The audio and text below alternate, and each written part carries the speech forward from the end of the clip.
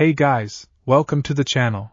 As you see in the thumbnail, what if Issei was betrayed and humiliated by female Vali and become evil? Before I start, please do support for more awesome content, and subscribe my channel and like this video. Go support and follow the RageRevan for writing that awesome fanfic, and also make sure to comment on this story. Link in the description. Issei looks down at the party that was happening. This was due to the sealing and defeat of the Beast of Apocalypse, known as Trihexa or 666. This was due to the party happening at the Humiliated residence. Everyone was present, from majority of the faction leaders to his friends. He noticed the Occult Research Club, Student Council, and several of the other faction members as well. He was holding a glass of Diet Coke watching down. Honestly, why do I even bother?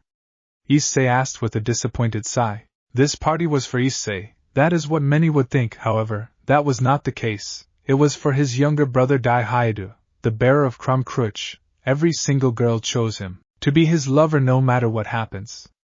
They think that he was the hero that fought their battles and defeated the Beast of Apocalypse. Oh, how wrong they were. Issei was the one to fight all their battles, but every time, Dai took the credit for the battles. No matter how much he talked about it, many refused to believe it. So much so, that they considered him to be nothing but a liar and a deceiver. One might even think that he was hated among the factions. 0. Furthermore, Dai and his friends spread an infamous rumor of him being a pervert. This caused his life to worsen even more, no matter where he was, whether in the human world or the supernatural world. Nobody listened, nobody accepted him, and hated him even more, except for a very few people. One of them was Drake, his only best friend. Initially their relationship was platonic, but eventually they became close friends. Drake was so much trusted that he revealed his secrets to him. The trust was more than his own family. The other was Nyx, the primordial goddess of night. One might even think that they are lovers, or at the very least those who know about him, that being only Drake and a few others. She had faith in him more than anyone else. It was because of his desire and determination to save Ingvild from her clutches that made her fall for him. This made Nyx jealous. She never had anyone save her before. However, what happened next angered her to no bounds. Ingvild, like the rest, was, unfortunately, manipulated by Dai into thinking that he was her knight in shining armor. As a result, she hated Issei, which nearly caused him to fall into despair. Nyx was arrested. She last saw Issei having a look of complete sadness. She looked at him in the eye, before teleporting away. After a while, he started to visit her in secret, without anyone detecting him. And since nobody would know of his disappearance, since many refused to care where he went, he managed to sneak in and meet Nyx. During their fight, Issei noticed her jealousy, which he realized it later, as he wanted to ask her about it. When he got there, however, he was surprised by a hug from the primordial goddess. She had magic seals all over her body, to prevent her from escaping. Moments later, he reciprocated the hug, and they both had a nice conversation. There, he realized Nyx was always alone. Not even her brother Erebus visited her. He never truly understood why she kidnapped Ingvild, but he assumed that because she wanted someone to talk to. When it was time for him to leave, Nyx did not want him to go, but she understood that they would come to know. Issei made a promise of visiting her again, and perhaps one day freeing her, which made her blush. She was happy to have someone that she will talk to, and over time, they started to share their secrets. As time passed, she was angry and disappointed in the factions and the girls, especially Ingvild, and hated Dai even more, and time again, she started to fall for Issei, and one day, she would confess to Issei. Issei became depressed. He still couldn't find a way to free her, without her being tracked by the factions or worse, getting her injured or killed. Despite this, he refused to give up. Partner. The boosted gear manifested, as the dragon spoke, his best friend Drake. I know, Drake, no matter what I do, I can't find a way to free her. But there has got to be something that should be helpful in a way. Try using the Book of Conceptual Records, your other sacred gear. Drake suggested with a bit of hope. The Book of Conceptual Records was a legendary and mythical book. It was a book with a brown covering, with golden embroidery surrounding its edges. It had the symbol of God on its spine, which was golden color. Both the front cover and back cover had additional gold embroidery which looked like a planet on it. Issei summoned the book. He looked at it, In amazement, he found this book while he was away for a mission. Nobody knew of this, and the gear accepted him without any problem, as if it chose its new wielder. Once opened, the book had the records of every sacred gear, up to date, including the undiscovered ones like Nerid Kyrie or Alpheka Tyrant, which he had never heard of. This also included the Longinus, as well as other sacred gears, known. In addition to that, it also allows the user to create any sacred gear he so desires. He tried this with Divine Dividing, and lo and behold, 2 wings had came on his back, which performed the same way the regular Divine Dividing would do. He could even alter the gear and remove any and all limitations, allowing him to use the gear to their fullest potential. In other words, he can clone the said sacred gear, and use it to its full potential, without the original user being able to sense, or the heaven system detecting its presence. This was great for the factions not finding out about this sacred gear. Issei theorized this sacred gear to be beyond Longinus tier. Anyone who wielded this was almost akin to a god. Nothing Drake. Nothing. I got nothing. Issei spoke in a tone full of sadness. Come on, partner, you never gave up fighting against Trihexa, you never gave up fighting any of your former foes, why you are giving up now? Drake cheered his host up. Drake remembered that aside from Nixon himself, Great Red and Ophis trusted him as well. They were able to see the reality of Dai Hyadu. Ophis even went so far as to help them see, but nobody trusted her. She eventually gave up as well. Issei started to rack his brain. He always found a way to defeat his foes, but everyone only saw Dai to be their savior. It then clicked, he had to wait for the right opportunity. However, he refused to help the factions ever again. They were never grateful to him to begin with, and only insulted and humiliated him. They are on their own, and when they have to deal with a bigger threat, Issei will not help them, never again. Unless he has something to gain in return. No more selflessness. I have an idea. Issei spoke with a tone of seriousness. Partner, are you sure of this? You know they live in your house, right? Drake spoke with a hint of concern. Indeed, we are not helping them. Let Dai do it himself. I no longer will help them ever again. Unless I have something to gain, they are on their own. Let's see how far they get, Issei declared, with a cold tone. Drake could only watch his host with surprise. The boy that once helped the factions was gone, killed by the same people he protected and cherished unconditionally. He also was not a big fan of the factions either, and he could not blame him for having that thought process. But what is your goal now that you don't want to help the supernatural faction? Drake had asked after declaring with conviction. I desire peace if anything, and it does not matter if innocent blood needs to be filled. I never achieved peace because of my brother twisting the story, making the whole world think like I am the bad guy. People like them are not worth protecting, Issei responded with conviction. But we cannot judge people, buddy, especially when we ourselves are not perfect. Drake spoke with slight sadness and anger in his voice. Issei looked at him and responded. As long as humanity exists, hate will also exist. Love ends when betrayal begins, and I have always experienced an endless stream of betrayal. No matter what I do, I am always the bad guy. To them, Issei spoke with anger. He no longer felt sad for his past with them, but now he was angry. 6. You are willing to change the world even if it stains your hands with innocent blood? Drake asked in a serious tone. Drake, I no longer desire to do good things, but I desire to do great things. Issei opened the book. He saw the information of every single sacred gear, which he could replicate and use it for himself. He would have broken out Nyx a long time ago, but this would make her hunted, and he did not want to risk her life. He was going to make the factions release her one way or another.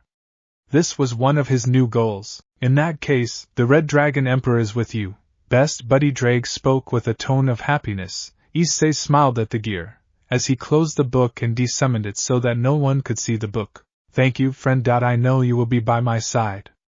Issei spoke with a genuine smile. Before getting up and heading to his room, he will find a way to do so. Scene change. Time skip brought to you by Chibi. Issei bringing back Chibi Rainer from the dead, by accident. 1 year later, Underworld shocked. 1 year has passed since the events of the sealing of the beast. There were the 3 heroes. They were Dai Hyadu, the youngest of the Hyadu children. He looked just like his older brother Issei. However, unlike them, he was fair-skinned and had shorter hair. He wielded 2 twin gauntlets, called Crescent Moon gauntlets.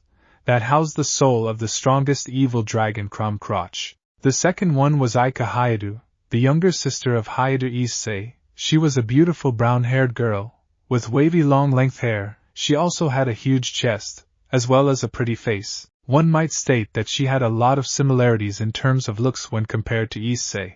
She wielded the Chaos Talon, a blue talon that covered her entire left hand. It almost felt like the whole weapon covered his hand. And finally, the third hero, Valerie Lucifer, was described to be a slim young woman of below average height. She has long, white hair which curls slightly at the ends, with two bangs framing her face and reaching down to her chest. Her hairstyle's most distinctive trait is a short, upward ponytail obtained by gathering and tying the hair covering her forehead. She has large blue eyes and a curvy, voluptuous body, with large S.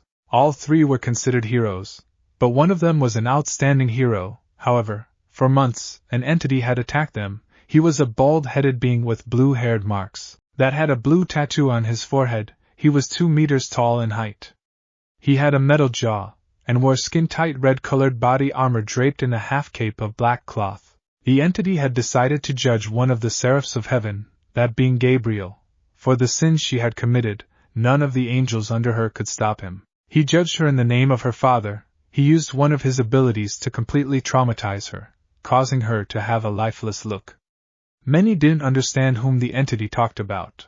In the aftermath, Gabriel was completely traumatized. She often used to scream in what seemed to be many as pain and fear. At random times, it was not due to the fear of the man, or fear itself. Several wanted to look for him, but he was never seen again. At least not until months ago, where he attacked members of Team DXD, leaving several injured, some even hospitalized. Many assumed Dai would be able to stop him, but he failed to do so. Furthermore, the man used a trick that turned Ingvild singing against Dai or anyone that was dragon or have dragon-based sacred gears. As a result, instead of helping them, it instead hurt them, which the entity seemed to be enjoying a lot, especially when Dai was suffering. In the aftermath, Ingvild realized that her singing actually was harming her friends, causing her to stop using it, since now she and many others deemed her sacred gear to be dangerous. This caused a great blow to her morale, because she loved singing. Scene change. Underworld Conference Room, 6 a.m. Many leaders had gathered here, in the conference room, that being from different factions. From the devil's side, it was the 4 Satans, Serzex Lucifer, Seraphal Leviathan, Ajuka Beelzebub and Falbium Asmodeus. They were accompanied by Graphia Lucifuge, Serzex's queen. From the angel side, was Archangel Michael, Seraph Gabriel and Seraph Raphael. They were accompanied by their escorts Griselda Corda and Irina Shidu. From the fallen angels' side, were the current Governor-General Shimizai, along with cadres Azazel, Baraquiel and Nemu. From the Yukai side, were Queen Yasaka and her daughter Kanu. From the vampires, it was Elmenhide Karnstein and Valerie Teeps. From the north side, were the All-Father Odin, his wife Freya, their sons Thor and Vidar, as well as the Valkyrie Gondel, who was Roswi's grandmother. From the Greek side, was god of lightning Zeus, goddess of marriage Hera, god of the seas Poseidon, virgin goddess of the hunt Artemis, and finally the Greek god of messages Hermes. From the Hindu side, there was one member of the Trimurti, that being Shiva, along with his wife Parvati, and the god of thunder Indra, along with Shiva's escort Mahabali. Although he hated being in the same room as Indra, he had to tolerate him for a few hours. And finally from Team DXD, were the current leader Dulio Gejaldo, Michael Joker, the sub-leader Sun Wukong, first generation, along with Rias's peerage, Sona's peerage, Sigvaria's peerage, Serorg's peerage and finally Dai's peerage, with Tobio Aq's Og team, Yulong, and Valerie Vala Lucifer's team. Is everyone here? Serzex asked, gaining nods from most of them. In that case, let us begin. I think you are familiar with the bald man's attack that had happened in the span of 2 months, right? Serzex asked with a grim tone. We all are, Serzex. He took down the DXD team like they were like mere children. Azazel spoke with an annoyed tone. He was not happy with what had happened. 1 is coincidence. 2, that's an attack. Zeus gritted his teeth in anger. He then banged his table and shouted. If he attacks another time, we might lose someone important. Zeus looked, earning looks of shock and surprise. Understanding the situation, Michael spoke, trying to calm Zeus down. We understand the situation, but shouting will not help clear the matters, Lord Zeus. Michael's words managed to calm them down, while Zeus apologized for his actions, with his pantheon calming him down, just to make sure. I tried dividing his power, but it did not work. Vala spoke with an irritated tone. She hated losing to him. This garnered everyone's attention. He did not even fight against us seriously. We were just mere children to him. Dai spoke with a frustrated tone while clenching his fists. He has somehow dealt with us, but even then, I did not sense any will of him to fight against us, despite us losing to him. Sun Wukong spoke seriously, causing Dai to grit his teeth in anger. This being was able to possess an angel, use telekinesis, and throw the DXD team around like they were rag dolls, and use music of Miss Leviathan against you. He is not to be taken lightly. Athena spoke while pointing to the DXD team. I am sorry, had I not allowed him to mimic my songs, none of this would have happened. Ingvild spoke while putting her head down. She was guilty for being responsible for it. It's not your fault, Ingvild. Don't beat yourself for something you had no control on. Vala spoke while putting her hand on her, trying to calm her down. Albion agreed to her carrier's words. However, Tobio did not have a look of tranquility. It was after he saw a recording that belonged to another of man's fight that had happened with someone he never expected. Many of you might not believe, but the only one that was able to face off against the man was Issei. Hayate. Tobio spoke, surprising many. Everyone refused to believe that Issei would fight against him, let alone tie with him. You're kidding, all he does is get in everyone's way. Vala exclaimed angrily. No, take a look. Tobio showed the video recording. Everyone looked at the recording that Tobio had played on the video player, as they saw Issei himself face off against the man in the recording. So you are the one that is getting in my way, huh? The man spoke from the screen, with Issei looking him dead in the eye. Issei removed a book, and from that 2 pair of wings appeared on his back. This was divine dividing. The man chuckled watching this, as he asked, Divine dividing, huh? The gear of that girl, what makes you think that would work? The man taunted Issei, however he was unaffected. It might just work, who knows? It is just that Vala doesn't even have access to the full potential of the gear. I managed to unlock it. Issei spoke seriously. He then asked, What should I call you? Do you have a name? Call me Malik, and today is going to be your end, Issei Hayate. Malik spoke with a grin, despite it not being visible. A/N, ignore the lightsaber. Very well then, Malik. Don't blame me for what happens. Balance break. Issei entered into his balance breaker. It looked just like Vala's own balance breaker. Malik tried to use telekinesis, but Issei had a simple dagger on his left side that nullified the balance break. Damn it! You have that blade. That gear counters my telekinesis. Malik shouted angrily. As Issei started to use divide on him, he started to lose his power. Damn it! You have that blade. That gear counters my telekinesis. Malik shouted angrily. As Issei started to use divide on him, he started to lose his power. Issei went towards Malik, as he used a red blade to fight off against Issei, with the latter being surprisingly good with the sword, blocking most of the strikes and evading some of it with ease. He then slashed Malik, causing his grip to loosen. Issei ended the fight with a kick. As he dropped his blade, he was in his knees, as Issei pointed his blade to his neck and spoke. Any last words? Just to see you. With that, Malik started to glow, forcing Issei behind. He then escaped. A while later, there was no Malik or his blade with him. Issei looked at this and gritted his teeth and exclaimed, Damn it! Issei flew away using the wings. After Malik had escaped, the recording then stopped. End of recording. Many were shocked seeing this, however several were angry, especially Vali, Albion and Dai. Dai assumed that he should not deserve this power, while Albion and Vala were angry due to him having copied divine dividing to defeat him. When they failed to do so, damn him! Vala shouted angrily. Her aura was radiating throughout the office, as Azazel shouted in response. I know you are mad, Vali Albion, but please calm down. There is nothing we can do. It's all in the past. Vala looked at him, and calmed down moments later. She took a deep breath, and gritted her teeth while trying to control her anger. She was not happy with what happened. It seems like the brat is hiding his true strength. He is more than what he is. Odin spoke while rubbing his chin. His tone was calm, but he was worried about his strength. All this time, he was hiding it. And there was no change in the system. He was able to copy one of the Longinus and its abilities, not to mention, that book allowed him to copy the gear. We don't know what that is. Michael spoke with annoyance. He was not happy with the fact that Issei had a Longinus like that, without him coming to know. But despite this, some found the recording to be off. Especially those that were smart, like Almonhide Karnstein, Ajuka Beelzebub, Sona Citri, Seraphal Leviathan, and Azazel. Even Tobio and Athena were put off by the fight, as they knew that both of them seemed to acting and were very good at it as well. Not to mention, everyone noticed the book seeing it for the very first time. Is it just me, or was this or a sort of an act? Ajuka thought, while both of them did not change their places when they fought. Either way, I will be sending Grafia to fetch Issei. He should be here in a few minutes. Hopefully. Surzek spoke with a serious tone, with the latter leaving the room. The others could only wait for him to show up.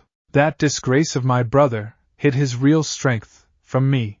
I will make him regret it. Dai thought with anger and hatred. All he could do is wait for him to show up. 6. Scene change. Hayata residence, 7 p.m. Issei was sitting on the roof of the residence. He looked at the mortis blade. It still needed to be worked upon. It was a sacred gear that can kill gods. He then spoke. I need to work on this. The gods are known to have strong vitality. Issei spoke in a calm tone. He then remembered the camera that was present. Signing, he wondered how the factions would react when they found out about this. So many would want answers from me. I can imagine what will happen. Especially with them. Issei spoke coldly, and the word them was spoke with disgust. Moments later, a magic circle appeared. It was Grafia Lucifuge. Seeing him sitting on the roof, he gave a cold glare to her, and asked, What do you want, Grafia? Hayadu, the faction leaders have asked you to come to the meeting. Grafia spoke with a serious tone, as Issei scoffed and responded, If I don't come then, what will you do? Issei spoke with a mocking smile. Then you give me no choice. Grafia was ready to bring him by force. Issei sighs in response. As a book comes in hand, I can make a sacred gear that will siphon your powers away, and I can use it for myself. You will be powerless without them. Not to mention I can create another gear that can do same thing Malik did to the Seraph if I wanted to. Issei spoke in a cold tone. As two claws appeared, he was ready to fight. Despite her neutral look, Grafia had beads of sweat. She remembered the hallucinations that Malik put Gabriel through. She had a slight fear of what Issei will do to her. Issei then remembered that this could be one of the ways he could free Nyx. But at the same time, he has to be careful. He did not trust any of the faction leaders, and they can try to remove the book of conceptual records from him. I need to make some security systems to the book. Let's see how the factions will remove them from me. Issei thought with a mocking grin. He looked at Grafia, who was worried on what Issei will do to her. As he spoke, let's get this over with. Issei spoke with a cold tone. He dispelled the book and the gears and headed with Grafia to the meeting room. Scene change. Underworld conference room, 7 a.m. All the leaders in the room heard 2 footsteps approaching them. Dai hid his annoyance with a fake smile, while some gods looked at him with curiosity. Issei looked at the scene with no interest. He looked at the floor, wanting to go home and work on the mortis blade. It still needed some work to do so. Thank you, Grafia, for bringing him here. Surzek spoke with a smile to his queen. With the latter nodding and leaving, he turned his attention to Issei, who was not interested in even looking at them. Brother, have some respect for the leaders. Aika spoke, clearly annoyed by her brother's attitude. Issei did not bother to hear his sister's voice, as Azazel spoke. Boy, we need to ask you some questions about Malik. Will you answer them? Azazel asked in a serious tone. No. Issei responded while looking at the former Governor-General dead in the eye. You're not going to answer. Hayadu, don't you realize how important this is? Sona spoke in a serious tone. You want me to answer, huh? What do I get in return? Issei spoke while thinking that this would be his chance to put forward his request. Kid! You have no right to demand us for information. Zeus exclaimed in an angered tone. He was about to get up, with Issei speaking with a chuckle. He showed no fear to the king of Olympus. Information ain't cheap. You want me to tell you about Malik, you need to give me something valuable in return. It is just that he does not want to help his brother. Asia spoke with a glare. She was not happy with what Issei had spoken, to which Issei smiled. You are right on that one, my dear foster sister. I am not going to help anyone. till I get something valuable in return. And where is my Diet Coke? I ordered it minutes ago. Issei shouted in annoyance. 8. Issei's words made many appalled by what he just spoke. Everyone was shocked by his attitude, while the leaders were embarrassed at the pillar of the faction's brother and his attitude. A few minutes later, a maid showed up, with a can, as Issei spoke with happiness. Finally, my Diet Coke. Issei opened the can and drank a little to check its taste. He looked at them and spoke. Now we may continue with the negotiation, or should everyone go home? Your choice? Well, Sirzak spoke while rubbing his head. What is that you want in return? Let me think. I demand the release of the primordial goddess Nyx in return. Issei spoke with a smile. The drink really refreshed his state. I refuse. Zeus responded in a cold manner. He hated Issei's attitude, and Issei spoke with a shrug. Well then, you are on your own, with Malik. Are you crazy? She will control Ingvild and attack us. Dai scolded his older brother, who didn't seem to care about the situation. Not my monkeys. Not my circus. That is the price for the information. Issei spoke with a glare. He hardly cared what happens to Ingvild at this point. 7. In that case, we can copy his memories to see about Malik. Dai spoke with fury, as Issei responded. Try it, brother. I can make a gear making me immune to memory siphoning. You only thought of that because you are surrounded, Dai taunted Issei, with a mocking smile. However, Issei was unaffected. Then go ahead. I don't think your harem of monkeys will stop you. Issei responded in a mocking tone, with Dai going ahead to do so, only to be stopped by Crom Crotch, who manifested in the gear. Don't do it! It's a trap. Crom spoke, warning his host from making a stupid mistake. Many were shocked by this, as Issei then spoke. It seems like there are some smart people in this room. Issei spoke with a smile, as Crom responded. Not to mention you are even hiding an ace up your sleeve. Crom spoke with a slightly worried tone. I was trying to sleep, but they had to ruin it. Don't they? Crom Crotch, an unknown voice was heard. Those that knew of the voice were shocked, as Azazel spoke with a shock. You are the Red Dragon Emperor. Indeed I am. And before you ask, this is the original boosted gear, not a copy created by the book. Issei spoke with a smirk, as Rias asked. But how? Why you only showed us your T twice critical? I saw no reason to show this to you, plus you never asked before. Issei spoke with a neutral tone. They never bothered to ask him about his sacred gear, since Issei's manifested during his fight against Rainier, but reverted to its twice critical form soon after the fight. Not to mention Dai took credit for beating the fallen angel, which made Issei lose Asia as well, as she saw Dai as her savior. Not to mention Rias supported Dai's claims, making Asia believe that Issei was just a perverted liar. That's right, Crow and Bat. My partner made the right choice of not telling you anything. Drake spoke with a serious tone. Vala Lucifer connected the dots. If he was the Red Dragon Emperor, and if he never used his sacred gear in his fight against Malik, this meant that he was much more powerful than what he lets on. And if we had that book, then we are done for. Vala thought with fear, afraid of what Issei is capable of. She looked down upon him, and was worried on what he might do next. Since you have the gear, that makes you Zeus was interrupted when Vala spoke. No, you don't understand. He never used the boosted gear in his fight against Malik. Vala spoke with fear, scared of what Issei was potentially capable of. He is way above all of us. Vala ended with a chilling message to everyone. They see Issei grinning maniacally. The desire of Vala to fight her eternal rival was gone. That's right. With the book of conceptual records, and the boosted gear, I am unstoppable. Ha ha ha ha. Issei laughed maniacally, with many looking at him with shock and fear, and watched this. Issei generated some fire, which when added cold, had no effect on the flames. The boosted gear has no limiter. Michael spoke with fear, looking at the monster in front of him. Everyone understood at what Issei is capable of. They were worried on what he might do next. Exactly. Issei spoke with a tone of innocence, as he continued, look, I just desire peace, that's all, but I can never have that because of him. Issei continued while giving Dai repeated glances. Well, that was some meeting. I just want to live my life at tranquility. But I can't because you think I should serve you just because I wield the boosted gear, and have the power to do so.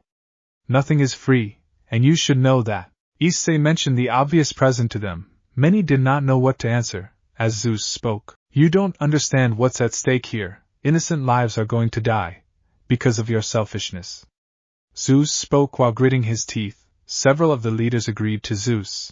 Like I said, all you need to do is accept my offer and the information is yours. Issei spoke with a smile. And besides, there are people that have betrayed the factions for more information, right, Azazel?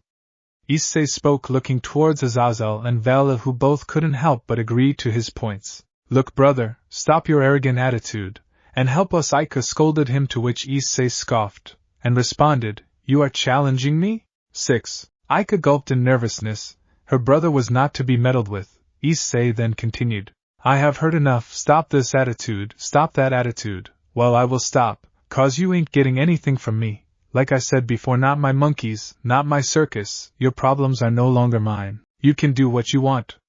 Issei headed outside, using a ring he had created that allows him to create portals. Issei turned his head to the side and spoke with a cold tone. Just let me know when you change your mind, Kay? You know what to do if you need the information. Issei teleported back, leaving several angry at what happened, especially Dai and Zeus. They were helpless, as Issei gave them a clear message. Normal, dialogue, narrations. After Issei left and headed back to his house, the faction leaders were in a rocky situation. They needed information from Issei, and he was nowhere to be found. He had just disappeared. Dai wanted to teach Issei a lesson, but there was no Issei. He wanted to beat the truth out from Issei, but without him, there was no way to do so. He gritted his teeth in anger and accepted defeat. 2 days had passed since he was gone. Nobody knew where he went. It was like the earth swallowed him up. However, things only had gotten worse later on. As Malik once again attacked, he had attacked the factions with a much greater force, leaving more casualties. He was laying waste to the factions wherever he went. Nobody could find a way to stop him so far. This left a bitter taste in his mouth. Issei had come back from his visit. As he was not in a mood to deal with any of his family members, he was working on the final touches of the mortis blade, the god-slaying sacred gear. It was almost done, when his door suddenly exploded. What the dash? Issei exclaimed in surprise. He saw the door was exploded by none other than a voluptuous black-haired beauty. Issei was not happy seeing her, however. He closed the book and it disappeared. There is something called as knocking, Himejima. Issei shouted. He was ready to teach her a lesson, but all he saw was Akino smiling towards him. Oh, that is just punishment for insulting my Anata. It's gonna get a whole lot worse for you. Fufufu. Akino spoke with a sweet smile, as lightning crackled between her palms and fingers. Akino may have the same smile, however she was internally furious. Nobody insults her darling and gets away with it. Issei, on the other hand, was not the same Issei that would normally take beating from someone like her. As he spoke with a growl. Don't blame me for what happens next then. Unbeknownst to Akino, Issei's eyes had turned red. He was ready to leave a scar on her. To deal with her once and for all, he had a sinister grin. Scene change. Akino came outside the room. With a lost look on her face, she walked aimlessly towards the couch as she slumped on it, with a lifeless look on her face. Akino sat on the couch. Whatever Issei did to her traumatized her. She saw Dai Haida passing by. She spoke. Dai. Akino spoke weakly, trying to garner his attention. Not now, Akino. I have some work to do. Dai spoke, however. When he saw Akino in this state, he shouted in worry. Akino! What happened? Dai exclaimed as he rushed to Akino. He did not know what to do. Akino failed to respond, as Dai assumed that this was Malik's doing. The other girls deduced that this was Malik's doing. His attacks have become more and more aggressive in just 2 days. If anything, they believe that this is just the beginning, and the fact that he managed to sneak in here showed how dangerous he is, making them fear him. Ingvild looked at her condition in sadness. She had been slipping into deep slumbers over and over again. The past few days she assumed that her sickness had gone due to the medicine that Dai gave her. However, in reality, it was Issei that made the medicine. How is this possible? Ingvild spoke with worry and fear. Ingvild noticed that her illness returning was not a good sign. She had approached Dai multiple times, but he ignored her.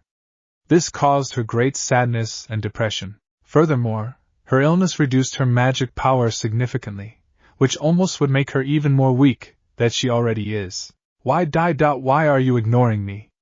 Ingvild murmured with sadness. she wanted Dai's support more than ever. But every time she approached him, he ignored him, making excuses of either training or preparing for another meeting. Ingvild left the room. She was worried that her sickness would return. She wanted to go for a walk to refresh her mind.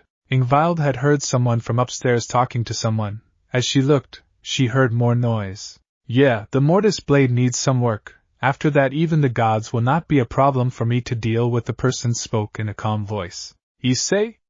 Ingvild spoke in a surprised tone. She wondered what Issei was talking about, and against her better judgment, she headed up there. Little did she know that her visit to the top will prove to be a wake-up call for her. Scene change. Ingvild reached the roof, where she saw Issei talking to a cloaked man. She wondered what he was talking about. A/N, ignore the lightsaber. Ever since the Malak's attack, many had wanted to talk to Issei, in order to convince him to help, but every time, he was either missing, or never showed up. She wondered, what is he doing here? Or who is he talking to? Indeed, after that we will be unstoppable. No god or devil will be able to touch us, the figure spoke with a smile.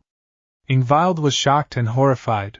Who was Issei talking to? Even then, it's a shame that the factions are in a toss. I mean, they have no way of dealing with the current threat. Issei spoke in a mocking tone. Not to mention, their hero is nothing but a poser and a liar.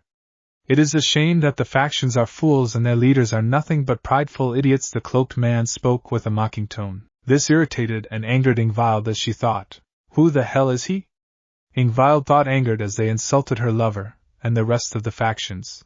I guess, but then again, the factions are not my problem. They can do whatever they want, whenever they want. Issei spoke in a cold tone, not caring for the factions anymore. His voice was as cold as nitrogen ice, with no warmth or emotion at all. Ingvild was surprised by this. She had never seen Issei speak in such a cold manner.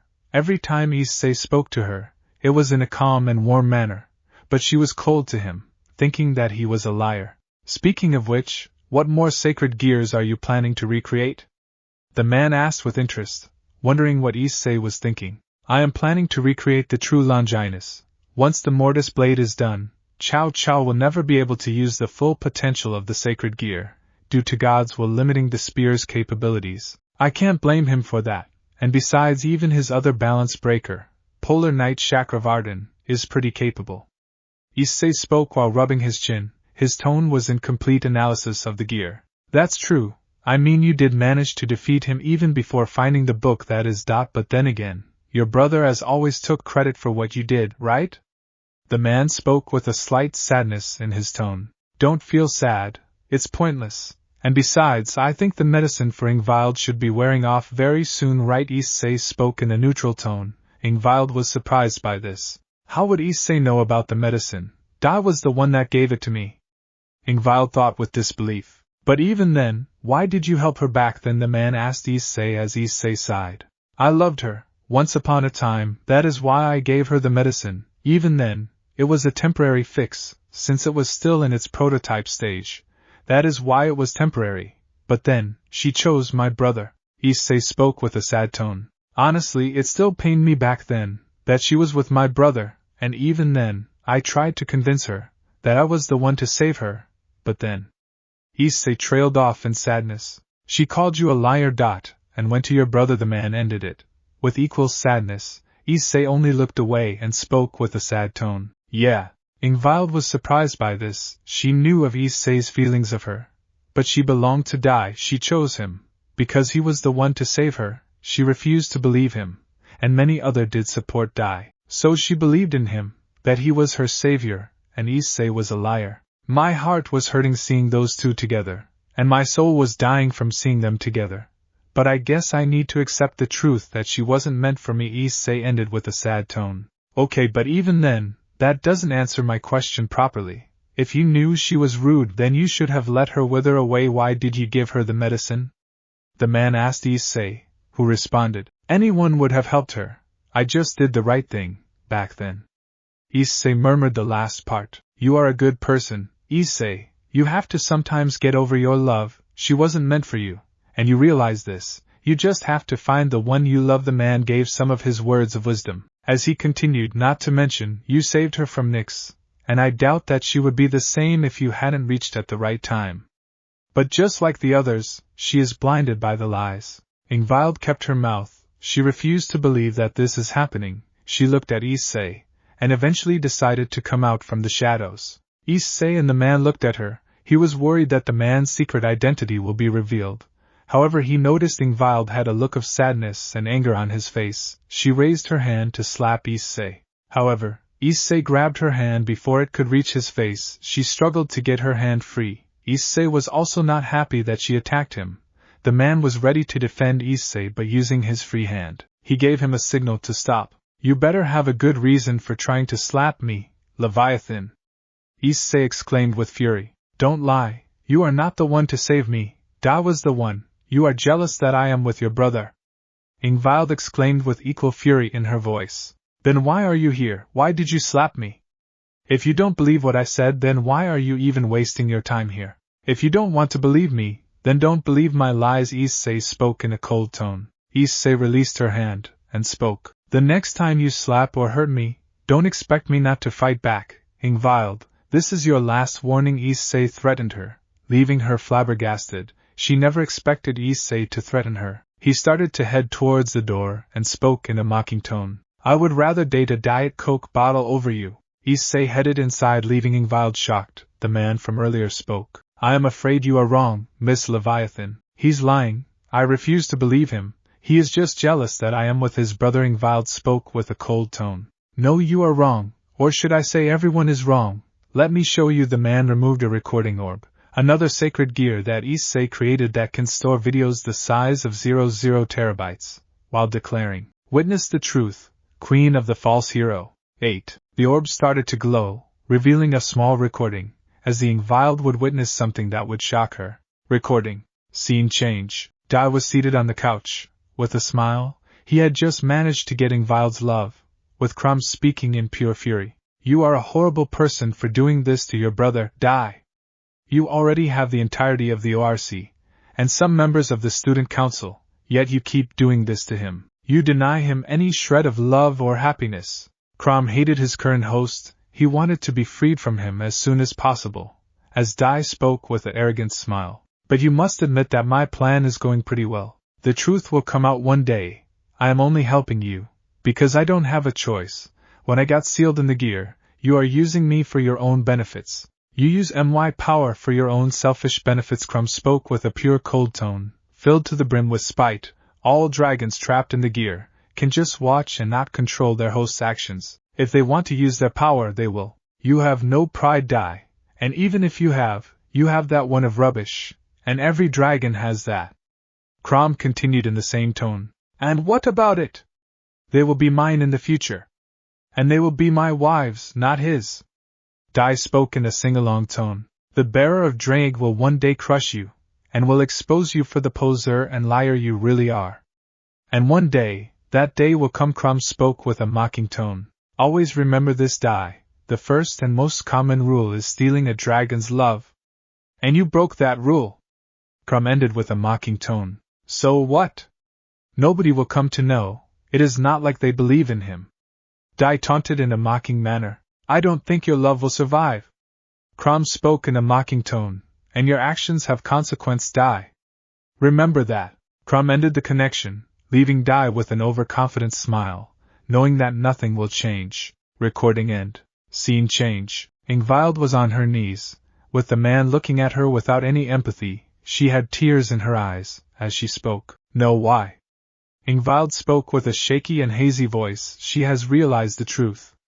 The man then spoke. But I am not done yet. You should have seen that he nearly died for your sake. This happened before the one you saw. The man removed another recording gear, and showed her an additional recording. Recording. Issei was on the ground. He had several wounds on his body. He was passed out, with several wounds on his body as well as a pool of blood on the ground where he was. Partner, stay alive!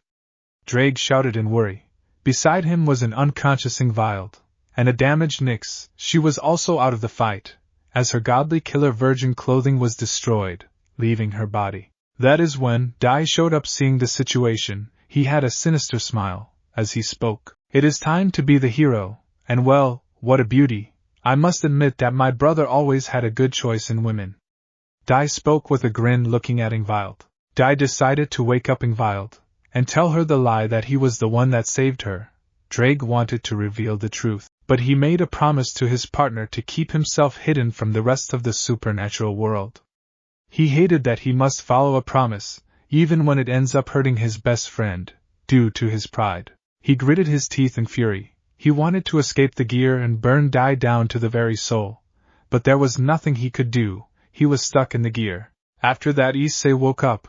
When he was being healed up, he saw the Dai with Ingvild, and this broke his heart. He was too weak to talk to Ingvild and reveal her the truth. Furthermore, Rias and the others were also there, with them telling that Dai was her savior, and she eventually believed their lies. Recording end. Scene change. Ingvild was in her knees seeing all of this. She was crying profusely, as her sacred gear reacted to her sadness, seeing that Issei nearly died for her, and Dai was nothing but a bloody liar. She got up from the ground slowly, while holding the gem against her chest. I am sorry, Dai, I am sorry. Please, forgive me. Issei. Ingvild spoke between sobs. She couldn't handle what she just saw. It was like a huge slap to her face. Furthermore, she tried to slap Issei, and the image of his condition, the man watched with utter coldness, as the wind breeze dropped, revealing him to be none other than Malik. Now where was that girl who protected that liar with her life? Malik spoke coldly before leaving from there. The reason Ingvild was unable to identify his voice was because he used magic to change his voice. As for his aura, he is capable of hiding it. Scene change. Time skip brought to you by Chibi Dai, trying to steal Chibi Issei's Diet Coke stash, only for him to be sent flying by a very angry Chibi Issei. The next day, Hayata residence, 9 a.m. Issei was heading downstairs, trying to keep his mind off from what happened yesterday, as he took his food and a can of Diet Coke for himself. Brother, can we talk? Aika looked at Issei, but was surprised when her brother did not respond to what she said. He had opened his can and started to eat his food. However, he started to become uncomfortable with all the stares. He spoke in a cold tone. What do you guys want? What we need is information about that Malik. Vala spoke in a tone hinting of anger and annoyance. Issei looked at her dead in the eye and spoke. I said it once before, and I will say it again, not my problem. Issei spoke while sipping some of his Diet Coke. Seeing as nothing was changing, he took his plate and drink and headed to the room. Even his parents were appalled by his attitude, with Goro speaking. I never knew that you were selfish. I said it before, not my monkeys, not my circus father, just give me my end of the deal and the information is yours. Issei spoke with a mocking smile, before heading to his room, leaving everyone shocked by his attitude. He had understood that either Dai or Aika must have told them about the meeting. Scene change. Meanwhile, Ingvild was in her room. Her cheeks were dried, due to the tears streaming from her eyes. The truth had completely broken her, and it did not help that no one would believe her if she had told her what she had just witnessed. She was in no mood in going to Ko Academy, especially not in her current condition. Her fighting spirit had completely faded, and her eyes had no life, their dark circles present due to the lack of sleep. Furthermore, her hair was completely messy. He loved me, and I treated him like garbage. What kind of person am I? He was a gem, while I threw him away. I don't deserve to be with him. Ingvild spoke while sobbing. Ingvild opened her eyes, tears falling from them. She treated him like garbage. That is when a knock was heard from the door. Go away! I don't want to talk to anyone.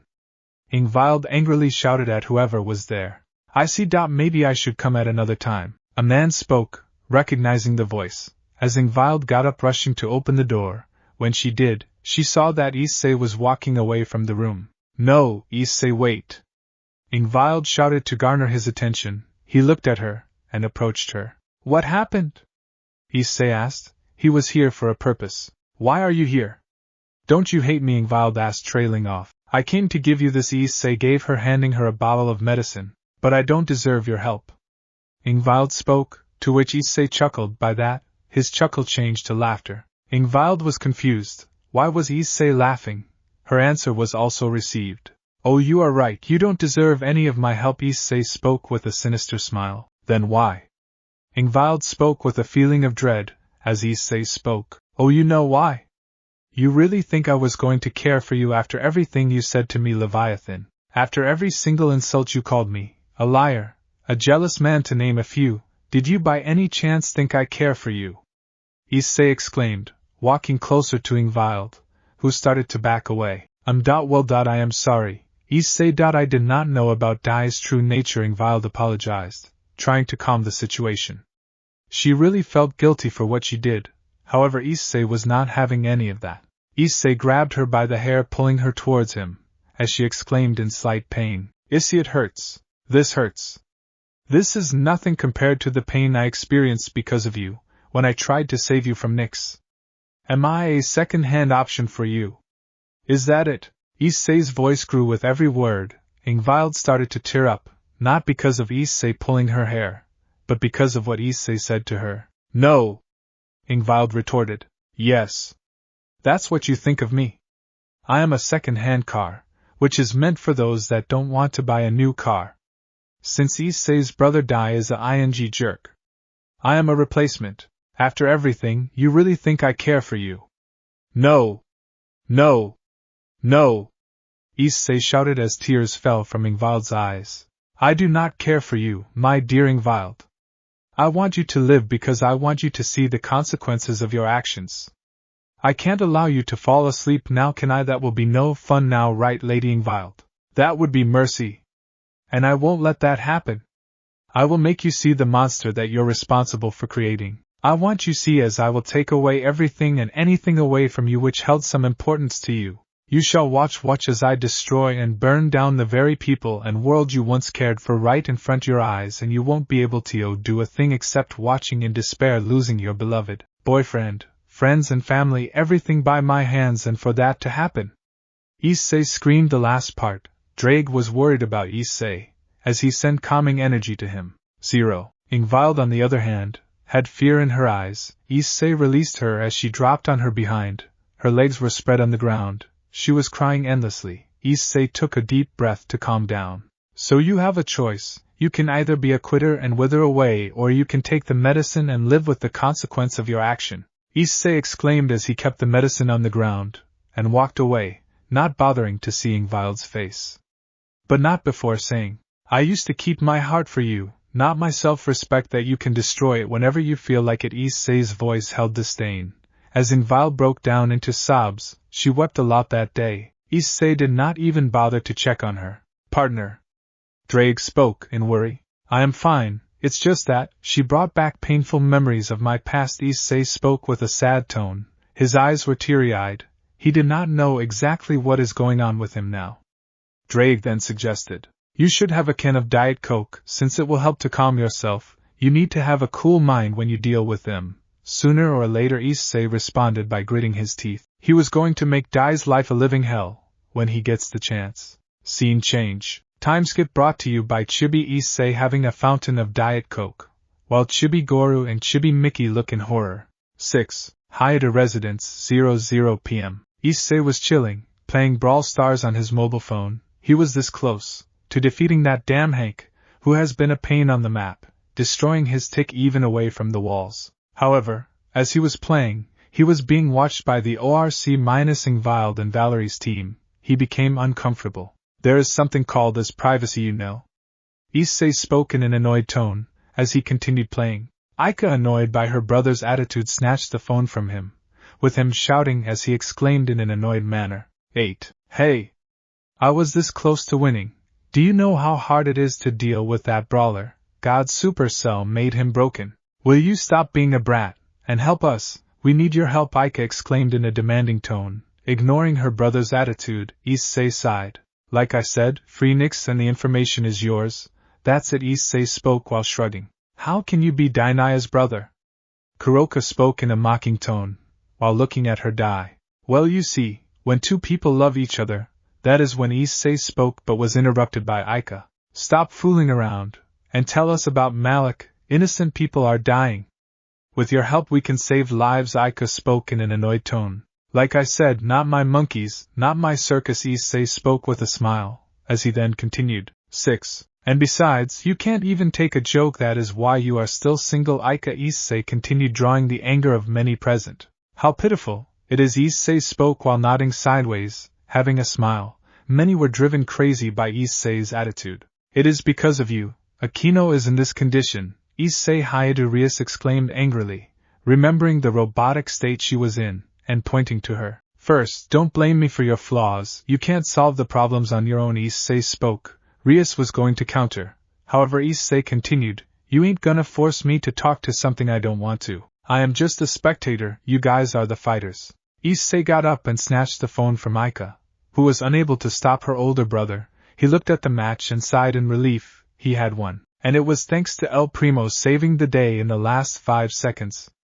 The match would have been lost if Hank would have taken out his tick. Valerie, annoyed by his attitude, grabbed him by the shirt and exclaimed angrily, listen, I am getting tired of your attitude, so I will beat the truth from you. Issei did not seem bothered, and chuckled as he spoke. Such a shame that you couldn't beat him, with the original divine dividing, yet I performed a feat stronger than yours. So you desire to have a small advantage. Issei's eyes started to glow red, as he spoke. No, you are afraid of losing, since I indirectly destroyed your pride, didn't I? You all are afraid of losing, don't you? Vala started to grow afraid. Arthur tried to separate the two, however it was too late, as Issei grabbed her by the head, and before she could react, unleashed a surge of voltage at Valerie. Abba. Valas exclaimed as her body shook and twitched with electricity. This was not ordinary electricity. This was electricity enchanted by dragons slaying magic. Once this was done, Vala's hand lost her grip and she was smoking due to the electric attack. Issei then flung Vala to a nearby wall. 7. Vala was sent flying. Upon closer inspection, Vala had blisters all over her body, in different locations. She was groaning in pain. Arthur noticed a glove on his hand that had electric insignia on it. Interesting. So Lightning Slayer gloves do work. Issei looked at the black glove. As the white glow on them goes off, rendering them inactive, it was another sacred gear that Issei had developed. He had never tested it, but now it works. He put his phone inside and brought his second glove, which he wore it in his free hand. Watch out, the lightning from the gloves has Dragon Slayer properties. It could be a Dragon Slayer weapon, Albion exclaimed in worry, while trying to keep Valerie alive. Indeed, but that is not all it is capable of. Issei spoke with a smile, causing many to get on their guard. Why you? Valerie growled, causing Issei's attention to turn to her. Oh, don't be like that. I held back the lightning on the first try, but I ain't gonna stay here being quiet. Issei spoke coldly while he walked towards Valerie, with his gloves glowing as they surged electric current. Valerie instinctively, she was afraid of him. However, before he could move, a sword came in front of him. This caused the electricity to disappear, as he turned his attention to Kiba, who spoke in a serious tone. Make one move, and you will regret it, Hayate, so you trade your life for hers. Interesting. Issei turned to Kiba with a malicious grin. Issei brought out his book, and summoned a skull on the top of his right glove. Valerie watched as she saw the skull glowing red, as she shouted to get their attention. Everyone get away from him! But it was too late. A red beam hit Kiba. As he held his head in pain, he fell on the ground screaming in pain. Issei had given him hallucination of his comrades dying over and over again. Rias looked at him in fear. She was scared that the same thing that happened to Akino should not happen to him. She watched in horror as Kiba pleaded with tears in his eyes. Please, make it stop, I beg you. I am sorry, but seeing you in this state does put a smile on my face, and your screams are like music to my ears. Issei responded with a smile. Issei was ready to increase the hallucination to Kiba, but Rias got in the way. She looked at him in fear, tears welling up in her eyes. I will not let you hurt anyone, so you better stop. Rias spoke, trying to muster up the bravest voice she could. Issei only grabbed her by the chin, which is when she started to hyperventilate. Our bravery reminds me of the old days. Well, let me make myself clear. I am not helping you till I get something in return, and I will not hesitate to kill you, to prove my point. Alright, Issei released Rias, who stopped hyperventilating. Asia and Kaneko were trembling in fear seeing what Issei had done. They only watched Issei head out of the room. Nobody dared to stop him. What kind of a person is he? Le Fay exclaimed while shivering in fear, watching Kiba still screaming and crying due to the hallucinations. He is a monster that is not to be crossed with. Arthur spoke in a serious tone, with Le Fay agreeing to what her brother said. Dai saw the whole scene with complete fear. while Crom had a mocking smile seeing his host in this condition. Ika made a mental note not to mess with him, ever again. He is worse than a M-monster, Rias thought with tears. She was downright afraid of Issei, at this point. Scene change. Time skip brought to you by Chibi. Rias trying to find who Chibi Malik is only for her to be flung away. The next day, Hayata residence, 9 a.m. Azazel, Serzex along with his wife Grafia, Odin and Michael were all present. As they remembered what Issei did yesterday, they were all serious on what happened. Well, it seems like the Red Dragon won't hesitate to torture and kill if we mess with him. Azazel spoke with worry, remembering the blisters on his adoptive daughter. Serzex gritted his teeth in fury, remembering his sister and her peerage's condition. And if we add to the sacred gears he can copy and use, he is someone to fear. Odin spoke while stroking his beard. Michael shivered, due to the fact that he can mimic the truth idea of the true Longinus. Many remembered how Valerie and Kiba suffered, as Valerie was still recovering from the blisters Issei gave her. Azazel was filled with dread that Issei is able to use Dragon Slayer magic. As this was going on, Ingvild came in with drinks, mostly tea for everyone. As she brought in a tray full of them, Dia went to greet her, mainly to show that their relationship was going well. But Ingvild walked past him, much to his surprise. Well, it seems like our pillar is having a lover's quarrel with one of his women. Odin spoke in a tone full of jokes. He changed his tone and spoke in a serious one, but leaving that aside, we need to find a way to negotiate with him. After the drinks were placed, Ingvild kept the tray down on a free table, as she stood beside her king. Dai, for some unknown reason, felt nervousness, due to the stare Ingvild was giving him. Azazel was looking at the sofa, as Valerie Lucifer, who was in the same condition as Rias Gremory and her peerage, wondering, what the actual hell is going on in this house now? Azazel thought, trying to make sense of what is going on. No, can't be free. Rias spoke, garnering the attention of the others. He is not afraid of torturing and killing us. He should be locked up. Rias's voice was filled with fear. She remembered how helpless she was when Issei completely defeated Kiba and Valerie while barely trying. I am sorry, Gremory, but our hands are tied. Odin spoke with a serious tone. However, even he felt horrible asking for Issei's help despite what he did to them. If we need a fighting chance against Malik, we need his help. But Rias tried to find an excuse, only for Serzex to interject her and respond. I am sorry, Rias, but right now Issei's help is necessary for the factions. We have no choice. Rias looked in horror, as she did not have her brother's support.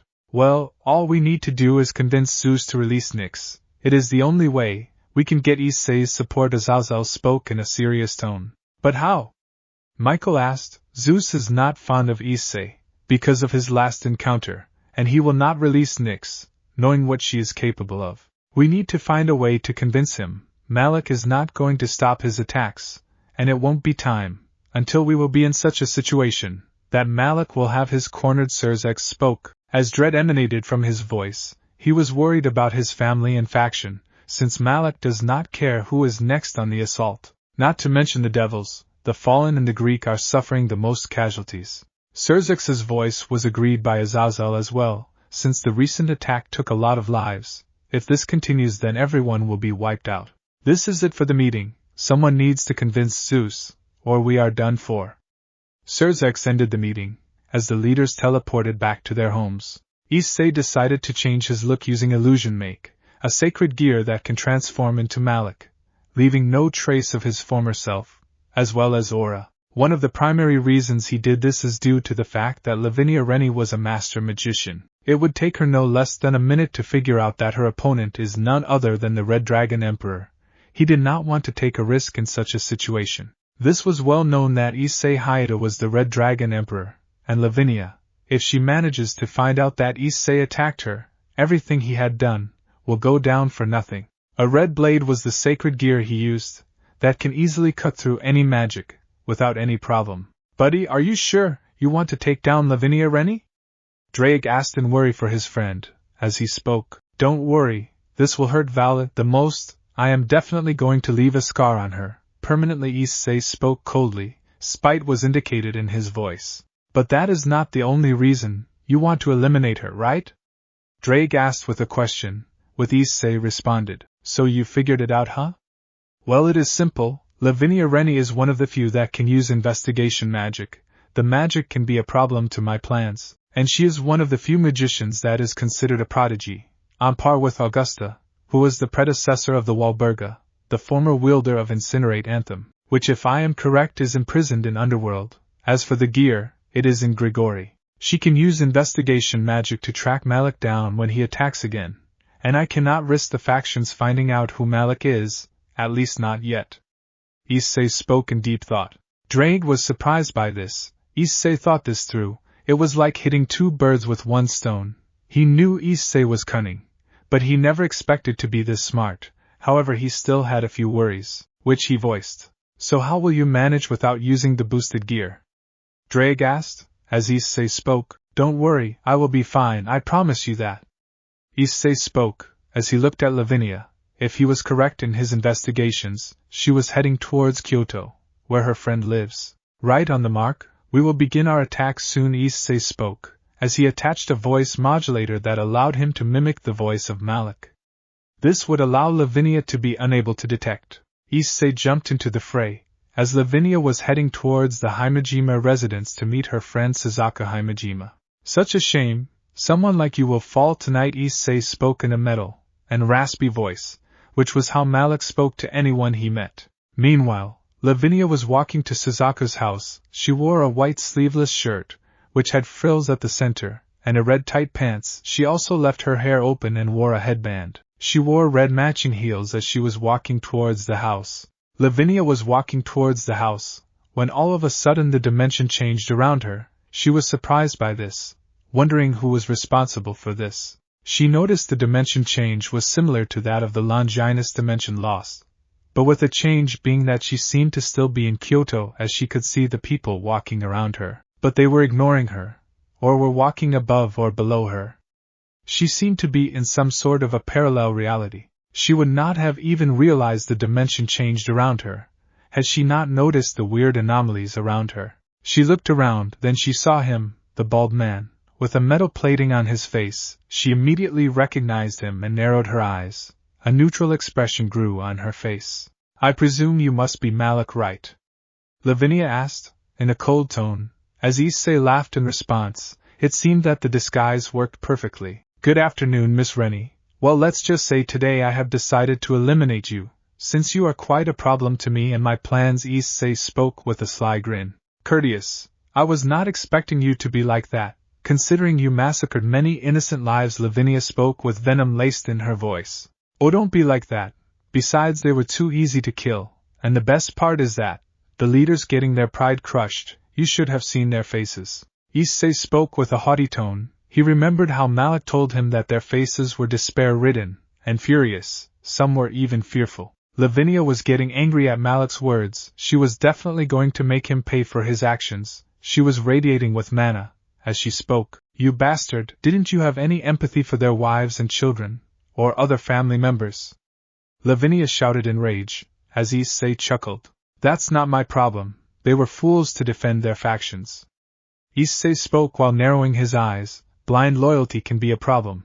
You must understand when it is right or when it is wrong. You really are a monster. Lavinia growled in rage. I guess. I mean, I am not even close for me to being a monster.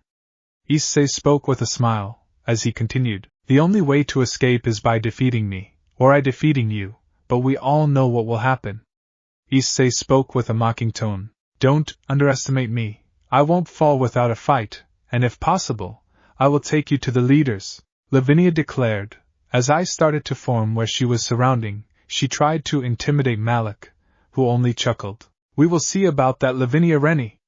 Issei responded in a mocking tone, ready to fight against the strongest ice princess. Lavinia knew that the man in front of her was not to be taken lightly, not because she knew of her prowess would not be enough, but she remembered how Malik humiliated Zeus and dared the king of Olympus to do something about it. She looked at her arms, not knowing whether she would even survive this fight, let alone win. But that did not mean that she was going to go down, not without a fight. Absolute demise.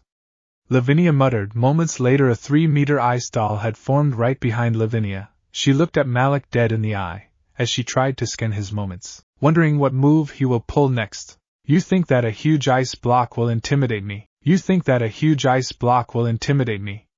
Issei spoke with an arrogant tone, as Lavinia looked at Issei with anger in her eyes, but she reeled it in. It won't do her any good. In response she spoke. Then come and fight me, if you think it is just a huge ice block, Malik. Lavinia shouted in response, as Issei responded. As you wish, Ice Princess. Issei rushed with his ignited red blade, as Lavinia muttered, Fool.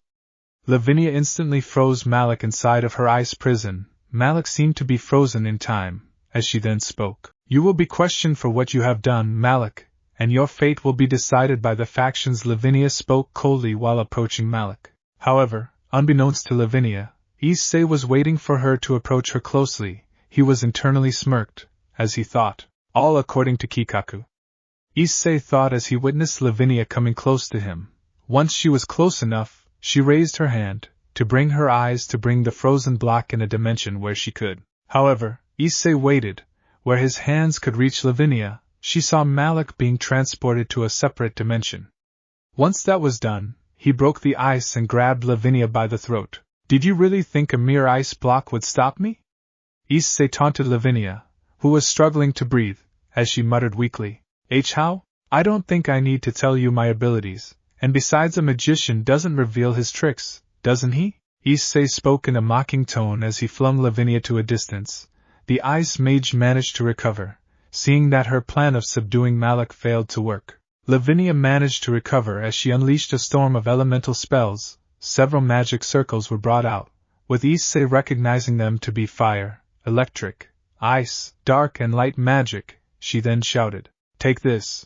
Lavinia released the magic, as flames, lightning strikes, ice spears, squalls, arrows of light and finally balls of darkness were flung towards Issei. Before they could even hit him, Issei raised his hand, stopping every last one of them. A/N. I don't own this GIF or matrix. Replace the bullets with spells. Impossible! How can you stop all these spells? Lavinia shouted in disbelief and anger. She looked at Malik, as he responded. Like I said before, a magician never reveals his secret. Issei used telekinesis to redirect the spells back at Lavinia, who had great difficulty blocking the attack, even with several barriers to protect herself. Once the dust settled, Lavinia was breathing heavily. She had several wounds on her body, due to what had happened, with some of the spells striking her back. Damn it. He blocked my attacks with one spell. I need to be careful.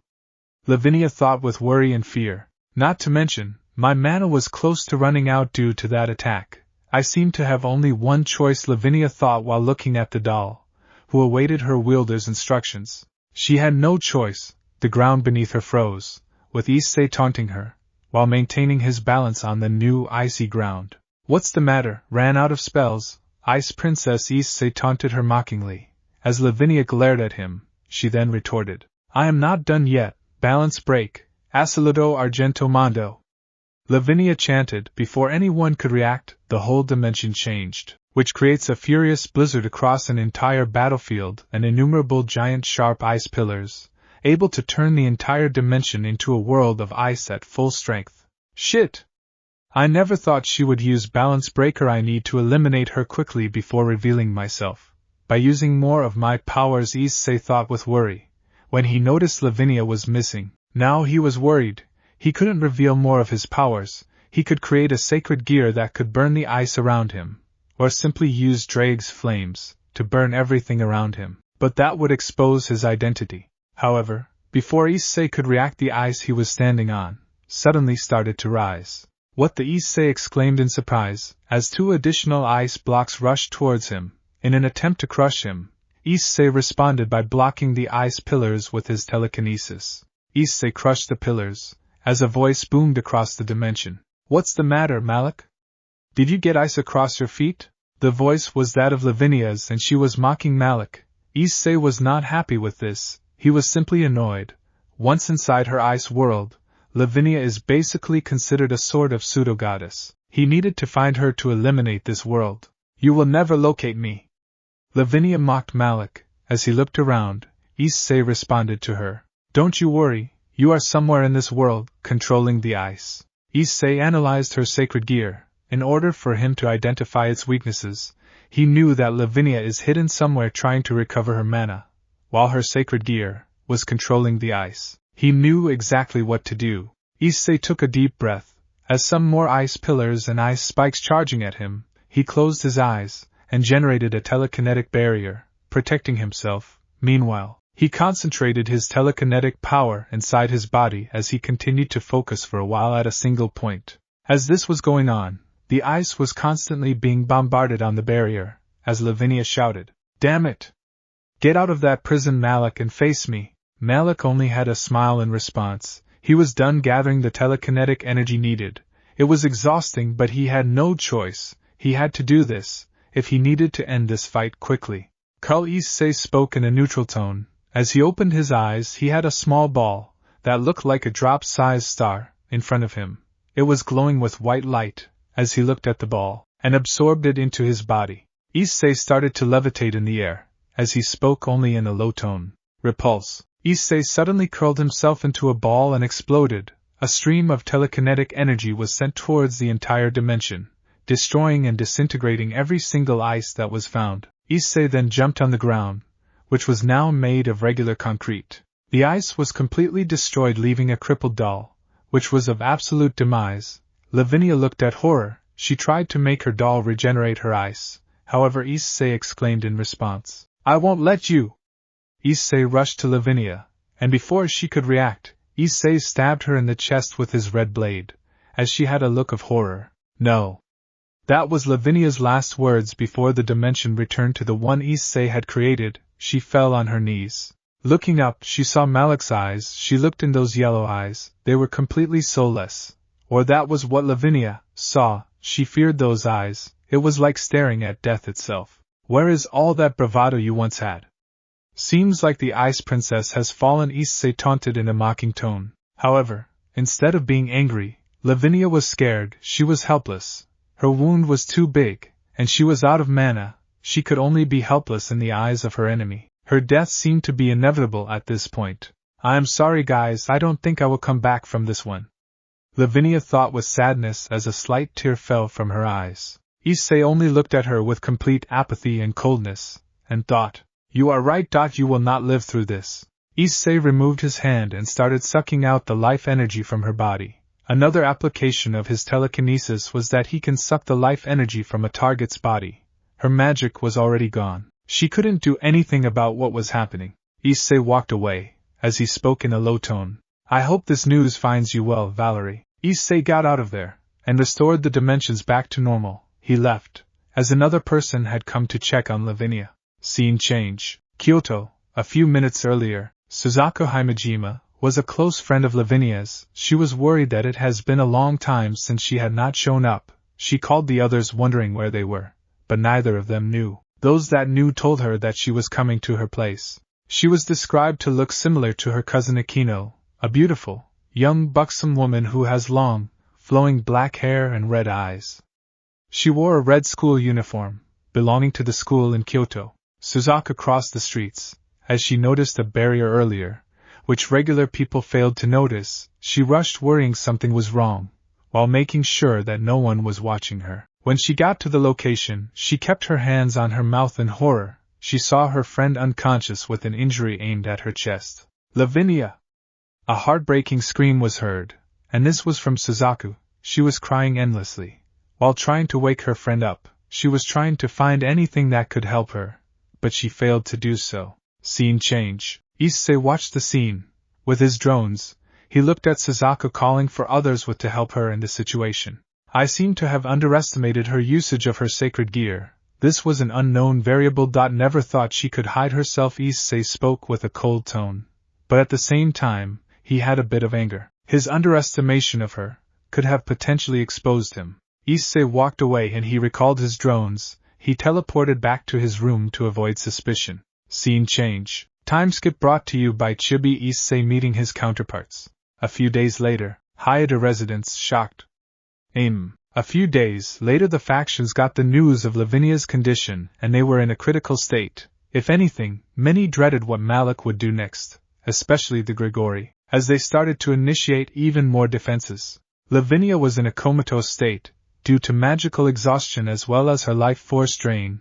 The doctors estimated her that she only has a few years before she passes away. They estimated that she only had 5 years at most. This was a huge blow to Team/Dog, especially to Tobio and Suzaku, who cared for her like their very own. Suzaku blamed herself for not protecting her friend from Malik.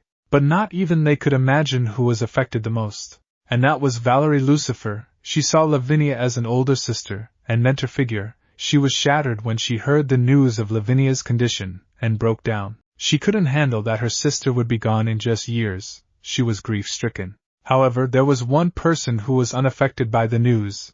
That of course was Issei Hayato, who spoke. "Damn it! I hate Grom. Always hides behind a wall and takes my brawler down." Issei got up and started walking outside the room.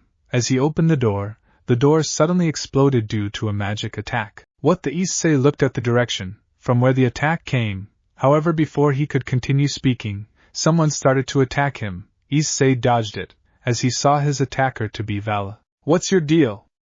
Issei exclaimed with anger.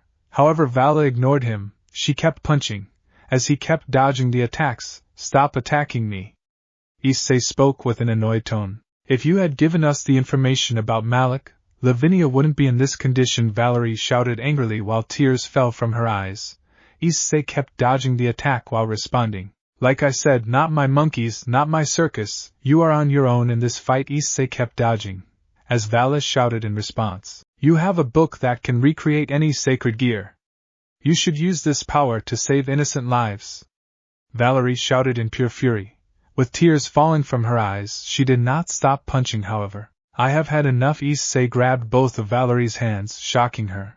As he flung her in the air, he then kept punching her, with his lightning slayer gloves, with each blow dealing massive damage to her stomach. Valerie coughed up saliva at every punch. As she was in mid-air, Issei responded by giving her a roundhouse kick to her face, sending her flying across the residence, knocking her out cold.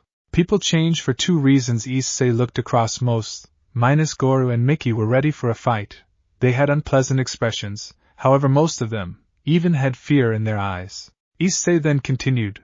"One is by change of heart or mind, and the main trigger is that all it needs is one bad experience to do so." Ingvild listened to every word Issei said. She remembered his words that he will one day burn everything she held dear.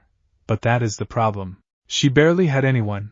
Her parents died a long time ago. Her father, Lucius, was also killed by the old Satan faction, and ever since then, she lived in Grigori. After that she was kidnapped, and well, the rest is history. She hated herself. She wished she could go in the past and make her realize her biggest mistake, but that is not going to happen.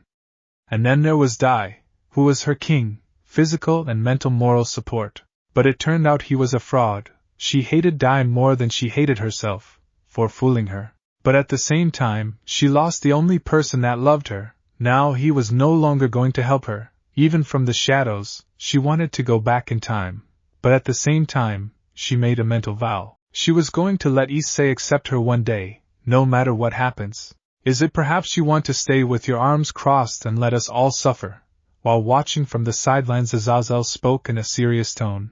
"When you can do so much good while helping us." Azazel could not complete, as Issei stabbed him in the chest before the fallen angel could react. When he looked down, he saw fury in Issei's eyes. "Do you take me for a ing weapon, Azazel? That you can use and discard whenever the hell you feel like it? I am not some sort of weapon, or a sacred gear that you can use and throw away whenever you want. I know of your dislike towards me, when you yourself fell because of your..." Issei shouted, anger evident in his eyes. He removed the blade. As it was revealed to be the mortis blade, Azazel coughed up blood. A simple stab should not be able to do this much damage. But Azazel tried to retort. However, Issei was not having any of that. "I have been saying this time and time again, hand over next to me, and I will gladly give the information. But no, you believe that you are entitled to receive my help, just because I know about the supernatural. Furthermore, I am the Red Dragon Emperor, so you think that I should help you guys. But no, I won't help you, not until I expect something in return," Issei declared as he released Azazel, who clutched his wound while gritting his teeth. He glared at Issei. He wanted to throw a light spear, but he does not know what he will do to him. If he attacks him, he might meet the same fate as Valerie. "It is just that you don't want to help. With that power of yours," Dai spoke in a cold tone towards his brother. Ingvild glared at Dai for saying that, who smirked in response. Indeed, I don't desire to do so. Issei started to head out, as Mickey and Goro opened their mouths. We did not raise a monster. You should help others, Issei. That was the son we raised. Ha ha. Issei started laughing, shocking and angering both of his parents. He calmed down for a while. Yes, I am a monster, and you know what monsters do? They do this. Issei dashed towards Azazel and Valerie, each of his hands grabbing them by their necks as he started to choke them. Azazel struggled to free himself from Issei's grip. He tried to bring out a light spear, but Issei increased the force of hand, forcing to try to make himself release from the grip. This is what a monster will do. I will kill these two right here and right now. Issei's words made many horrified on what he will do next, as Aika and Rias shouted. Let them go, brother! Issei Hayabu, you better let go or else I will call my big brother.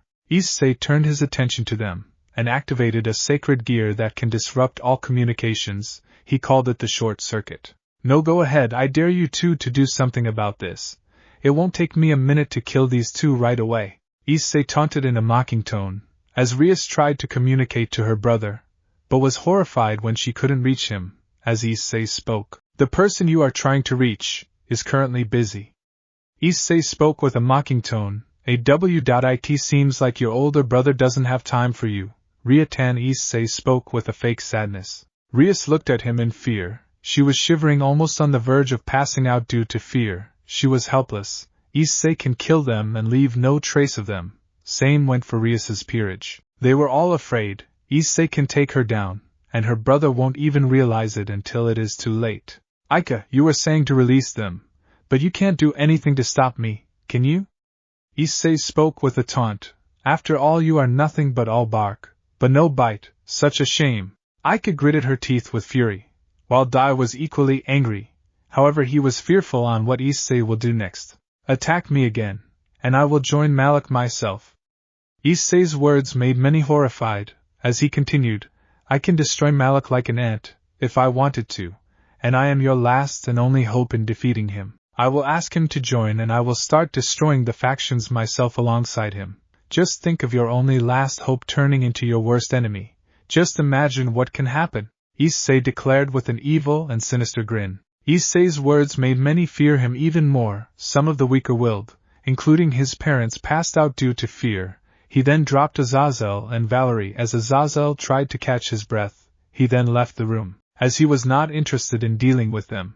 Issei walked away, far from them. Many tried to help Valerie. They were happy that she was breathing, with Azazel speaking in a serious tone, after catching his breath. We need to tell this to your brother, that Issei won't hesitate to become our enemy if we attack him. But first we need to get Vali to somewhere safe. She needs treatment. Many nodded. As they started to get to work, Aika and Dai helped their parents, with Dai vowing to one day take his power and torture him for all eternity. Scene change. Rooftop, Hayata Residence, 00 a.m. Issei was sipping a bottle of Diet Coke. As he looked on in anger, he enjoyed their fears in their hearts, as he was thinking on his next plan of attack. Even though Malik was strong enough to take on a single faction, multiple factions attacking together could overwhelm him. Plus, Issei knew that now the security would be tightened. Due to the attack on Lavinia, it would be harder for him to attack the factions. Issei decided to change tactics. He needed more information on the security systems of each of the factions.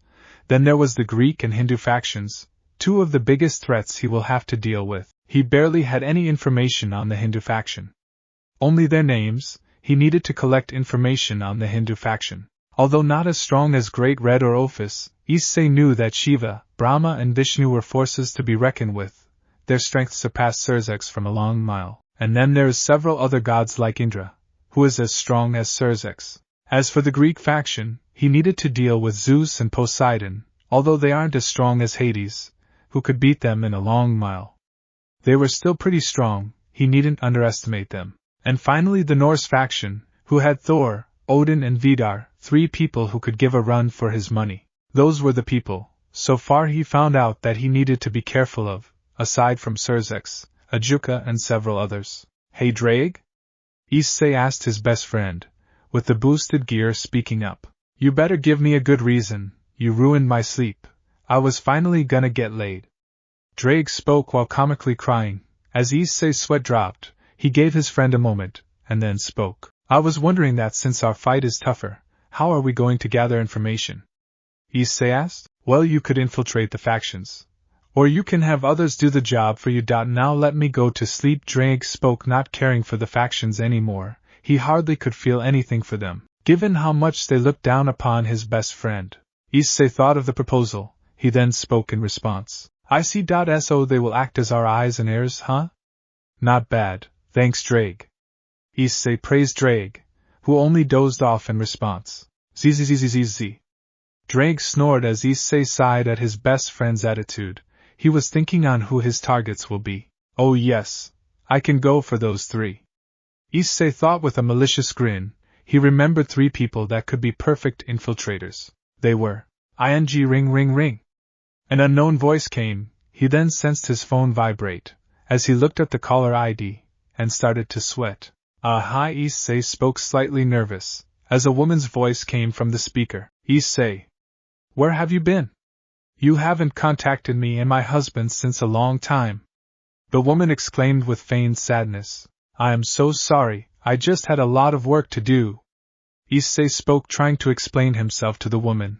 As the woman spoke, well, I am happy that you finally decided to take some time off from your busy schedule. The woman spoke with a slight happiness tone. I know.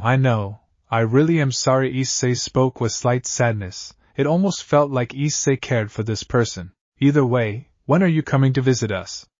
The woman asked, as Issei responded. I can come right away if you want me to. Issei spoke with a beaming smile. That's good. I would definitely prepare you a feast, young man.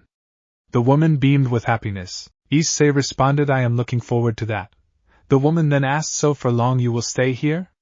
The woman asked. A week, and besides my family doesn't care if I am even away for a year. Issei spoke, as the woman responded with an assuring tone. But we do, both me and my husband do, so you can come here, whenever you can, Kay? I will.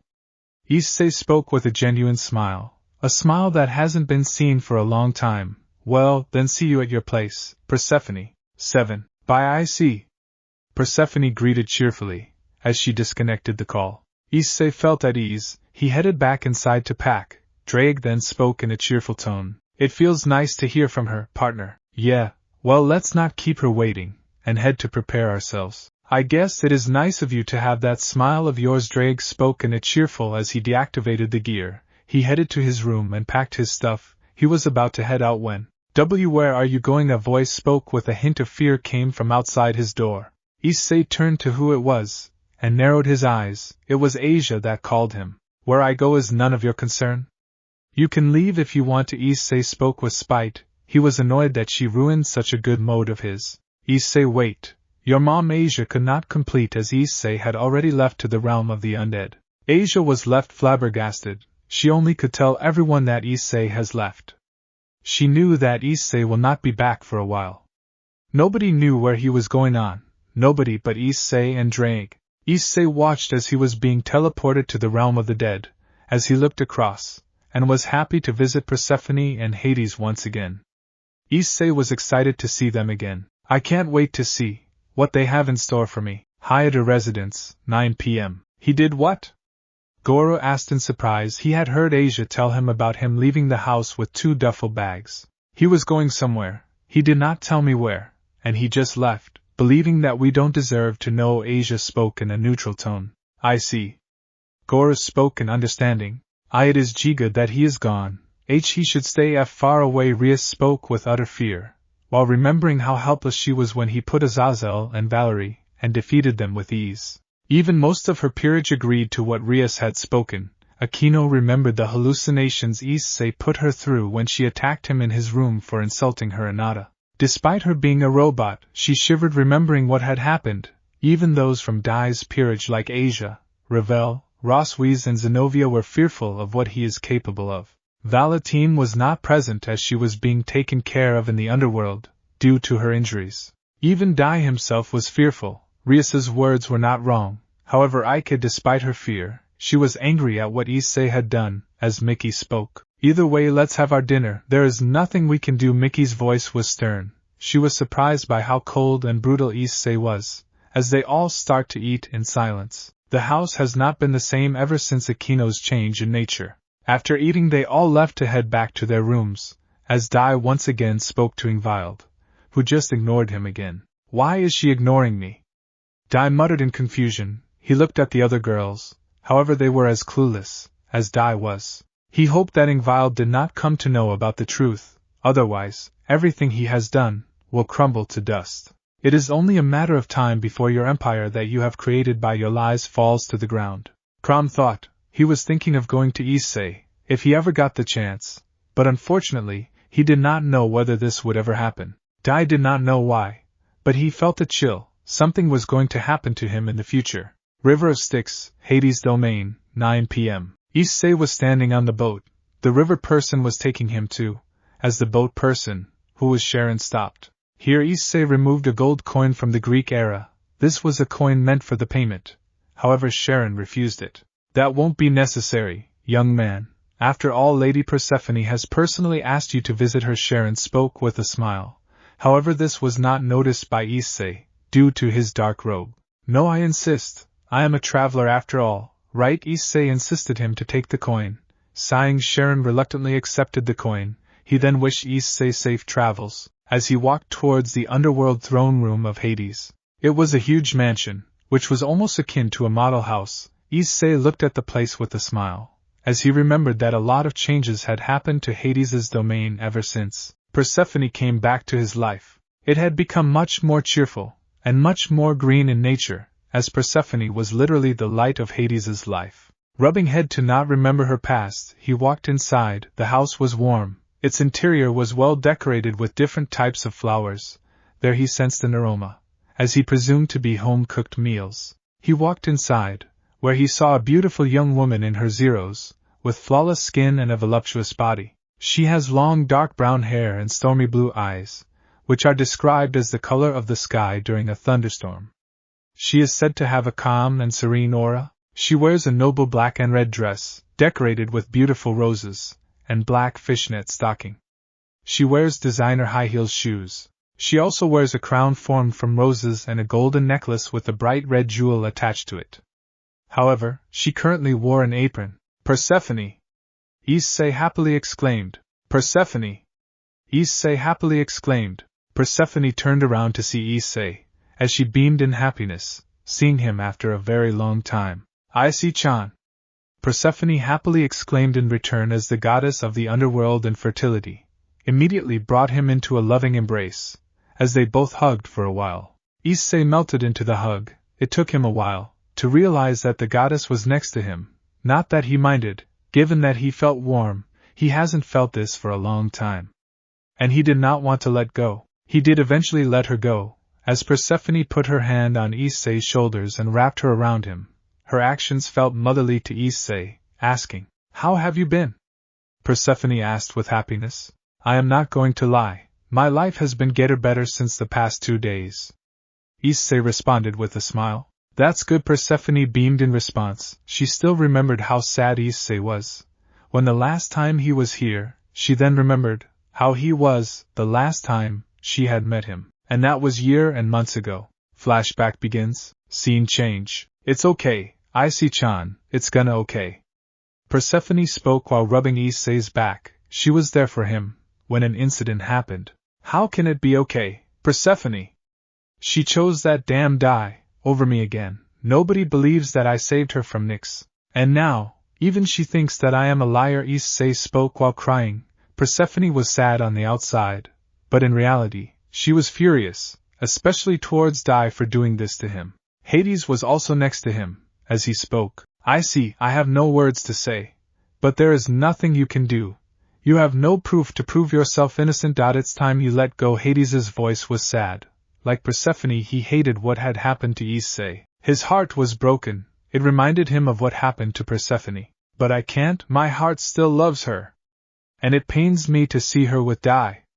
Issei spoke with utter sadness. He sniffled, as Hades spoke. "I think you should rest in the room. You should sleep for now." Issei looked at him and nodded. He just walked away, showing barely any emotions. Persephone did not want him go. Her maternal instincts were causing her to rush to him.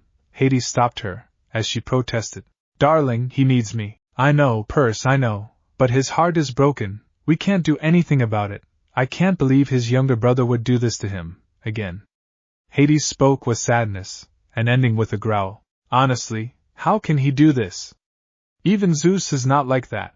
Why can't he let his brother live in peace? Seriously, once he even threads in your realm, I will make sure to torture him. Persephone spoke with sheer spite, and a cold tone, as Hades nods in agreement to her request. Both of them could only watch. As Issei went inside the room he was given to them, Persephone came in much later, only to see Issei crying in his sleep. Her heart clenched as she embraced him that night, to show that he is not alone. Flashback ends, scene change. Persephone! Persephone! Issei called her, as she was in her trance. Huh! Issei-chan. Sorry, just was remembering something. Persephone spoke with a wry smile. While rubbing her head, she then remembered, oh right. Darling doesn't know you are visiting. Wait.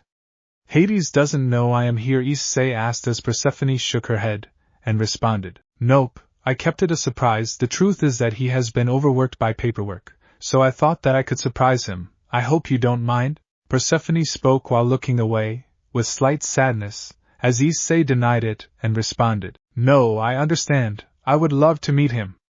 Persephone beams at this and responds, great, then let's go, we can eat the food later.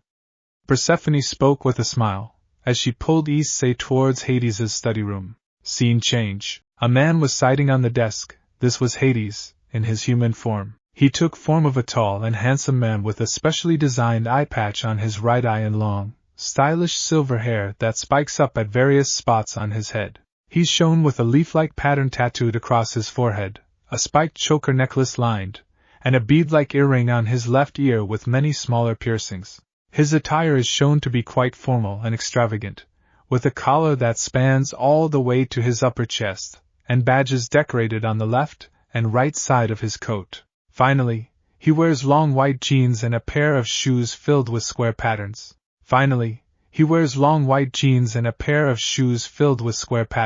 Hades was working in his study room, trying to complete his paperwork. This was all thanks to Zeus dumping several of his paperwork. The reason was that this was his punishment due to him helping the Cows Brigade. Zeus and this paperwork, can't believe I am made to do this.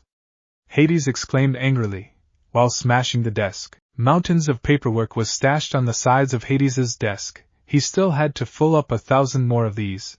He wished he could have his Grim Reapers help him, but they were too busy handling the rest of the underworld. I hate my life. 8. I hate my life. Hades fell on his desk with his head down, crying, hoping that someone could save him from this hell. 6. Hades then realized, why should he do Zeus's work? It was not his domain. His domain was the underworld. He had a smirk on his face. It was time to play the evil god. Using a small fire magic, he immediately burned the stack of papers that belonged to Zeus. He left no trace of the paper as every single paper burned. He did put a protective barrier on his stack of papers before. Let's see what happens next, Zeus. Hades had a sinister smirk on his face. However, as he watched the paper burn, somebody knocked on the door. Darling, someone is here to see you. Persephone's voice was heard. As Hades was removing the flames as soon as possible, he gritted his teeth in annoyance as the flames were not easy to remove. Perse, wait, I am just doing stuff. Hades exclaimed, worried that his wife would get angry if she finds out. Once the flames died off, he breathed a sigh of relief. He opens the door as he is surprised to see who it is. Look who is here to visit!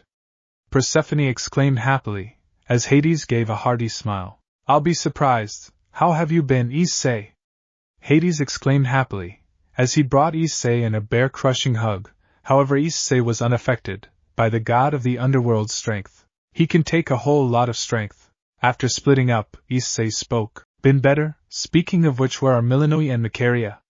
Issei asked, remembering Hades and Persephone talking about their daughters the last time he had visited. Oh, them. We decided to enroll them in a college of the human world. I believed it would be best to learn some human culture and customs. Hades spoke with a smile, as he remembered convincing his daughters to spend a few years. Which one? Issei asked in interest. We were planning to send them to Ko Academy, at first, since you were there, and they could keep you company. but then we realized that your bastard of your brother would try to flirt with them, so they are studying in Stafford University in England." Hades spoke with a smile, as Issei sighed in relief. Persephone vividly remembered that they were close to making a mistake, and they were happy that they sent them to England, and made all the necessary arrangements so that the angel faction doesn't bother them. Not that they would be able to do much to his daughters, anyways, since they are well versed with Greek magic. That's good, otherwise well, they may have been charmed by Issei spoke with fear, as Hades spoke in an assuring tone. "I swear on the river Styx, I won't let that bastard even come close to my girls," Hades declared. "He will not let anyone he doesn't trust near his daughters. Anyways, enough about that, the food is getting cold, let's go and eat," Persephone spoke, trying to change the subject, to which both men nodded and headed towards the dining table. Scene change. Dinner table, Hades's domain, 0 p.m. "And after that I told to Zeus's face, not my monkeys, not my circus," Issei narrated the time when he headed to the faction meetings, with Hades laughing in agreement. Even Persephone cracked open a smile. Hee, to say that to Zeus's face requires some real balls. You really are something," Hades spoke while calming his laughter. "They really expected me to help them, even after admonishing and humiliating me. They really think I would accept that?" Issei spoke in a neutral tone, as Persephone shook her head sideways.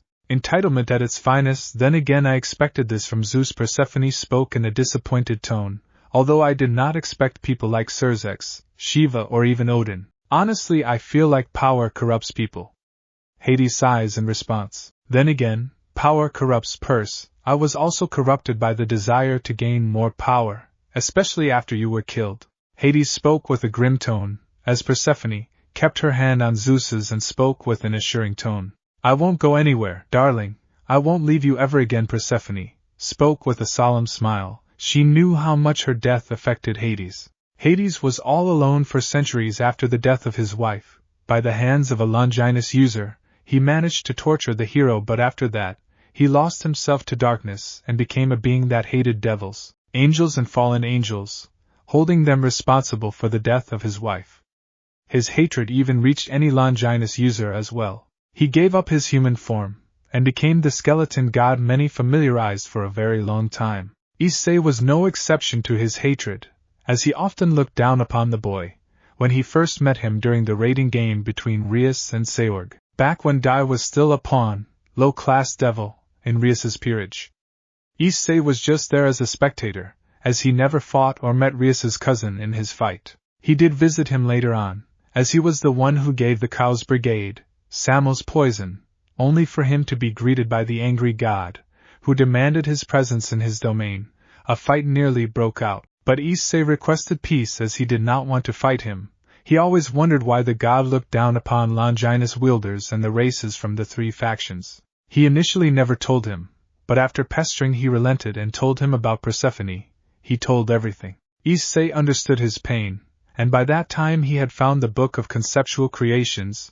He decided to help him. Hades called it a bluff, believing that his wife's soul is long gone. However, he managed to clone Holy Grail, since he was aware of RageRevan unsealing the seal of the biblical god. He was going to clone all sacred gears that the biblical god had used to seal the beast, and make a seal that would be strong enough to permanently seal Trihexa in an event he had been released. It turns out, once he removed the limiters on each sacred gear, he only needed to use 3, since no matter what he does, he was never able to recreate the true Longinus perfectly. That was the only sacred gear that he failed to recreate, no matter how much he tried, since he was too focused on creating the seal. The 3 sacred gears were the Holy Grail, Sephiroth Graal, the Holy Cross, Incinerate Anthem, and finally the Holy Nail, Alpheka Tyrant. The third one was still not found by the factions yet. He then used the Holy Grail to find where her soul was. It turns out all those souls that have been destroyed end up in an alternate dimension, as Issei calls it, purgatory, where there is no escape. It is like an empty void, where the soul can do whatever they wanted. It is like a whole different world to anyone that does come here. That is why the original Holy Grail wielded by Valerie Teeps failed to resurrect those souls that have been destroyed. But nothing was impossible for this version of Holy Grail, since due to its removal of its limitations, the Holy Grail can enter into dimensions like these, and bring out souls trapped in this dimension. He also encountered Rainier and her group, whom he promptly ignored. His main focus was to reach Persephone, and he found her. He found her, sitting on the ground, and closing her head in her knees, curling up in a ball and crying. She has been stuck here for centuries, if not millennia. She can never meet her love. When she saw Issei being her hope, she was reluctant at first, but Issei convinced her bring her back in the arms of her lover, Hades. Issei describes purgatory to be the true definition of afterlife, or more accurately hell. Primarily because you can never be revived, especially after your soul gets destroyed. There is no escape once you reach here, even from hell. Once can escape, using the original Holy Grail. That was how the Chaos Brigade was able to revive beings like Grendel, Ladin, and several other evil dragons that were apparently slain. Furthermore, Issei had to leave from that dimension fast, as his soul was being torn apart in the real world, and it was being sucked in this dimension. Whoever made this made sure that even if you managed to get in, there will be no way for you to get out. He made it out, before any permanent damage could be done to Issei's soul. After pulling her out of purgatory, Issei contained her soul in the Grail. Hades was more than ecstatic to meet his love again, although they needed a body. This was not a problem, since Hades somehow managed to preserve her body as a memory for the unjust death that happened to her, and all Issei had to do was transfer her soul. It took a while for Persephone to wake up and adjust to her life inside of her old body that was not moved for centuries. But she did. However, she learned of Hades' actions, and needless to say, she was not happy, she was furious, and she made sure to teach Hades a lesson that he will never forget.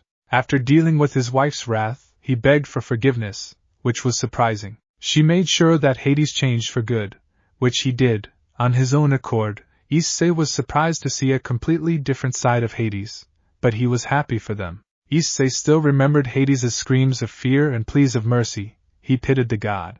Both Persephone and Hades were eternally grateful to Issei, as Persephone finally met her daughters after a very long time, and the family was now a happy family. They asked Issei to visit, which he did often and whenever he could. Over time, both Persephone and Hades started to like him even more, and Issei also became close to them. They became very important to his life, so much so, he started to share his secrets to them, and trusted them more than his biological family and his friends. Persephone remembered everything. She held her hand. As Hades looked at her with a solemn smile, Issei risked his own soul to rescue hers, and he was not going to lose her again. Both fell into their own pink world. Issei decided to eat his food in silence. However, the sound of crockery managed to snap them out of their pink world. No, carry on, don't mind me, Issei spoke with a smile, as steam came from Persephone's ears, and Hades looked away embarrassed. Both were in a blushing mess. Speaking of which, how is Nyx doing? Issei asked with concern, to which both the god and the goddess smile at each other and tease him. So the lover boy has decided to go to his girl. Persephone spoke with a teasing smile, which caused Issei to stutter and blush.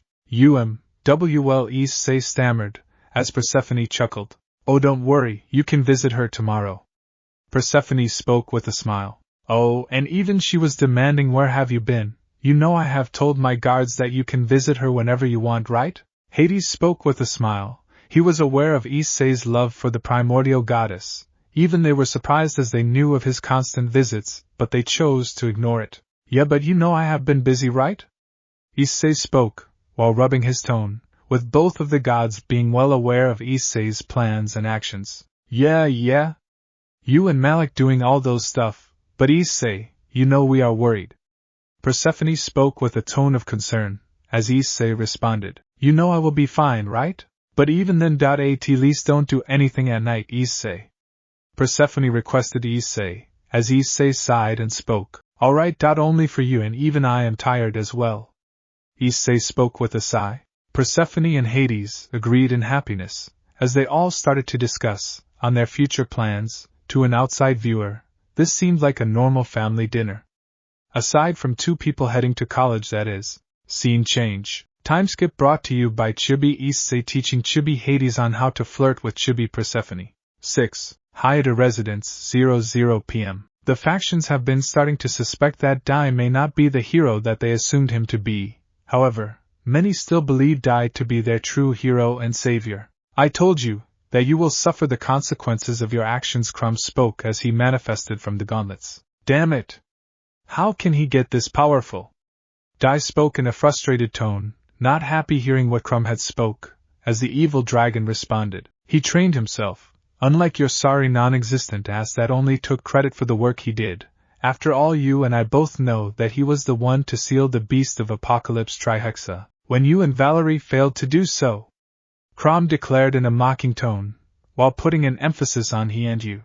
Dai gritted his teeth in response, as he shouted while punching a nearby wall. Damn it! I should have eliminated him before he could have been this strong. Crom only laughed in response, angering him even further. What's so funny, Crom?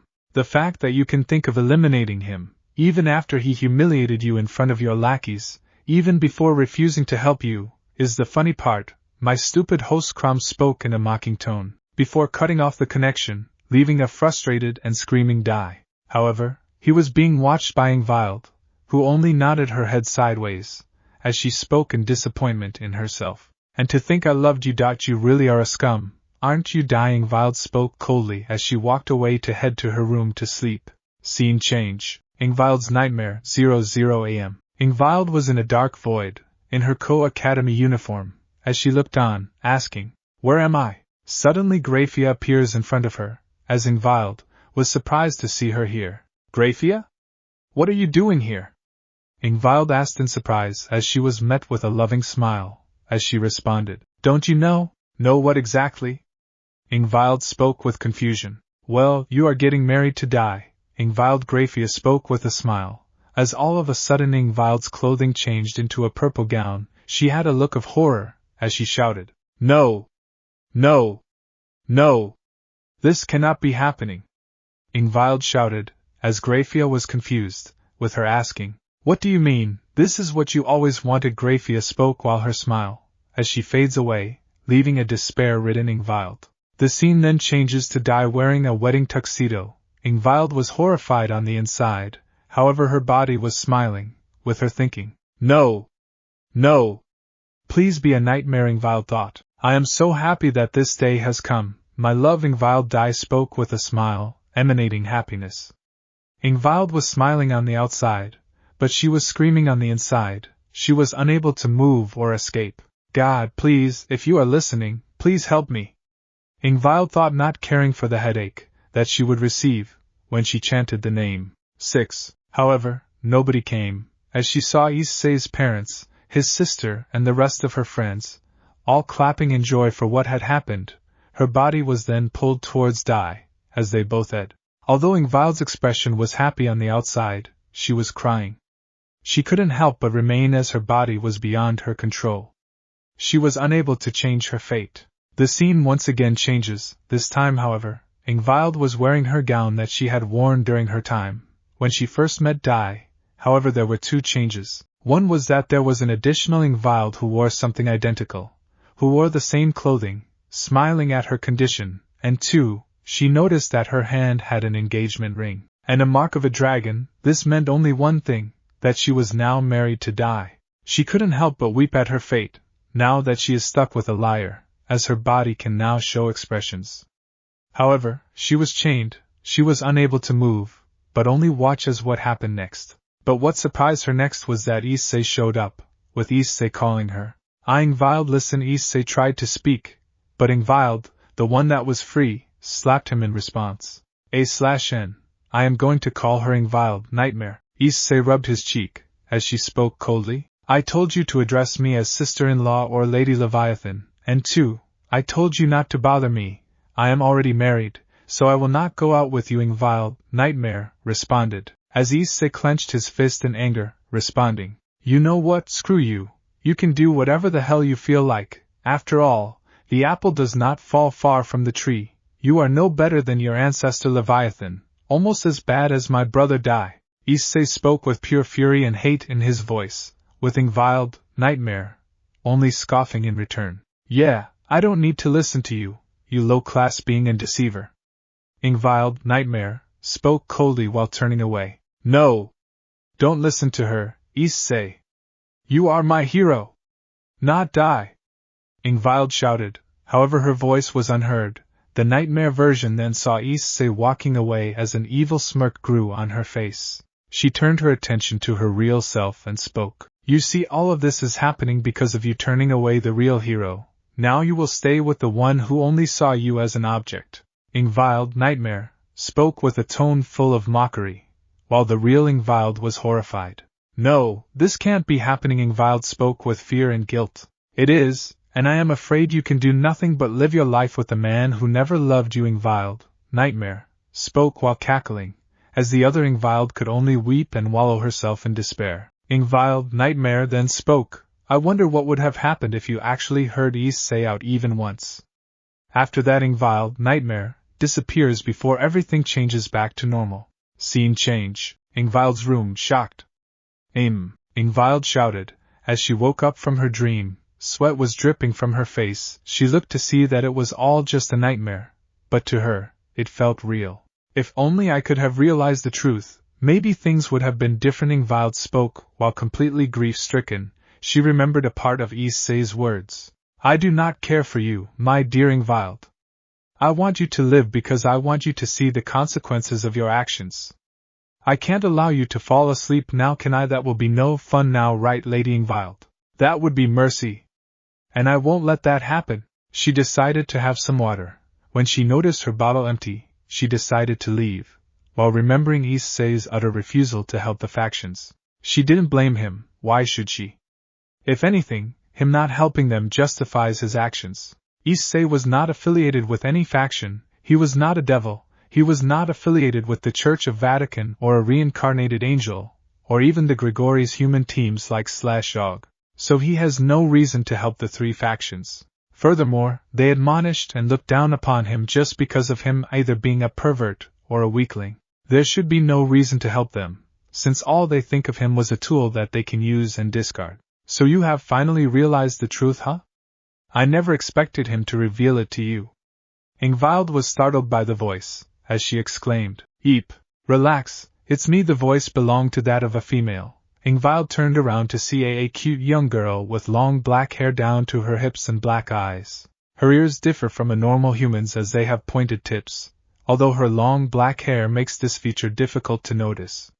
Her dark gray eyes have reptilian slitted pupils. Ophis? Ingvild spoke with surprise. Indeed, it's me, so your eyes have been opened, hasn't it?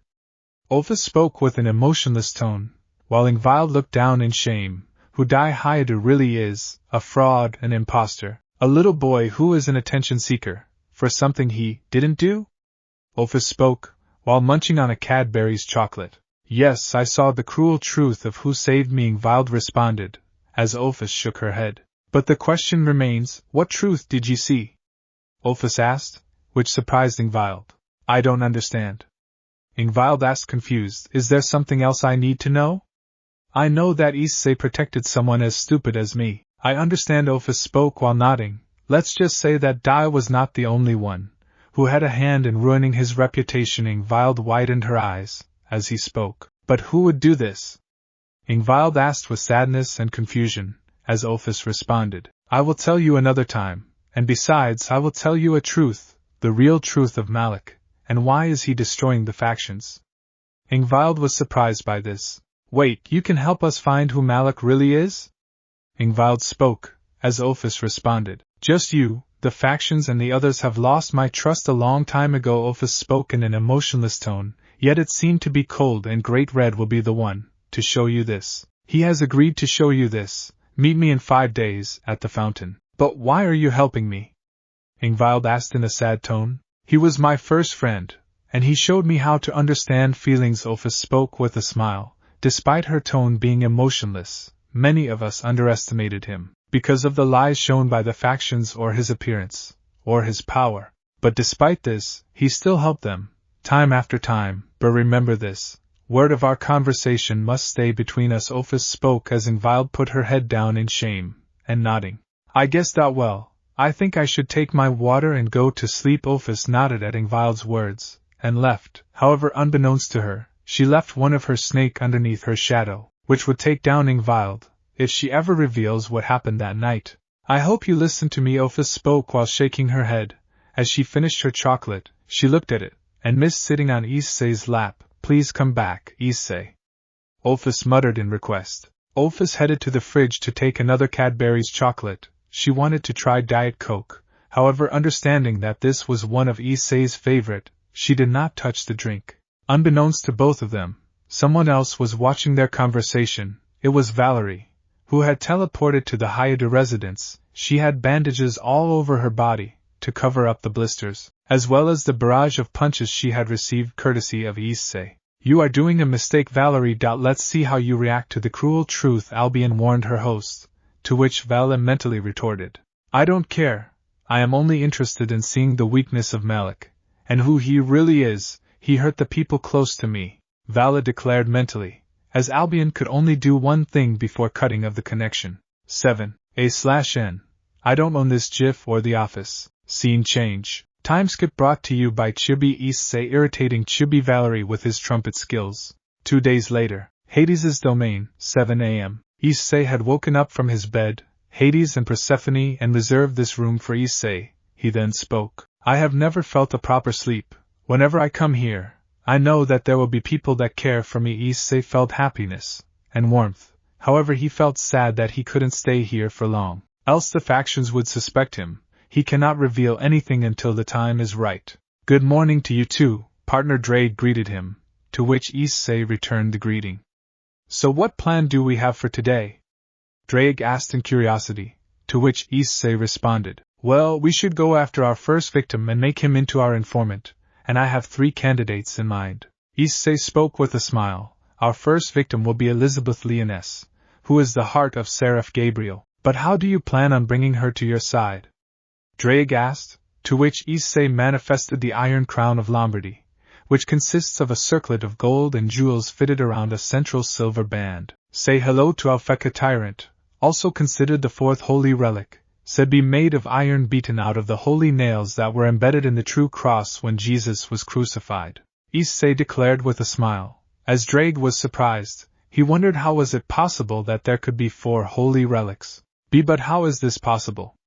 Drake asked in wonder. Issei answered. It turns out the book knew that there are more than 3 holy relics, and the biblical God only used 3 of them to seal the beast, the Holy Spear, the Holy Grail, and the Holy Cross. But those 3 were not the only holy relics.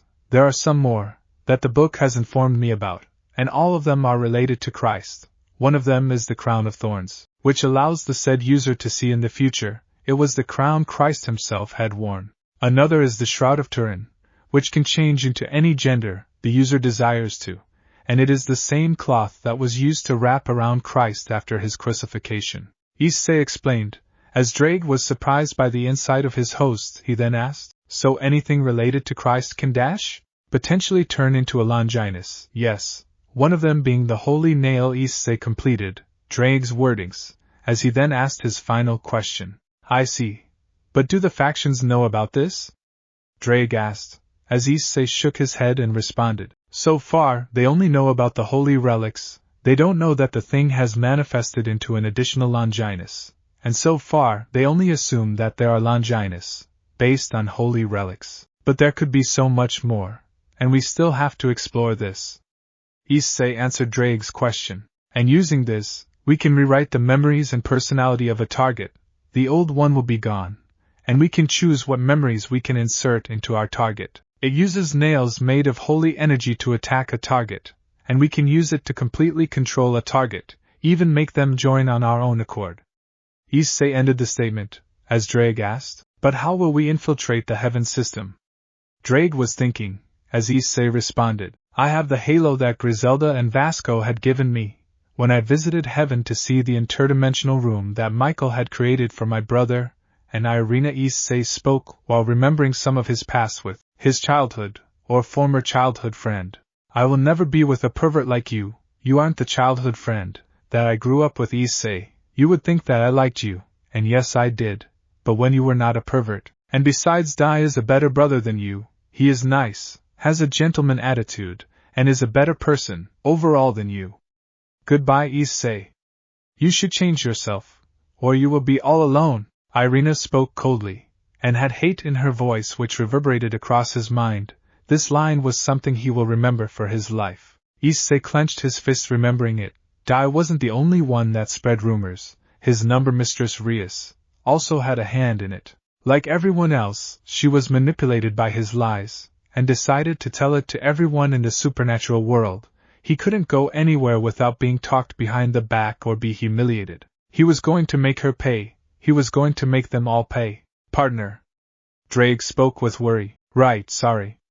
Issei apologized. He shouldn't fall into his anger. He should channel it against his enemies at the right time. Issei then saw his phone ring. It was a message, and this was from Malik. He had enchanted his phone to prevent hacking, in case it is a Juka or Azazel trying to tap into his phone. The attack will begin today. You can enjoy your vacation with Persephone and Hades, while I perform the attack. Issei smiled seeing the message. He then remembered that he could have created mayhem, as he spoke. Wait for me, I have something to give you, and trust me, you will love it. Malik, just wait for a few hours. Issei sent a message. A few moments later, Malik sent another message.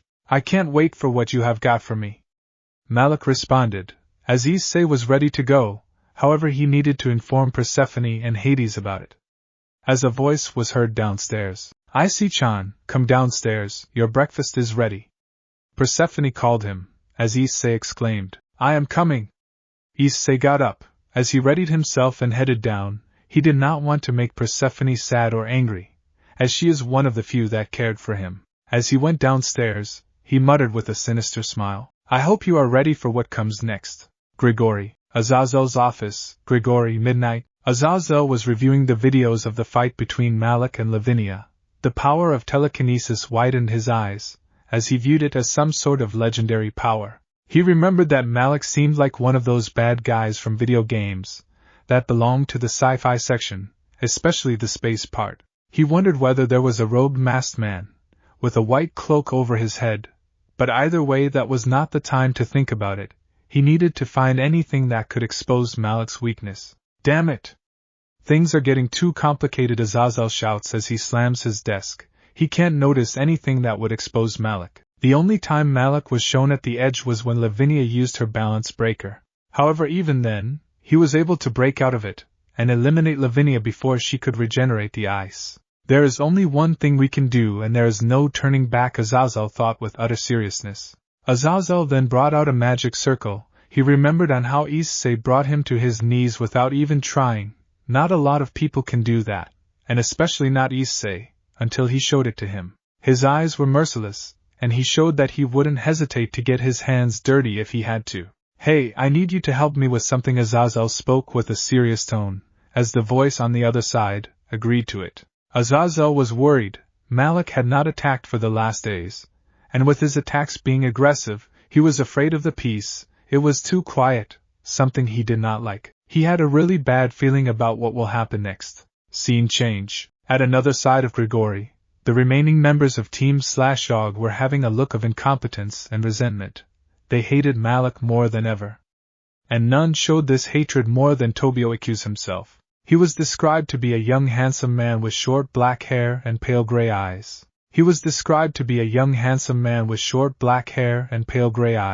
We can't sit here and do nothing. Natsume Managawa spoke in a sad tone. She was described to be a beautiful young woman with brown hair tied to her back. Natsume appears to wear an agent uniform. However, Tobio only thought of when Malik would come out from the shadows and strike them. There is only one thing we can do, and that is to ask Zeus to release Nyx. It is the only way. Shigen Nanadara spoke. She was described to be a beautiful young woman with European facial features with dark blonde hair with double ponytails. She has heterochromatic eyes, with her right eye being light blue while her left eye was pure black.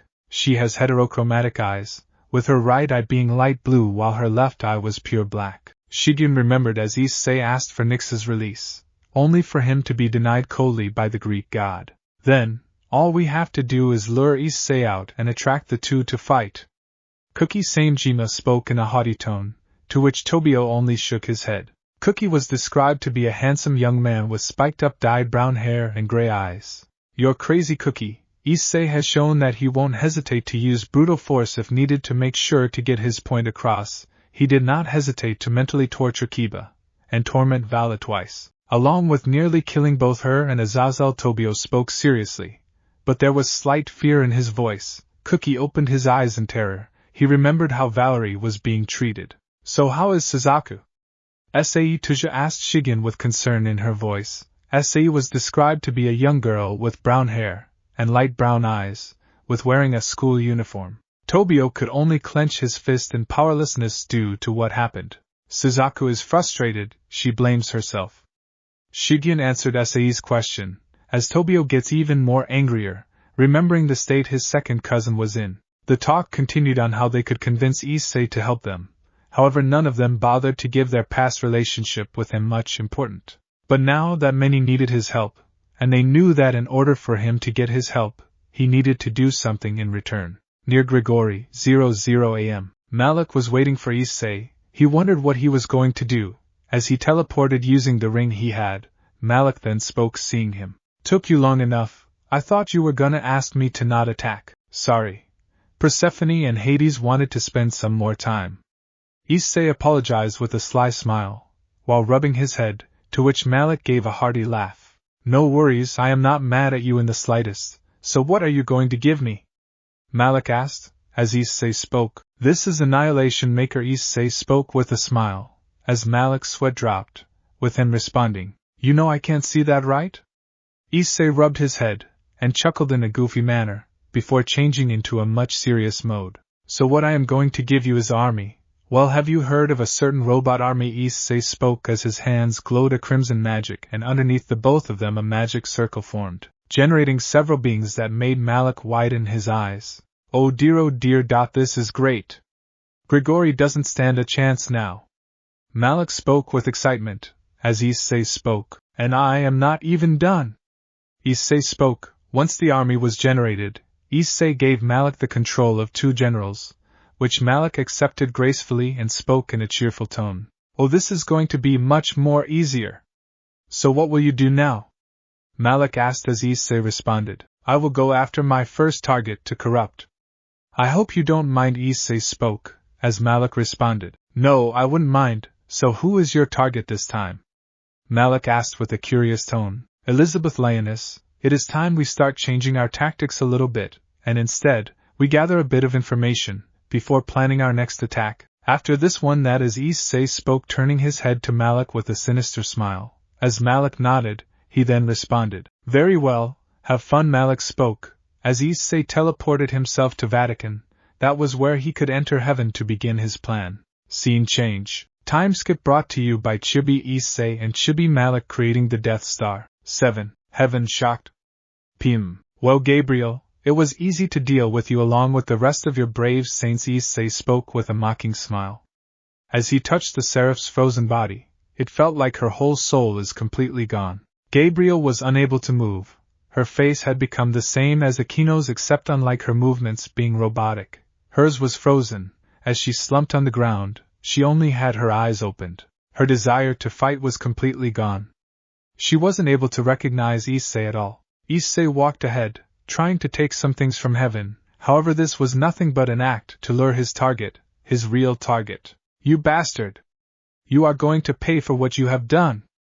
A voice shouted. Issei turned his attention to the being. It was his target, Elizabeth Lioness, just as he had planned. Elizabeth is a beautiful young woman with a slender yet curvaceous physique, a big bust and regular height. She has very pale skin, large light blue eyes which can turn orange while gaining a triskill, and long silver hair reaching her waist. She wears a white dress with a purple cloth wound on her neck, a golden waist ornament. She wore white heels and golden leg ornaments as well. Elizabeth had a murderous look on her face. She recognized him. He was Issei Hayadu, Dai's older brother, as Issei spoke with a cold smile. Oh, please don't act like that. All I am doing is judging your boss for her crimes. Issei spoke sweetly, as he continued. Besides, wrath is a sin, and you may fall. Elizabeth gritted her teeth in fury. He was able to take down Gabriel when she was at her most weakest. You are a vile monster for doing this. Don't you have a heart? Elizabeth shouted in fury, as Issei looked at her with a smile and spoke. You are right. I have no heart. Think I left it in my other shirt. Issei spoke jokingly, as Elizabeth became even more angry. after which he lost his smile and turned serious. In that case, shall we begin? Issei spoke while summoning his boosted gear. Elizabeth was worried on whether she will make it out of the fight alive or not to mention, she needed to secure Gabriel and get out of here. Let's spice things up, shall we? Issei spoke with a smile, as two wings came from his behind. This was the divine dividing came from behind. Elizabeth was really frightened, as Issei spoke with a smile. Fusion balance break. Vanishing Welsh Dragon balance breaker. Drake's voice boomed across the heaven, with Issei being careful to apply a barrier so as to prevent his aura from leaking outside, as well as preventing Elizabeth's escape. The balance breaker was described to be that of having both of the gears incorporated in it. His arms were similar to his Welsh Dragon counterpart, while several parts of his armor had the Vanishing Dragon aspects. His armor had both green and blue gems belonging to each of the gears. This armor will not stop me from saving Lady Gabriel, Elizabeth declared, while bringing out two light spears, with Issei only raising his hand. Drake then chants, "Divide! Divide! Divide! Divide! Divide! Divide!" Drake commanded as her spears reduced to nothingness, but Elizabeth refused to give in. "Let there be light!" Elizabeth chanted one of her strongest spells to subdue Issei Haidu. Elizabeth fired off drill-shaped projectiles, as Issei spoke. "It's useless." Drake then spoke, "Divide! Divide! Divide! Divide! Divide! Divide!" The drill-shaped projectiles were reduced to nothingness. Elizabeth gritted her teeth, in fury. Her strongest spell was nullified into nothingness. Issei was bored. He dashed towards Elizabeth before she could react. He grabbed her by the head and slammed her on the ground. "Had enough?" Issei spoke in a mocking tone, as Elizabeth responded, "I am not done yet." "Light explosion!" Elizabeth shouted, as several beams of light surrounded Issei. Understanding what he had to do, Issei's wings glowed as Drake announced, "Half dimension!" Drake declared, as the light beams that were about to attack Issei reduced the size of the objects, which included her light beams as well. Elizabeth was horrified at what happened, as Issei started to fire a dragon shot at Elizabeth, as he jumped away from the explosion. Once the dust settled, he saw Elizabeth groaning in pain. Some of her feathers were on the ground, and she was bruised. As Issei approached her, some of her clothes were also torn. My, you put up quite a fight. You have potential." Issei spoke in amazement. The fact that a mid-rank angel was able to put up a fight truly amazed him. "Kill me then, you have won." Elizabeth spoke weakly, as Issei chuckled, surprising the angel. "Now why would I do that, when I have some use for you?" Issei spoke with a smile. As Elizabeth was horrified, she was thinking that Issei would torture her. "I would like you to join me in my goals. You will be useful to me, after all." Elizabeth internally was happy that there was no torture, but she would never join someone like him, as she spoke with pure defiance. "Despite being in this condition, I won't cooperate with people like you. Nothing in this world will make me join you." "In that case, I guess you need some motivation." Issei deactivated his balance breaker, and brought out Alpheka Tyrant. What is that?"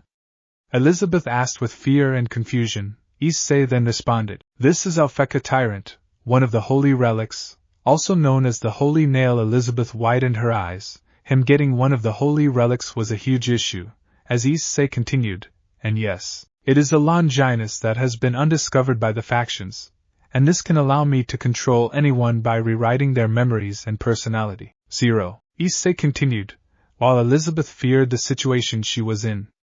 Elizabeth then spoke with a fearful tone, "And no, please keep that away from me.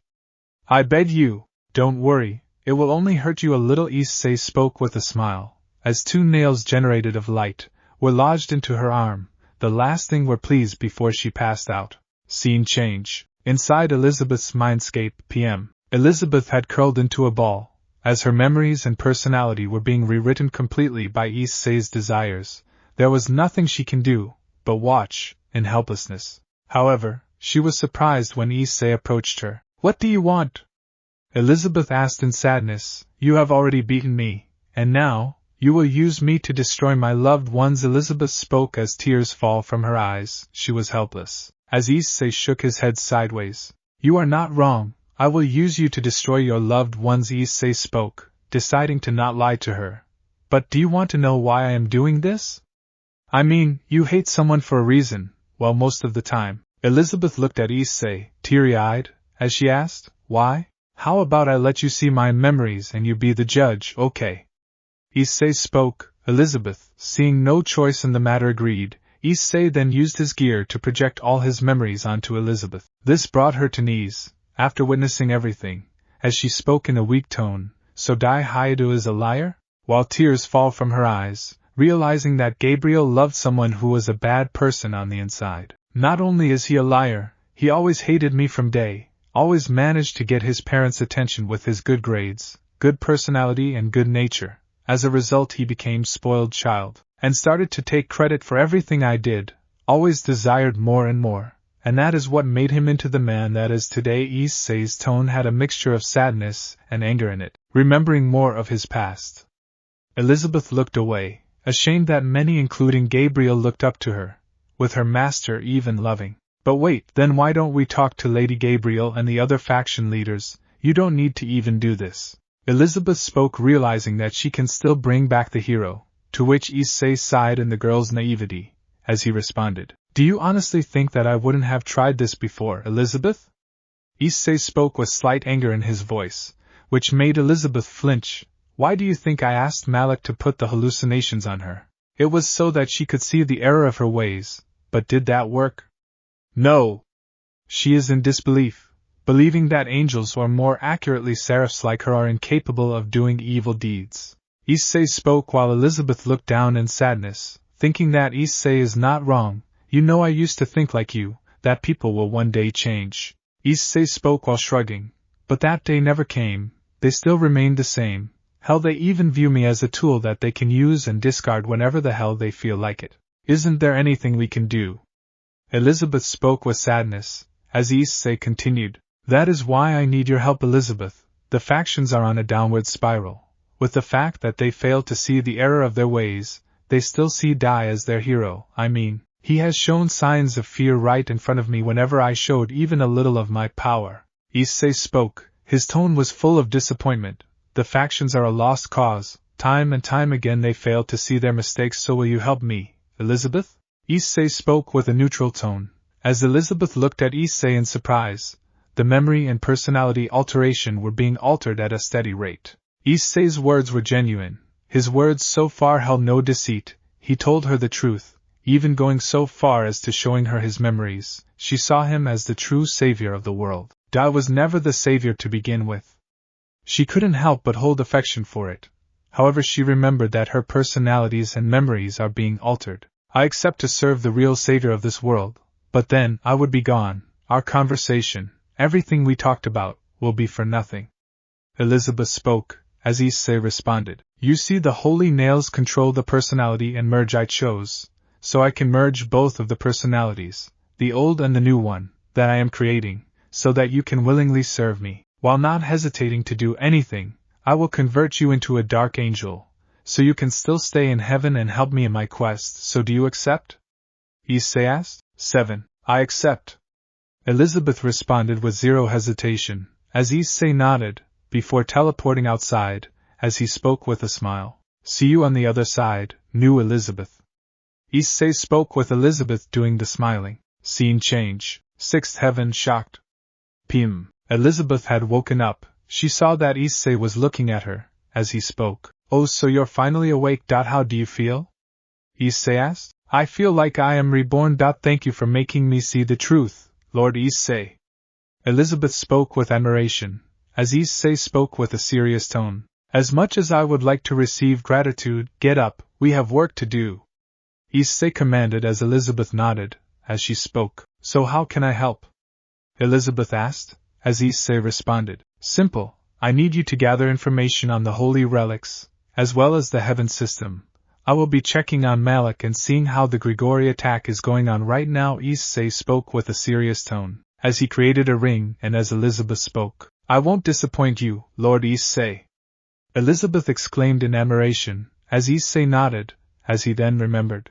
Oh, I forgot. Here Issei brought out a glove that looked like a purple glove similar to his Lightning Slayer gloves, as he then created a special gem using Annihilation Maker. He then enchanted the crystal with something called as dark light, a special metal that incorporates special magic that would enhance the user's strength and abilities, while also making them undetectable and unsusceptible to any detection abilities of the heaven. What is this, Lord Issei?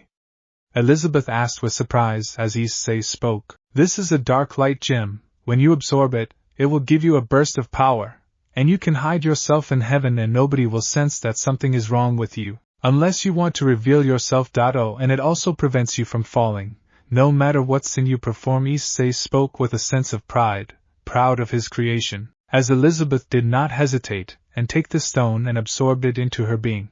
Elizabeth started to glow with a dark purple light, as Issei watched in awe and happiness, that his abilities are working perfectly as planned. Elizabeth's wings changed to a purple for a split second before reverting back to her white self.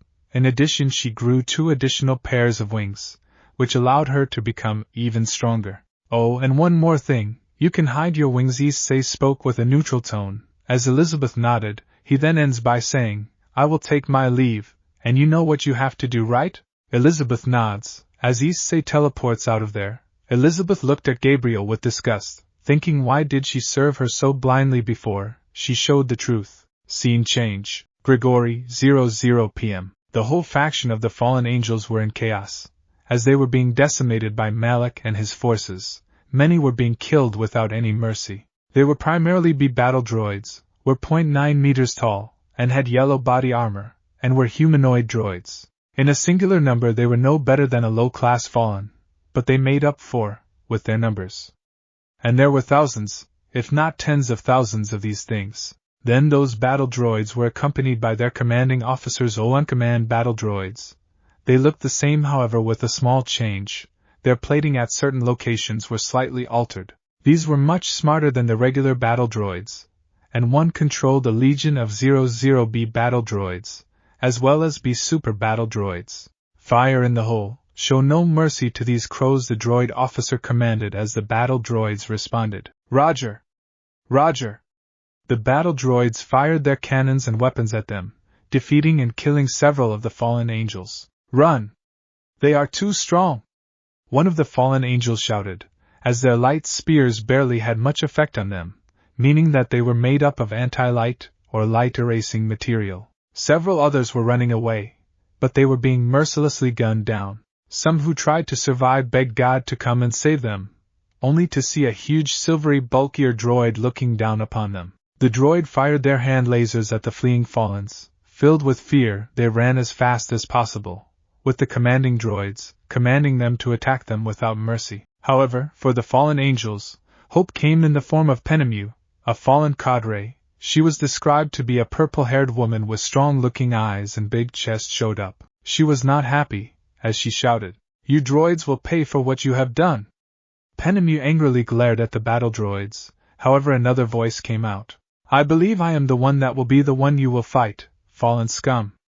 The voice declared. Penemu turned her attention to see that a robotic figure was approaching her. The being was described to be mechanical just like the other droids. However, he had a metal mask that had 2 side platings almost in the form of a ship, which was white in color, had 4 arms, 2 legs, that were cybernetic. His eyes were yellow as he glared into Penemu. His hands were metallic just like the rest of his battle droids. He had a metal endoskeleton that covered almost his entire body, leaving no small traces like his original. "General Grievous! You came!" The commanding exclaimed, spoke with a surprise, as Grievous looked at Penemu, and responded, "Back off, Commander. I will deal with this fallen slime by myself. Keep pressing on the attack." Saying that, the general removed his cloak and twirled his hands, revealing 2 green blades and 2 red blades in each of his hands. The fallen gritted her teeth in fury, as she shouted, "You will pay for what you have done, Grievous, and then Malik will be next." Grievous only chuckled in response to what the fallen angel said. "Then by all means, cadre, come and try." Grievous taunted as he started twirling his blades at extremely high frequency, destroying the grounds as he came closer. Penemu took to the skies and fired some light spears, which the general easily dodged, by turning into his skittering form, as he skittered throughout the corridor. Other droids to keep firing so as to limit the cadre's movement. "Damn it!" Penemu gritted her teeth in fury, as several blaster bolts were aimed at her. As she was hit by several of them, Grievous saw this opportunity, and dashed in front of her. The cadre kept firing huge barrages of light spears at Grievous, but he dodged every single one of them, by skittering. Once Grievous reached the correct distance, he used all 4 of his light blades to unleash devastating strikes aimed at her. Her vital organs were damaged. He also damaged her skin as well, with several light blade scars showing up. She also had internal bleeding as well. Heh. Penemu shouted in pain, as she looked at the general in hateful eyes, as she shouted, "You damn cheater!"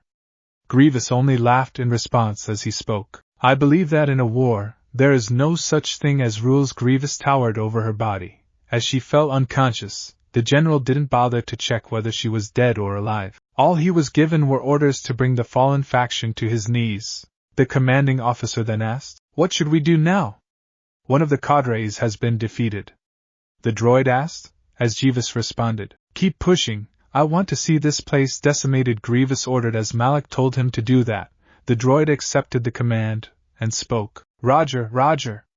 The command droid, as he informed the rest of his command droids, who commanded their legions to begin a full-scale assault on their side.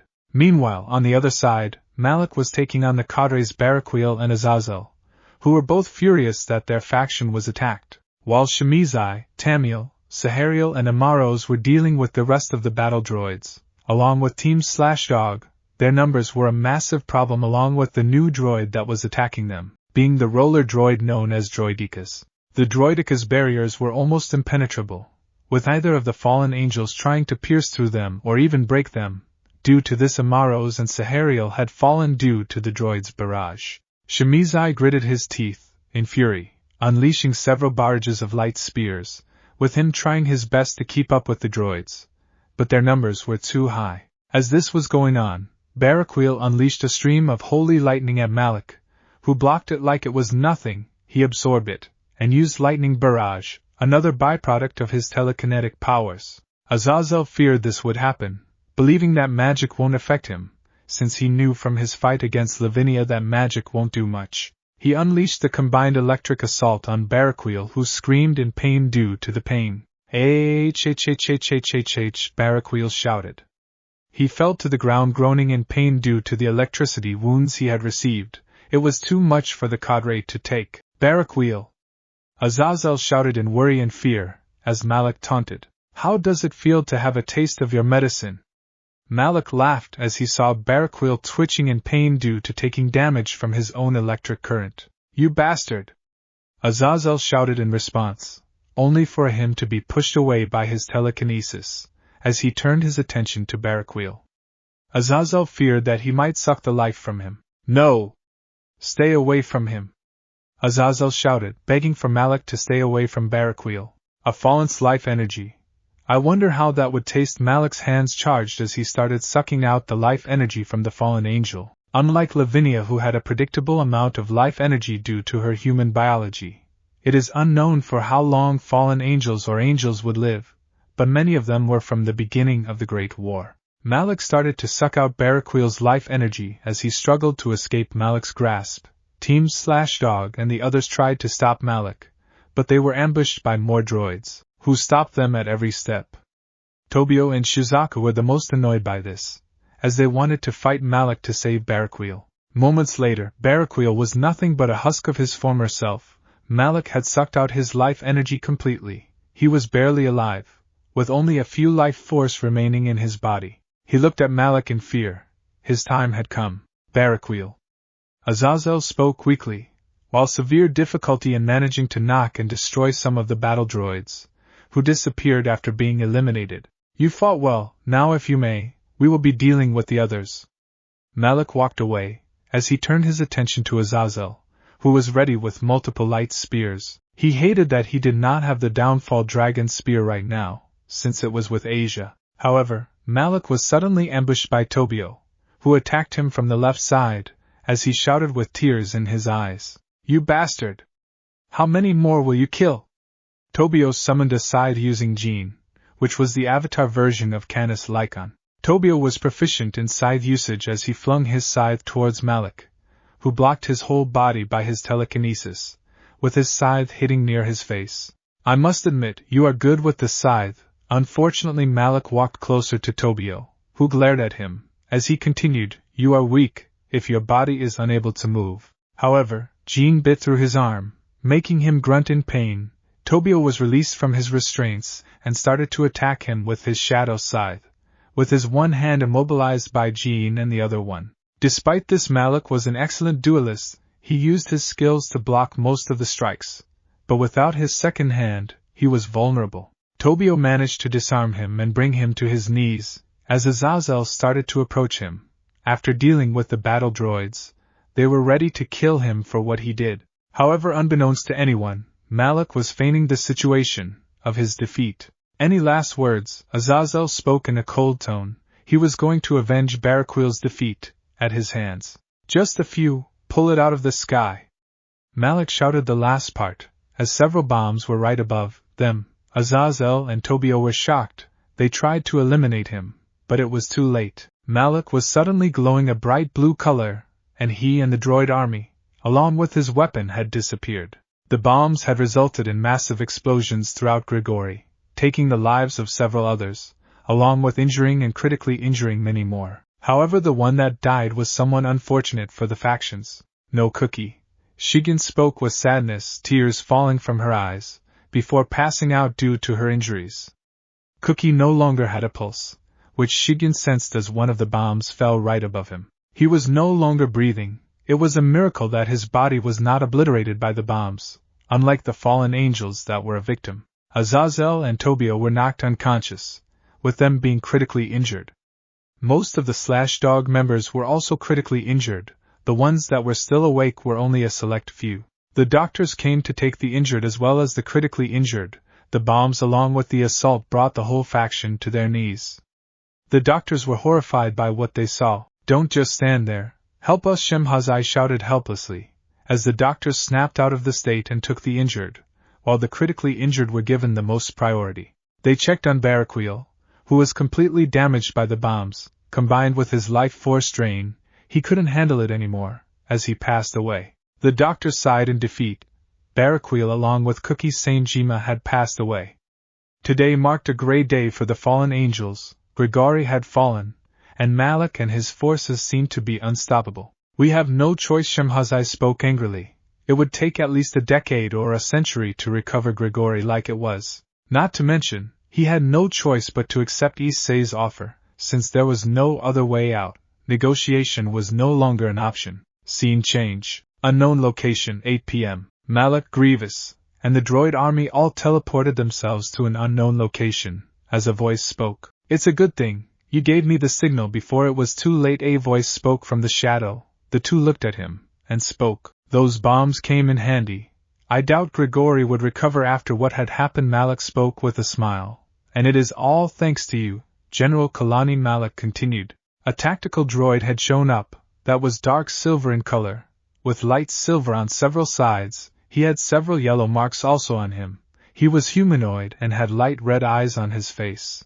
I figured that even without the bombs, our percentage of winning this battle against the fallen angels were a 90%. However, I increased that to 99.9% win rate. Kalani spoke while deducing the odds. After all, he is the tactical general Issei had created to help Malik win this war. While General Grievous was created for ruthlessness and aggression, he is aggressive when it comes to eliminating targets, and he could act as a secondary commander, under Malik, whenever he needs to attack. Aside from that, I think our attack is a success. Grievous spoke. Penemu was barely a challenge to the Metaloid monstrosity. Now all we need to do is tell Issei about this. Malik spoke, as both the generals nodded in agreement. Scene change. A few kilometers away from Grigori, 8 p.m. So they did it, huh? Issei spoke coldly, as he was looking at what remains of the fallen faction. As he looks apathetically, he knew who his next targets are. Goddess Artemis and Gondel, the Valkyrie of Asgard, will be my next targets. Issei spoke coldly. He knew those having both of them by his side would be amazing. The reason is Artemis is the best choice when it comes to infiltration, since she can leave without a trace, as well as she is an excellent huntress, due to her being the goddess of hunting, as well as the fact that she is a capable fighter. Another reason was that, The Greek faction was one of the strongest that was a part of the alliance. Even if Hades does not take part in that, it could still hold its own even against the several of their enemies. As for Gondel, there were also 2 reasons. She is a master magician, and if that does not work, she is a master in hand-to-hand combat as well. She would definitely help in the future war, if he gets her help. Not to mention, she is Roswi's grandmother, one of the girls that is with Dai.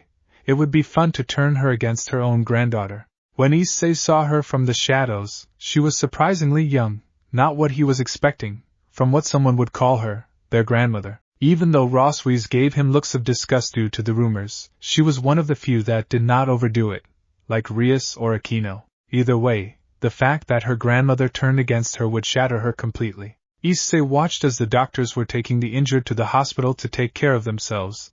He then gets a message from Malik, as he decides to teleport back to the unknown location. Scene change. 6th Heaven, 9 p.m. Elizabeth was doing as Issei instructed her to do so. He had already disabled the alarms when he had entered inside, and dealt with most, if not all of the brave saints under Gabriel to infiltrate. She was tasked with finding the holy relics that belonged to the church. She was trying to check more information about the rest of the holy relics, as she spoke with a bit of a frustrated tone. This is harder than I thought. Elizabeth spoke while shaking her head sideways. I need to find more information to help Lord Issei. No, Gabriel could barely say anything. As she looked at Elizabeth, this isn't you, Elizabeth. Gabriel spoke, while looking at one of her brave saints. I know that you lied to me, about Dai being the hero. I was a fool to listen to you, and I know that we angels are weak, due to the power Lord Issei showed me. Elizabeth spoke with a sweet smile, while caressing the seraph's cheek. The seraph could only watch, unable to do anything as tears of frustration fell from her eyes. The alarms in the heaven had been disabled, with no one even figuring out what had happened. I hope Malik and the others are able to perform their mission well. Lord Issei won't like it if I stay useless to him.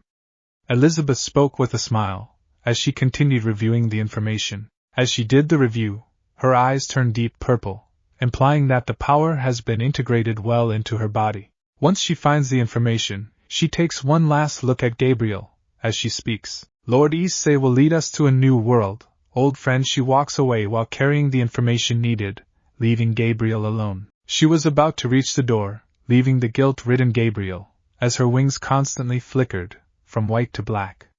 She looked at Elizabeth, as she went out of her sight, but not out of the 6th heaven. I am so sorry, Elizabeth. This is all my fault. This wouldn't have happened if I had used my ability on Issei, Gabriel thought while she remembered her encounter with Malik, only to find a shocking truth about him. Had I read Issei's heart, none of this would have happened. Gabriel murmured with tears falling from her eyes. She never read Issei's heart, and believed Dai and Rias completely. She remembered on how her first encounter with Malik went. Scene change. Flashback. The whole 6th heaven was burning, as many of the angels had been killed. Most of them were low-class angels. Gabriel was already at her knees, as an intimidating figure was looming on her. His red blade and yellow eyes made her immensely fear him. Her powers were of no match, as any holy light attack she aimed at him were easily deflected and blocked by him. She realized that she might die here tonight by his hands, as he had mercilessly killed anyone that stood in his way. However, his intentions were not to kill her, so he used his telekinesis to give her traumatic memories, relating to what a certain chestnut had to go through. She held her head in pain, shouting, "Please, make it stop. I beg you." Gabriel shouted in despair, but she felt no sympathy from the man in front of her, as he looked at her in an apathetic manner. Gabriel eventually passed out due to the trauma, as the man looked at her, and spoke. "I believe he would love to see you in this state," the man spoke in a cold tone, as he lifted her up and took her to his hideout. Once they reach there, Gabriel wakes up, to see the same man in front of her. She tries to read his heart, but she could only find nothing but emptiness inside of it. He seemed to be completely devoid of emotion. She has a look of concern that was seen on the man's face. "Welcome to my humble abode. My name is Malik. It is not a pleasure to meet you." Malik spoke with a mocking tone.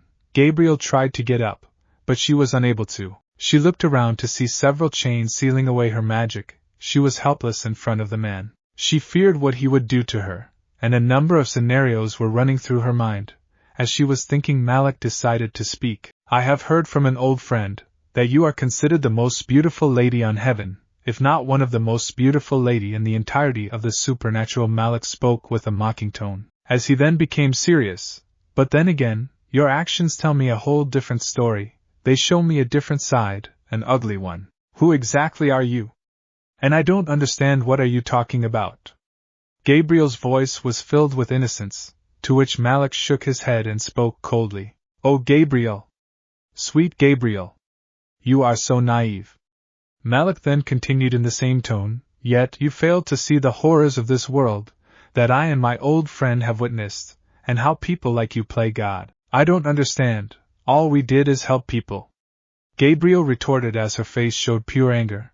However, Malik wagged his finger and responded, Yet you fail to see the injustice happening in your own organization. Malik spoke with a cold voice, which soon changed to disgust. My old friend told me about several crimes that your popes and Vatican commit. The Holy Sword Project. The rapes of women by your own Pia Plito. Name a few. All in the name of your beloved God. Malik ended with a mocking tone. Gabriel was quiet. He was not wrong. Even after the perpetrators were excommunicated, the damage was done, and the worst part is that their own people did this for a very long time.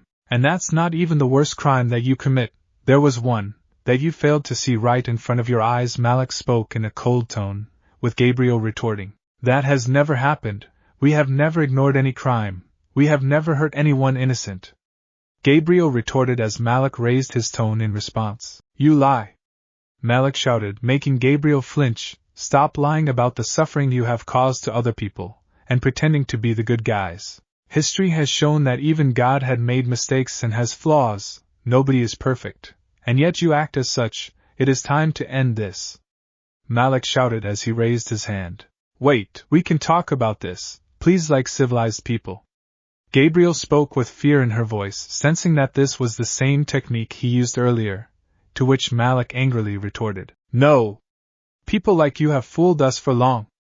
And it is time I make you see your mistakes, by force. Gabriel screamed in pain. However, soon after the screams dulled away, as she started to remain in disbelief, as tears started to stem from her eyes. However, an additional emotion started to brew in her eyes, and that was hatred belonging to a certain person that she once loved.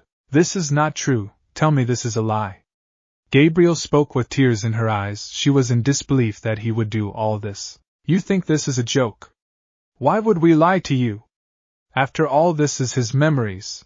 Malik spoke with fury in his voice. He then calms down as he speaks. You know what? I will let him talk to you. Malik turned to his side. As she watches someone approach him, he shows his face from the shadows. As Gabriel's look changes into horror. No doubt it can't be. You are the one that initiated the assault. Gabriel spoke with disbelief as the one standing in front of her was none other than Issei. Gabriel spoke with disbelief as the one standing in front of her was none other than Issei. Long time no see, Seraph Gabriel. I pity that you are in this condition. Issei spoke with a sad tone, before changing it into mocking smile, and he started walking close to her, and crouched. So how does it feel to know of my brother's true identity? Issei exclaimed while pulling her chin and face close to his, while exclaiming, It hurts, doesn't it, that the one you loved is a piece of shit. Everything is a lie, it has to be a lie. Please tell me it is. Gabriel spoke with desperation, as Issei only smiled innocently, and spoke in a mocking tone. Oh, sweet Gabriel, naive Gabriel. Issei spoke before changing into a serious tone. Nothing was a lie, you know it well. If anything, these memories that Malik gave you were mine. Your ability was created so that you would not be deceived by such lies. Issei ended with a mocking tone. It was ironic to see her being deceived by such lies done by her own brother, and Rias herself. No, that's not true. Gabriel shouted. Dai was her first love, and she did not want to be deceived by him. However, she broke down into tears when she realized that the memories were not lies. Now I will show you your biggest mistake, and that is I will make sure that the factions fall, Issei declared, as Gabriel tried her best to get up. Then I will do what I must. Gabriel spoke sadly with tears in her eyes. I will stop you from destroying the lives of the innocents. That's a shame, you have turned your back on me, and I will destroy everything you have created. Issei spoke with a cold tone, that was ice cold. It was probably the coldest tone she has ever heard him speak to her, or that was whenever he could. I have to stop you, I must, otherwise you will destroy this piece, and I can't let you do that, I am sorry. Gabriel spoke while struggling from the chains. And why should I not do that? You have already destroyed my life, Issei spoke, and then he released her and started to use his telekinesis to choke her. It's a shame that you need to be silenced. Issei used a telekinesis spell called Insanity, which he developed by using his own memories of mistreatment of the past. Issei, please, we can talk about this, let me help you, there is still good left in you. Gabriel spoke sadly while struggling to breathe. Tears were falling from her eyes. You can still be a hero. I am sorry, but the hero you once knew is dead. Killed by the very people he once protected slowly and painfully. Issei spoke, as he then continued, but don't worry, I don't intend to kill you. Issei spoke while charging his telekinetic spell. I intend to make you suffer, since killing you would be mercy. I want to see you suffer the consequences of your mistakes. Your mistake of trusting and loving the wrong person. Issei spoke while sending the spell Insanity inside of her mind, which would trigger whenever she would speak about the incident with Issei. You won't say a thing, I give you my word, and if you die, oh well. Issei spoke while shrugging. I pray for your survival. Issei spoke feigning pity. Not just kidding, I pray for your suffering, Lady Gabriel. Issei ended with a mocking tone, as the two men left from there, leaving Gabriel crying endlessly due to the betrayal she had received from Dai Hayato. Flashback ends. Scene change. I am so sorry, this wouldn't have happened if I used my ability on Issei. A long time ago, Gabriel muttered while a tear fell from her eye. However, unbeknownst to her, Elizabeth was almost done taking all the information needed for Issei's sacred gear recreation, since it would not only help him in creating Longinus gears based on the other holy relics, but he will be finally able to recreate the true Longinus. Elizabeth turned her attention to Gabriel and gave her a cold look as she spoke. Don't forget that all of this is due to the actions of naive people like you. Elizabeth spoke with a smile, hiding her disgust, as her eyes returned to normal baby blue from the former purple it was, implying that her transformation as a dark angel was completed. After this, the world will be a much better place. Elizabeth had the same smile before leaving heaven to inform this to Issei. 4 days later, Hayato residence shocked.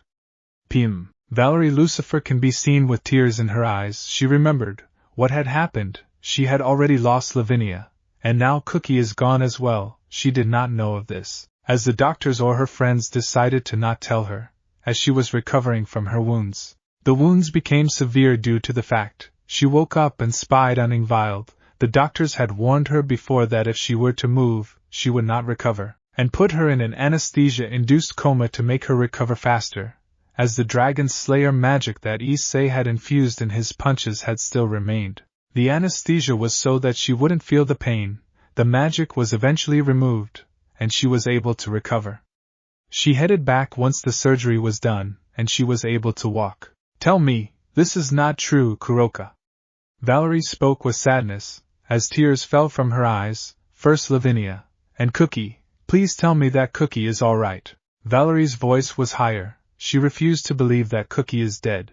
I am sorry, Vala. Kuroka spoke with sadness. She did not have the verbal tick, Naya, with her. Vala's hair covered her face. She then ran away, as Kuroka exclaimed in worry. Vala, wait! Kuroka shouted with her running behind him. Many were worried about Vali, as they were helpless in the situation. However, Valerie was too fast, leaving Kuroka in the house. She could only watch her leave. It did not help that Barakweel also died shortly after Malik drained his life energy, and unlike Lavinia, who was alive, but in a comatose situation, similarly due to the attack, others like Sahariel and Amaros had to be induced into a coma to recover their wounds. All in all, things were pretty bleak for Grigori, that is if they somehow managed to recover. The attack wiped out more than 0% of the fallen angels. There was no trace of them, and amongst the injured, 0% succumbed to their wounds, and out of the remaining 60%, 0% of them have a low recovery chance. And among them is the Cadre Penemu. The wounds inflicted by Grievous were too much. And that's not even mentioning that fallen angels' numbers were constantly being among the least in the Great War, not to mention, many of the top-level fallen angels left for the Cows Brigade when they were found leaking secrets to them. And then the Evil Dragon War happened, which took casualties from all factions. Fallen angels were no exception. Thus this resulted them in having the lowest population among the three factions. And unlike devils, who have the evil peace system, and the angels have the brave saints, fallen angels don't have that. The reason was that their former leader Azazel did not intend to continue the race. According to him, he did want the race to end with him, despite accepting any that intend to join their race. Ironically, his wish did take place, in one of the worst ways he could have possibly imagined. As this was going on, Ingvild, who had left her room, had approached downstairs. She had heard of the news, of what happened to Grigory, and was saddened. However, that was 3 days ago. Now she wondered why everyone was gathered here. Did something happen? Ingvild asked with concern, wondering what had happened. A part of her was happy that Dai was not present. She often wondered where Issei was, though. Not that he would tell her where she is. No, it's just Valerie came back. She did not take the news too well. Rias spoke. As she looked at situation, it was grim. Rias was the first to come to know of the situation, and she had reported it to the rest. Many had kept their hands on their mouths in horror. They were horrified that Grigory had fallen, and many were killed. The one who did not react was Aquino, which surprised many. Her father had died, the only parent in her life has gone, and now she was alone, except for her friends. That is, she was robotic, and always remained in a catatonic state, not moving much, only just being in her own world. Malik's hallucinations plus Baraquil's death left her in a terrible state. Aside from that, several others had to be also put in a comatose state, and for Vala, they hoped she will be alright. Even Ingvild was not expecting this to happen. She was saddened that this had to happen. The worst part was Malik was not alone. A whole army was with him. As a result, the other factions deduced Malik to be a part of this faction, and assumed him to be their leader. They called it the Droid faction. Damn it! We were confident that Malik wouldn't attack in the next few months. But it turns out that he had planned the attack and destroy one of the biblical faction. Arthur exclaimed angrily. As LeFay consoled him, he felt powerless that not only was his leader in such a vulnerable state, but also, he can't do anything for her, or try to stop Malik. What do we do now? Asia asked in a sad tone, as Rias then spoke. We should go and help the others. Your sacred gear will be useful and needed. Asia agreed in response, as Kuroka had other plans. I should stay with Vala. Kuroka spoke in concern. I doubt she wants to see anyone else. In that case, even LeFay should stay with her as well. Arthur spoke in agreement to Kuroka as LeFay was confused by their action. However, as this was going on, Malik was watching the scene, but not in amusement, but in thought. It was not because he was not happy seeing them in despair. He was happy to see them suffer. However, his thoughts were something else, as he muttered. If my hunch is correct, there has to be other hybrids between humans and demons. Malik muttered with deep thought. There will be descendants of Asmodeus and Beelzebub as well, he presumed with an analytical look. He wondered whether those two might have Longinus or not. I am sorry, but I have some appointments, so I cannot join you. Ingvild spoke with sadness, remembering that today is the day she will be heading to meet Ophis and Great Red. Many had looks of sadness, but they nevertheless agreed. Malik seemed to be amused by what is going on. He then teleports away to meet up with the rest. Scene change. Unknown location. Shocked. PM. Issei was reviewing the information that Elizabeth had brought out from the heaven, and was amazed. Most of the relics were pretty good, however 3 caught his eye, that being the Shroud of Turin, Siderium of Oviedo, and the Crown of Thorns. He barely had any information on them before, but now with the information he had received, things are getting good. This is marvelous. Issei spoke in amazement. Good job, Elizabeth, Issei exclaimed with a happy tone, as he rubs her head, with her smiling in response. I am glad the information you received helped you, Lord Issei, Elizabeth responded, as Issei shook his head. No, this helped me more than enough, Issei responded in happiness, as Issei spoke with the same tone. Not to mention, I can recreate the true Longinus with this information. I struggled to recreate it, but now I can, along with Longinus' sacred gears that may not have been discovered by the factions, and I can only thank you for that. Elizabeth, Issei spoke with a genuine smile, as Elizabeth smiled in happiness and responded with a nod. So what will you do now? And want us to do? Grievous asked, to which Issei stored the information in the crystal orb, which is a similar recording orb. I will be focusing on the gears, for now stand by until I give the order. Issei commands seriously, as both Grievous and Kalani nod, as Elizabeth asks, "What do you want me to do?" Elizabeth asked, as Issei responded, "Elizabeth, I want you to stay with the angels. This may disgust you, but you need to make sure that when I deal with heaven, there has to be no interruptions or problems when heaven falls, alright?" Issei spoke in a serious tone, as Elizabeth shook her head. "No, any mission for your sake will not disgust me by any means. I shall fulfill it for your sake." Elizabeth spoke with a smile, as she teleports to the angels to pretend to be one of them. Issei turned his attention to two figures in the shadows, as he speaks in a neutral tone. "You two will also do, as I have ordered Elizabeth, stay with your factions and act normal, like you would do." Issei commanded the two in a serious tone as they responded, "Yes, Lord Issei." The voices seemed to be feminine as they both teleported away to their factions as well. Issei then went to recreate the true Longinus, and then create the Longinus based on the information he had received from the Heaven faction. Scene change. The park, 00 p.m. Ingvild came to the park, as she looked around, to see where Ophis was. However, unbeknownst to her or anyone, Valerie was tracking her down. She was not having a happy look on her face, but an impatient one, because she wanted to know where Ophis was, and who Malik was really. She wanted to avenge Cookie and Lavinia.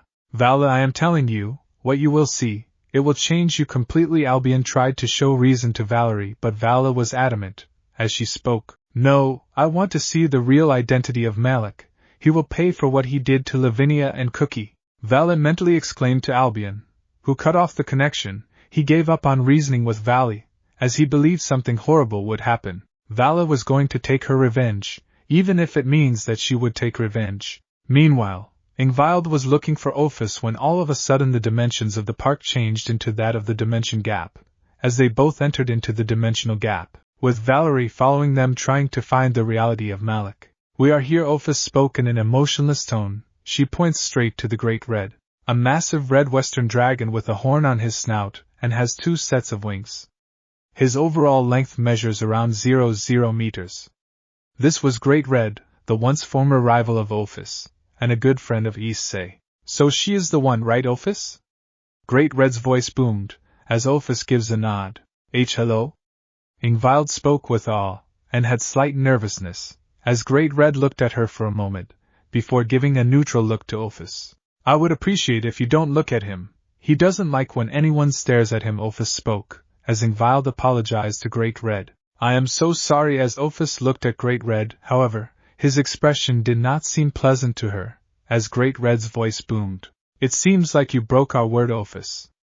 Great Red's voice boomed, which made Ophis and Ingvild confused. She took a look at her snake, which had not been activated, giving an assuring smile to Ingvild, as Great Red then spoke. "I sense your confusion, but it seems like someone followed you too, while you failed to detect it." Great Red's voice boomed, but anger emanated from his voice. Understanding this, Ophis looked around, sensing the person, as she doesn't have a pleasant expression from her voice. "Come out, Valerie! I know you are there." Ophis spoke with anger in her voice, which was unusual since her voice was considered to be emotionless. Ophis's voice echoed throughout dimension, leaving no choice. Valerie flew towards her, in her balance breaker state. "Great Red is not happy with your presence, and because of you, my word is broken. I never asked you to follow me." Ophis spoke emotionlessly, however she was angry by her presence. "I want to know who Malik is, and I will find out about him, even if I have to see the past of that useless." Valerie spoke, however she was not able to complete, as 2 auras were being radiated, one belonged to Ingvild, and the other being Great Red himself, who boomed in what seemed to be an angry yet mocking tone. "Useless? This is the same guy that clapped your ass twice back to back, and could kill you if we wanted to. You are an idiot if you think he is useless." Valerie seethed in fury, with Ophis speaking. "And if anyone is useless, it is you, not him." Ophis's words made Valerie even more angrier. "He does not want to help, because no matter what happens, you refuse to learn from your mistakes." Ophis ended the line, making Valerie respond. "Everyone knows that he is useless. I am only telling the truth. Even the factions consider him as such." Valerie responded coldly. "In that case, feast your eyes on this." Great Red boomed in response, as several images showed up. However, they all had one thing in common. It seemed to be that Issei was saving her from having her sacred gear being extracted courtesy of RageRevan almost a year ago. Drake, how much time we have for this to work? Issei asked from the images, as Drake responded, only 20 minutes, and if we are unable to figure out the sequence, then Valerie is done for. Drake spoke with a neutral tone. While hiding his annoyance, he did not understand why is he helping her, despite her attitude, and that was when he wouldn't hesitate to help them. No, those are all lies, Valerie responded in disbelief. Anger also was present in her voice, to which Albion responded, none of them are lies, all of them are real, every memory is real, every single one of them is real, every memory is real. He saved you from Euclid and RageRevan when they intended to steal your gear. I was unable to move, or tell you because they managed to even seal me. Albion spoke with a neutral tone, to which Valerie widens her eyes in shock. That is not even the closest part. Here. Great Red's voice boomed as a pillar of light suddenly appeared from below and engulfed the two girls, before they could react. Why didn't you wait for them to recover? Ophis asked in a neutral tone, to which Great Red responded. It's best they see the real truth of Crom Crouch's bearer's personality by themselves. This will shatter the White Dragon completely, and I will also show them how outclassed they along with the factions really are. Great Red's voice boomed as they watched the pillar of light, since it was a dimension that he had personally created to show visions on what Dai thinks of them. Scene change. Valerie and Ingvild both were taken into what seemed to be a pocket dimension, as the descendant of Lucifer and the descendant of Leviathan looked around trying to look around to see what happened, as they noticed Issei walking across the street. Issei and Ingvild muttered with surprise, as they then noticed that two people were following him. Ingvild tried to stop him, but to her surprise he walked right past her, almost as if he was not even there. All things that have happened, nothing new did happen, Issei spoke with a bored tone. The two people that followed, Ingvild recognized them very well. They were Matsuda and Motohama, the infamous former perverted duo. You know them? Valerie asked her, as Ingvild speaks. Yeah, they are Dai's friends, and from what I have seen they often talk with him. Ingvild spoke to Valerie, who nodded in response. And all that remains is continue with life. The girls turned their attention to Issei, who spoke, as he walked ahead, only for the boys, to tap Issei's shoulder. So, Issei, you like the rumors we have spread about you, you little pervert? Matsuda spoke in a mocking tone, with Motohama joining in. Ingvild was shocked at this, assuming them to be good people. Matsuda, it seems like the cat ate his tongue, it seems like he is in disbelief. Motohama spoke, however Issei remained in his position. He seemed to have sensed someone, and waited for the right time to strike. Now it makes sense. Ingvild spoke, with Valerie asking, I don't understand. What are you talking about? Valerie asked, to which Ingvild looked at her and spoke. I think you are familiar with Issei's reputation in school, right? Valerie nods in response, remembering of her terrible reputation. I believe that these two spread the reputation, causing most of the students, if not all of them, to hate and look down upon him.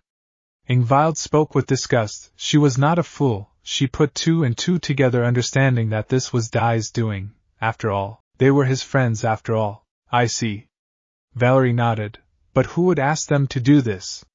Valerie asked. However, Ingvild was silent, as if she were to tell the truth. Valerie may not believe her. I told you to leave the house, but you don't want to listen to me. A man's voice came from the shadows. As Valerie widened her eyes, Ingvild was wondering what Dai was doing here. Dai approached Issei with a mocking smile on his face. As he came close to Issei, Issei stayed in his position, gritting his teeth. He flipped Issei around and punched him in the stomach, making him cough up saliva. He seemed to be on the ground, holding his stomach in pain. He seemed to be on the ground, holding his stomach in pain. A/N.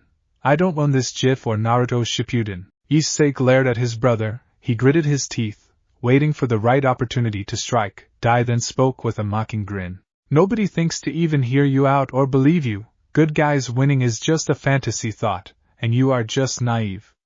Dai spoke mockingly, as Valerie was shocked at Dai's rotten nature. That damn Valerie spoke in horror, thinking that he was a good person. Issei, however, got up, surprising Dai even further, who gritted his teeth in fury. Don't act so brave, it doesn't fit you. Dai shouted as he aimed his punch at Issei. Once he got closer, Issei blocked the punch with his left hand. What? Dai was surprised. As he struggled to release himself from his clutches. Let go of me. Dai shouted. Nope, I am just tired of pretending to be weak.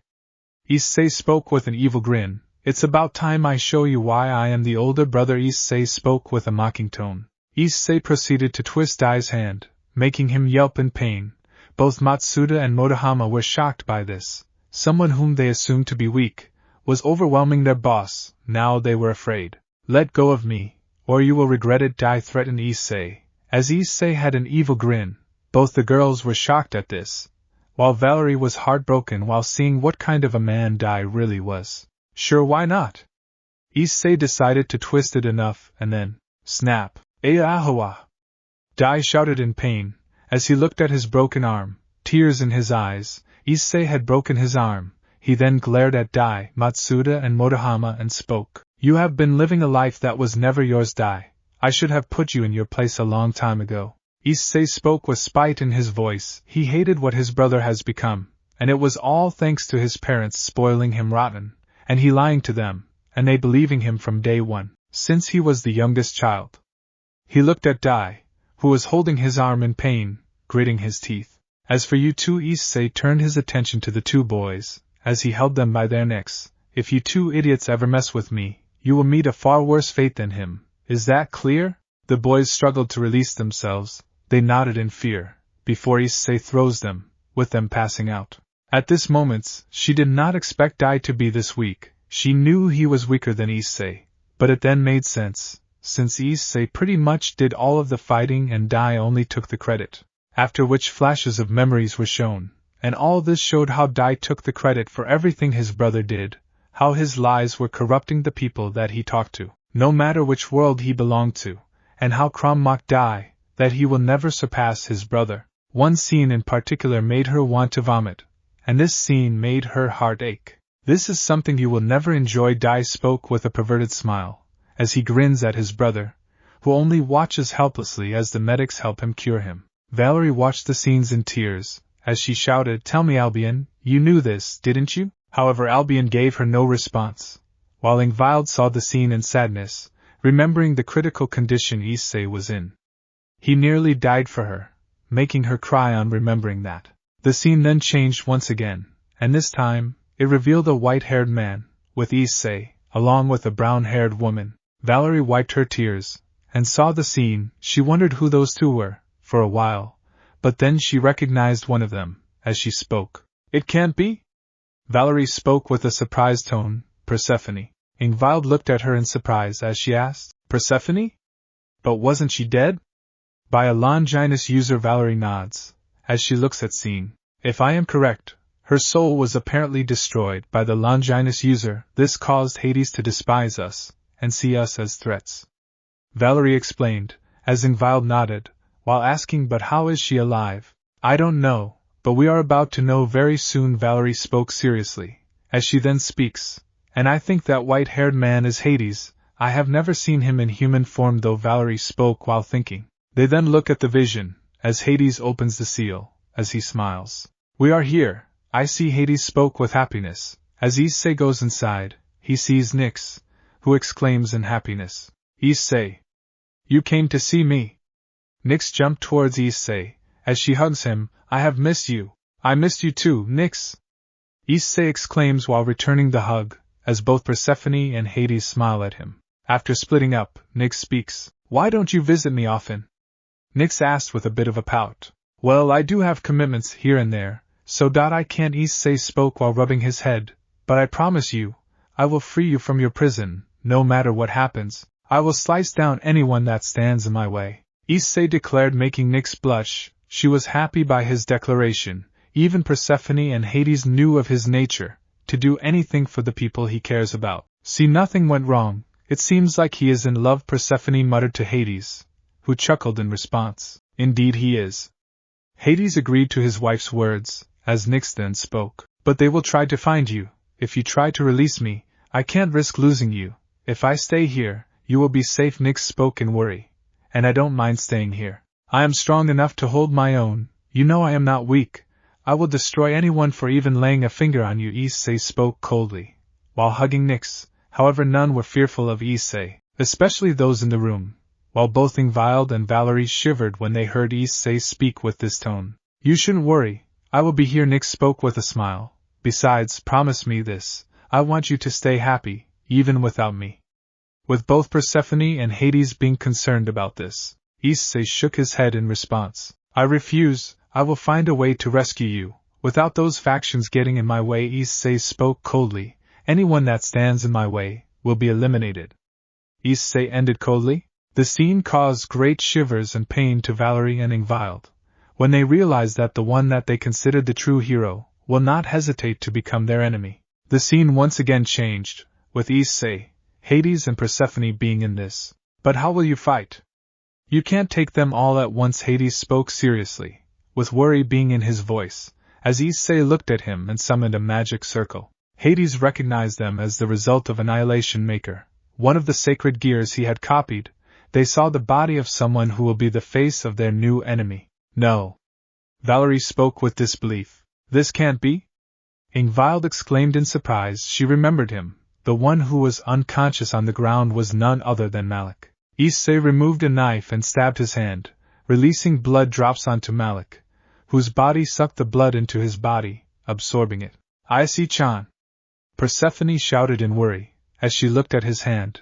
And help it, Issei assured her. I am fine, Persephone, just a small wound, and besides I am going to need someone to be the face of this new enemy. Issei spoke with a smile, as his wounds healed himself, with a copy of Twilight Healing, his foster sister's sacred gear. Issei looked at Malik. He was a clone of the original. As the clone woke up, he looked at his original and stood beside Issei. This cannot be true. Ingvild screamed, unable to believe what she just saw. Even Valerie refused to believe what she just saw. The enemy was the same person that had helped them in the past, once upon a time, all with the goal of freeing Nyx. But little do they know that it was not even close to what Issei's current goals are. I presume you must be my progenitor, right? What do you ask me to do? Malik asked, to which Issei nodded. Now we will show the factions the wrath of the Red Dragon Emperor. Issei declared, with Malik agreeing to his progenitor's declaration. Indeed, we are going to correct the errors caused by their own decisions. Malik responded in agreement. But the most detestable beings, they will suffer the most. Issei spoke coldly. And they take what they want by force and use humanity as a means to fight their wars, and send them to the slaughterhouse. Malik spoke coldly, but with venom laced in his voice. I must say that the supernatural world is a depressing sight right now, but with those beings gone, the world will be a much better place. Issei said with a smile, not hesitating to wipe out anyone that is in his way. The supernatural is afraid of only losing their way of life. Malik also said with a smile. I am you, Issei spoke with a smile. And you are me, Malik spoke with a smile. And together we shall use our power to bring despair onto those that have made us into who we are. Both spoke in unison, as everyone watched them. And I shall use this power to impart the rage I carry inside for all I have suffered, and make them suffer one by one, Issei declared coldly, while hugging his duplicate, before splitting up. Ingvild and Valerie watched this in horror. Issei was the leader of the faction that are trying to destroy them. They did not know what to do next. Little do they know that it was not close to what Issei has done up till now. The look of disbelief and terror that were on the faces of Ingvild and Valerie were palpable. As this was going on, the scene started to change, as they spoke. Now what? Ingvild spoke, disbelief in her voice and face. The fact that Malik was the clone of Issei, and Issei being the leader of this new faction that mercilessly destroyed Grigori, was really something. We can't help but watch, and from what I think we will be seeing some of the attacks, seeing that Great Red's vision was not gone. Valerie spoke with nervousness. She was afraid, given that Issei was not even using his strength. She has not even seen his full strength. Both the girls understood why Seraph Gabriel was unable to tell the truth, given that nobody knows the full extent of the faction's strength, or even Issei being the leader. It would shatter any morale or hope the factions had. Not to mention, if Malik was strong enough to take on cadres without a problem, who knows how strong Issei is? The thought alone scared the girls. To face off against an enemy on that level was too much. When the scene changed, they saw Issei, not in his disguise, they saw him having a mocking grin to what seemed to be Gabriel, who was in a state similar to Aquino, only except she had slumped her to do so. No. Valerie kept her hands on her mouth, horrified that Issei must have used his hallucinations to weaken whatever morale she had.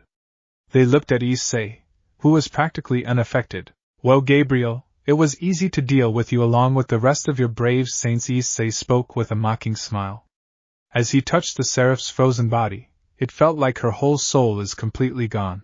Issei walked ahead, trying to take some things from heaven. However, this was nothing but an act to lure his target, his real target. You bastard! You are going to pay for what you have done! A voice shouted. Issei turned his attention to the being. It was his target, Elizabeth Lioness, just as he had planned. Elizabeth had a murderous look on her face. She recognized him. He was Issei Hayadu, Dai's older brother, as Issei spoke with a cold smile. Oh, please don't act like that. All I am doing is judging your boss for her crimes, Issei spoke sweetly, as he continued.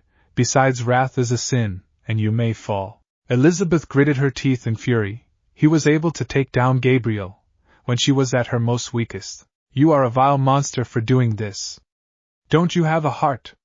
Elizabeth shouted in fury, as Issei looked at her with a smile and spoke. You are right. I have no heart. Think I left it in my other shirt, Issei spoke jokingly, as Elizabeth became even more angry. After which he lost his smile and turned serious. In that case, shall we begin? Issei spoke while summoning his boosted gear. Elizabeth was worried on whether she will make it out of the fight alive or not to mention, she needed to secure Gabriel and get out of here. Let's spice things up, shall we? Issei spoke with a smile, as two wings came from his behind. This was the divine dividing came from behind. Elizabeth was really frightened, as Issei spoke with a smile. Fusion balance break. Vanishing Welsh Dragon balance breaker. Drake's voice boomed across the heaven, with Issei being careful to apply a barrier so as to prevent his aura from leaking outside, as well as preventing Elizabeth's escape. The balance breaker was described to be that of having both of the gears incorporated in it. His arms were similar to his Welsh Dragon counterpart, while several parts of his armor had the Vanishing Dragon aspects. His armor had both green and blue gems belonging to each of the gears. Don't tell me he fused both balance breakers. Valerie spoke with surprise, but underneath fear was building up in her heart. He can use both of the heavenly dragon's powers without any issues. I think so. I doubt Elizabeth would survive this. She is outclassed. Ingvild spoke, looking at her in the same tone. Valerie could only hope that things go well. As the vision continues, this armor will not stop me from saving Lady Gabriel, Elizabeth declared, while bringing out two light spears, with Issei only raising his hand. Drake then chants, Divide! Divide! Divide! Divide! Divide! Divide! Drake commanded as her spears reduced to nothingness, but Elizabeth refused to give in. Let there be light! Elizabeth chanted one of her strongest spells to subdue Issei Hayadu. Elizabeth fired off drill-shaped projectiles, as Issei spoke. It's useless. Drake then spoke. Divide! Divide! Divide! Divide! Divide! Divide! The drill-shaped projectiles were reduced to nothingness. Elizabeth gritted her teeth, in fury. Her strongest spell was nullified into nothingness. Issei was bored. He dashed towards Elizabeth before she could react. He grabbed her by the head and slammed her on the ground. Had enough? Issei spoke in a mocking tone, as Elizabeth responded. I am not done yet. Light explosion! Elizabeth shouted, as several beams of light surrounded Issei. Understanding what he had to do, Issei's wings glowed as Drake announced. Half dimension! Drake declared, as the light beams that were about to attack Issei reduced the size of the objects, which included her light beams as well. Elizabeth was horrified at what happened, as Issei started to fire a dragon shot at Elizabeth, as he jumped away from the explosion. Vali was speechless seeing this. He was able to use both of the dragon's abilities, without any problem. It did not help that Albion was silent seeing all of these. He couldn't help but be amazed by the way he managed to incorporate two gears into one, without any repercussions, especially those that are considered opposite in nature, despite seething at this. This is really something. Ingvild spoke, seeing that Issei was barely affected by the attacks. Once the dust settled, he saw Elizabeth groaning in pain. Some of her feathers were on the ground, and she was bruised. As Issei approached her, some of her clothes were also torn. My, you put up quite a fight. You have potential. Issei spoke in amazement. The fact that a mid-rank angel was able to put up a fight truly amazed him. Kill me then, you have won. Elizabeth spoke weakly, as Issei chuckled, surprising the angel. Both Valerie and Ingvild were hoping that Issei wouldn't kill her, especially Valerie, since he hoped that she does not meet the same fate as Lavinia did. However, what Issei spoke surprised her. Now why would I do that, when I have some use for you? Issei spoke with a smile. As Elizabeth was horrified, she was thinking that Issei would torture her. I would like you to join me in my goals. You will be useful to me, after all. Elizabeth internally was happy that there was no torture, but she would never join someone like him, as she spoke with pure defiance. Despite being in this condition, I won't cooperate with people like you. Nothing in this world will make me join you. In that case, I guess you need some motivation. Issei deactivated his balance breaker and brought out Alpheka Tyrant. What is that? Elizabeth asked with fear and confusion. Issei then responded, This is Alpheka Tyrant, one of the holy relics, also known as the Holy Nail. Elizabeth widened her eyes. Him getting one of the holy relics was a huge issue, as Issei continued, and yes, it is a Longinus that has been undiscovered by the factions, and this can allow me to control anyone by rewriting their memories and personality. Both Valerie and Ingvild looked at each other, in wonder. An additional holy relic, what was Issei talking about? 4 holy relics, but I thought there were 3? Ingvild asked, confused. Valerie took a while, and put 2 and 2 together, as she muttered, No way. Valerie spoke, as Ingvild looked at her and asked, What do you mean? Valerie looked at her and spoke, What were the true Longinus, Incinerate Anthem and Sephiroth Graal made of? The Holy Spear, Holy Cross and Holy Grail? Ingvild answered, and then understood what Issei was speaking, as she spoke, Don't tell me, he? Indeed, he not only found out about the nails used in Christ's crucifixion but also managed to create a Longinus based on that. Valerie spoke with fear. If anything, that meant he has access to the other holy relics. Then he could release Trihexa if he wanted to.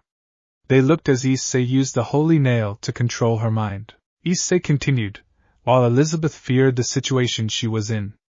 Elizabeth then spoke with a fearful tone, And no, please keep that away from me. I beg you, don't worry, it will only hurt you a little. Issei spoke with a smile, as 2 nails generated of light were lodged into her arm. The last thing were pleas before she passed out. No! Valerie exclaimed in horror. The fact that Issei was able to find a way to control someone terrified her, to no end. She feared that he could control anyone with the Alpheka Tyrant. She looked at Ingvild, who also had the same thoughts. The scene then changed to Issei, having what seemed to be a mobile device, as he spoke with a grin, as he spoke with a cheerful tone, Say hello to unknown dictator.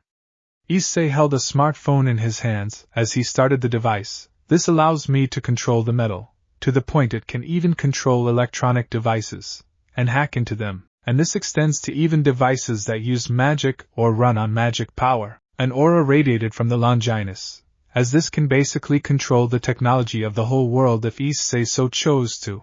Its true capabilities were unknown, as Valerie gritted her teeth.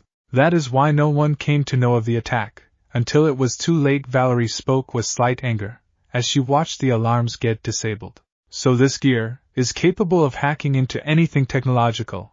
How can this be possible? Ingvild spoke in surprise, as she knew that the biblical God could never create something like this, even at a time like this. I don't know, only Issei knows, but he is not going to tell us. Valerie spoke while shaking her head. They then see Elizabeth. Elizabeth had woken up. She saw that Issei was looking at her, as he spoke. Oh, so you're finally awake. How do you feel? Issei asked. I feel like I am reborn. Thank you for making me see the truth, Lord Issei. Elizabeth spoke with admiration, as Issei spoke with a serious tone. As much as I would like to receive gratitude, get up, we have work to do. Issei commanded as Elizabeth nodded, as she spoke. So how can I help? Elizabeth asked, as Issei responded. Simple, I need you to gather information on the holy relics, as well as the heaven system. I will be checking on Malik and seeing how the Grigori attack is going on right now. Issei spoke with a serious tone, as he created a ring and as Elizabeth spoke. I won't disappoint you, Lord Issei. Elizabeth exclaimed in admiration, as Issei nodded, as he then remembered. Oh, I forgot. Here Issei brought out a glove that looked like a purple glove similar to his Lightning Slayer gloves, as he then created a special gem using Annihilation Maker. He then enchanted the crystal with something called as Dark Light, a special metal that incorporates special magic that would enhance the user's strength and abilities, while also making them undetectable and unsusceptible to any detection abilities of the heaven. What is this, Lord Issei? Elizabeth asked with surprise as Issei spoke. This is a Dark Light gem. When you absorb it, it will give you a burst of power, and you can hide yourself in heaven and nobody will sense that something is wrong with you. Unless you want to reveal yourself. And it also prevents you from falling, no matter what sin you perform. Issei spoke with a sense of pride, proud of his creation, as Elizabeth did not hesitate, and take the stone and absorbed it into her being. Elizabeth started to glow with a dark purple light, as Issei watched in awe and happiness, that his abilities are working, perfectly as planned. Elizabeth's wings changed to a purple for a split second before reverting back to her white self. In addition, she grew 2 additional pairs of wings, which allowed her to become even stronger. Oh, and one more thing, you can hide your wings. Issei spoke with a neutral tone, as Elizabeth nodded. He then ends by saying, I will take my leave, and you know what you have to do, right? Elizabeth nods, as Issei teleports out of there. Elizabeth looked at Gabriel with disgust, thinking why did she serve her so blindly before she showed the truth. Both Valerie and Ingvild were shocked. Elizabeth joined willingly, which made the girls wonder what exactly did Issei tell her, as Valerie spoke with fear. What kind of gear is that? He was capable of convincing her to join him. Ingvild also agreed. She did not know how capable that gear is, since Issei was able to convince her to join him. She then spoke with a nervous tone. I don't know, but if that nail hits us, we might get our own selves rewritten. Before the conversation could continue, the scene changed, and this time, the scene was Olympus. The scene changes to a beautiful place, which they recognized, and this was Olympus. At least that's what it was before Malik and his droid army attacked. Don't tell me that? Valerie asked. She knew that Olympus was not like Grigori, as he charged in with his droid battalion, along with Grievous and several Magna Guards, who were humanoid with having glowing red eyes, and an exoskeleton similar to B, except it was the same color as AB. They held a double-bladed electrical staff, filled with a combination of dark light and God's Slayer magic. They held a double-bladed electrical staff, filled with a combination of dark light and God's Slayer magic. The Magna Guards were strong enough to take out scores of Greek soldiers without any problems. I will go and deal with our target. Can you handle the upcoming cavalries? Malik looked at Grievous, who nodded. It will be my pleasure, dealing with these divine scum. Grievous spoke with a grin, while agreeing to Malik's request. Malik teleported further inside the castle, as Grievous saw the cavalries arriving. He smirked, seeing that they are outnumbered. Honestly, he was expecting about 0,000 of them to show up, but only a mere 100 did. I am disappointed. I was expecting your boss to send a few tens of thousands, and here you guys are only a mere 0,0. Disappointing as always, divine scum. Grievous spoke with a mocking tone, as many were angry at this. Don't think so highly of yourself, you metal-eyed monstrosity. We are more than enough for you and your army. The commander spoke with a tone of pride, to which Grievous only laughed. Or it is because the gods are afraid of us. Grievous spoke, with a mocking tone, causing the commander to get even more angrier. They are not. They don't need to because we can kill you. The commander retorted arrogantly, to which Grievous only shook his head. He then turned to the OM commanders and spoke. Show no mercy. The commanders nodded, and gave the signal to the rest which commanded their battalions. The commanders started firing rocket launchers, blasters, and machine turrets, with their ammo having God's Slayer magic embedded inside of them, wiping out the battalion in mere minutes. All these men could easily take on a high-class devil without a problem. The people were either burned, disintegrated, or destroyed by the rocket launchers, riddled with blaster bolts wounds, that were burned flesh that was shown throughout the body, or even the head, and other unfortunate locations. The commander was left alone, with Grievous approaching him menacingly, and the commander falling on the ground. He crawled backwards in fear, as the cyborg general came closer to him. Why, you monster? The commander spoke with fear, as Grievous merely scoffed. What's the matter? Where is all your pride? All gone in just one blow? Grievous spoke mockingly, as the commander gritted his teeth in fury. This is not over. The gods will kill you. The commander exclaimed in fear, as Grievous chuckled. Your gods will not come. Wanna know why? Grievous spoke with a grin. It's because they don't care for you. To them you are nothing but cannon fodder, so that they would live another day, and ask for help from your allies. Grievous brings out his 2 light blades and cuts the commander's torso in half. He stabs him in the head as he drops dead. He scoffed in disappointment, as he was asked by Issei to continue pressing the attack. Many were killed mercilessly, as the streets became littered with light blade attacks, as well as blaster shots and rocket launchers. It seemed like that a natural disaster had occurred. Building rubble fell on the ground, glass was shattered, and the road was destroyed or riddled with dead bodies, belonging to Greek soldiers of the Olympian faction. Both Valerie and Ingvild were horrified by what they saw. Valerie nearly puked by the attack. Grievous and the droid army showed no mercy. Ingvild was nearly about to pass out, with Valerie catching her. Handle yourself, I know it is disturbing, but please, Valerie pleaded with Ingvild. She looked at her weakly and nodded. They remembered on how Zeus had acted when the assault happened. Instead of being saddened, he was furious that Grievous mocked him. He vowed to destroy the metalloid monstrosity at all costs. That, combined with the attack on his faction, angered him even more. They remembered the state Olympus was in. It was littered with dead bodies that were either riddled with blaster fire or burned. They were dismembered courtesy of the cyborg general. The scene once again changed, and this time it was Artemis. She was described to be a woman with round blue eyes and long white hair, with the bottom of her hair attaches to a large circular ornament. She wears a short revealing red dress, a silver necklace, and a pair of sandals. Like her origin, Artemis wields large bow which is capable of firing arrows made of pure energy as a weapon. She faced off against Malik, and she was not holding back. She knew that this man was dangerous, as Malik used telekinesis to block her light arrows. She was at her last resort. Damn it! You have made a big mistake attacking us, Malik! Artemis shouted in pure fury, as Malik only laughed. What's the matter, virgin goddess? Can't get a single shot in. Malik taunted with a grin on his face. Despite this, Malik had to give props to what she is capable of. Her magic was powerful enough to withstand his electric torture, a feat that made Baraquil struggle, which was a bit tough. He grinned, knowing that she can give him a good fight. Artemis fired some more arrows at Malik, who used telekinesis to block them. She was an expert markswoman, as she aimed for the head and heart. Malik deflected the arrows back at her, as she took some damage. Despite this, she was resilient enough to easily handle her own attack. Malik charged at her, with his red blade in hand, as he slashed her, which caused Artemis to block it with her bow.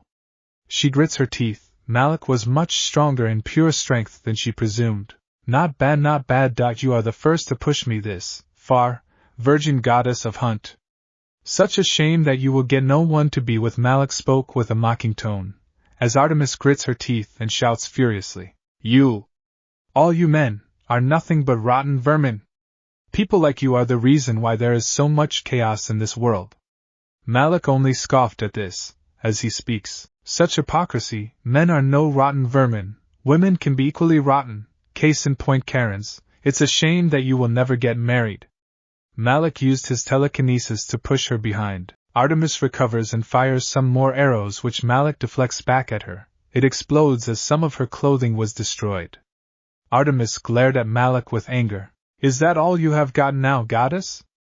Malik asked with a mocking tone, to which Artemis gathered the solar energy and converted into a beam made of moonlight. This was one of her abilities that she shared with her brother Apollo, called light conversion. This allowed Artemis to fight during the daytime, while Apollo to fight during the nighttime. The whole concept was that sunlight and moonlight are the same. Since the light that the moon emanated was from the sun, that is why the light is the same. Using this, she fired a beam at Malik, who blocked it with his light blade. Using this opportunity, Artemis fired some arrows at Malik, which caused light to explode. Malik takes some damage from the attack due to him underestimating the attack. Had enough?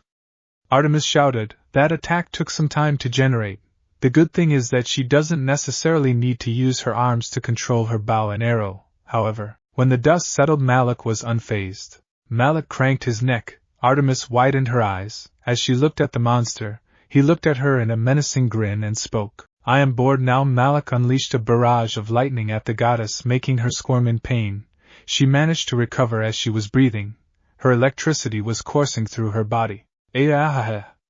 Artemis shouted in pain. As the electricity reignited, the electricity was special, as it was God's slaying magic that Malik had used. It was something Issei had given him, in case Artemis becomes too difficult to alone. Artemis glared at Malik, as she spoke weakly. You bastard. Artemis, however, refused to give up. She used her bow, charging some arrows at Malik. Some arrows hit Malik. As it exploded, Malik seemed to be on his knees. Is he allowing himself to be attacked? Ingvild looked at Valerie, who nodded, as she spoke. Indeed, when Artemis's condition was reported to be severely bad, she had signs of electrical attack, but there was no signs of God's slaying magic used, which made the spectators wonder about Malik's intentions. With whatever strength Artemis had, she approached Malik. She looked at Malik while pointing his bow. Any last words? Artemis asked coldly while aiming her bow at her, as Malik had a smile. Just a few. Never let your prey speak. I assumed you would, as a goddess of hunt, would know about this. Malik's mocking words made Artemis even more angry. She was ready to fire, but before she could react, she felt a piercing pain in her stomach. You! Artemis looked down in horror. Malik's red blade pierced her stomach. She coughed up blood, which fell on the nearby ground. She grits her teeth in pain and anger. Malik does not hesitate, and used God's slaying lightning at her. As she was in close range in front of the man, she shouts in pain when she gets electrocuted by the wound. Aya! The electricity caused her to drop the bow as she was on the ground, groaning in pain. Malik had a holy nail in his hands as he spoke. You fought well. Malik spoke with a smile. Now you will serve man, the very same being you hate. Malik flung the holy nail, and the next thing she became unconscious. Ingvild and Valerie understood that she will become subservient, as Malik was altering a personality to make her a little bit more accepting of men, as well as altering some of her memories. The scene again changes, as this time, it was Issei looking at an unconscious Artemis. As she soon woke up, the nail had completely taken effect. As she looked at Issei with adoring eyes. O Lord Issei, sorry for attacking your allies like that. I will never do it again. Artemis fell on Issei's legs, as Issei commanded in a cold manner. Get up! Issei's command made the woman jump on her feet. We have work to do. Artemis nodded, as she asked, What is it you ask this humble servant of yours, Lord Issei? Artemis asked with adoration, as Issei spoke in a cold and serious manner. Let me make one thing clear, you are a pawn, and I wouldn't hesitate to eliminate you if you betray me. Let me make that clear. Issei spoke in a cold manner, while Artemis nodded. She did not want to anger her new leader like that. Issei secretly summoned a specialized gear that went behind her neck. If she ever thought of betraying Issei, he would eliminate her. You will stay here, and report me everything that Zeus and the Olympians do, and I want a proper and concise report. Is that clear? Issei spoke coldly, as Artemis spoke. As you wish. Artemis looked at Issei. Both Valerie and Ingvild were shocked at Artemis's current attitude. The woman that wouldn't ever bow to any man, is now bowing to Issei, another man. The scene then changes, to Artemis being chained. As Issei approached her, Valerie looks at Ingvild in shock, as she asks, What is going on? Ingvild asks, as Valerie took a minute. Once Issei came closer, Artemis showed disgust in her eyes, as Valerie understood what was going on. I think this is the real Artemis. Her disgust for men shows that, and I believe this is before she wakes up. Valerie spoke seriously, as they both wonder what Issei was going to do to her. What do you want now? Hayate. Artemis spoke coldly and disgust in her voice. She was not expecting or never expecting to see him in her mindscape, as Issei only grinned. He then transferred every single memory of his to the goddess. She was shocked by what she witnessed, as a tear fell from her eyes, as Issei spoke mockingly. So how does the man-hating goddess feel? Artemis looked at Issei and asked in a shaky voice, as she had tears in her eyes. Did you suffer heartbreak thrice? Issei responded to her in a cruel and loud manner. Yes. Yes, I did. First was Rias Gremry, she was the first I loved. But she chose die for not only his lies, but also his good looks. Then was Seraph Gabriel, she talked behind my back. But those 2 heartbreaks were nothing compared to what I received after that. Issei's words made Artemis start to cry, as he continues. It was Ingvild Leviathan that broke my heart the most. You are not the only that has suffered heartbreak. Not even you can imagine the pain I have received, Virgin Goddess. Always remember that. Issei shouted. He had fury in his eyes, which made Artemis flinch. It was soon followed by a sniffle, as even she cried. Ingvild fell on her knees, crying endlessly as she remembered what Issei had suffered because of Valerie consoled her by crouching to her level and rubbing her back, as she muttered. I am so sorry, Issei, I am so sorry. Ingvild kept crying, as she watched the vision. But I still have hope that one day, the world will be a better place for me at least. I did not give up like you, just because you have been heartbroken once. Issei spat coldly, as he glared at the goddess, who spoke weakly. I am so sorry. Artemis apologized, as Issei only spoke in a cold voice. Tch. Save your apologies. I don't want to hear it from a quitter. Now you will watch as you yourself destroy your own faction. Issei spat as he walked away, with Artemis pleading with him. No. Please, Hayadu, I can help you. I can help you with your situation. No, please don't leave me here. I have suffered too. Please. My family is all I have. Artemis begged, tears falling from as Issei looked at her and spoke in a cold manner. Then watch as the true colors of your family is revealed with time, as you destroy them with your very own hands. Issei spoke, while disappearing from the world, as Artemis was left crying. Tears were not stopping from Ingvild's eyes. As she kept crying, Valerie consoled her, gritting her teeth in anger and shame. Anger for what I did, and shame for her falling in his lies, and becoming no different than Rias Gremry, who admonished him to the point of no return. She felt like beating herself.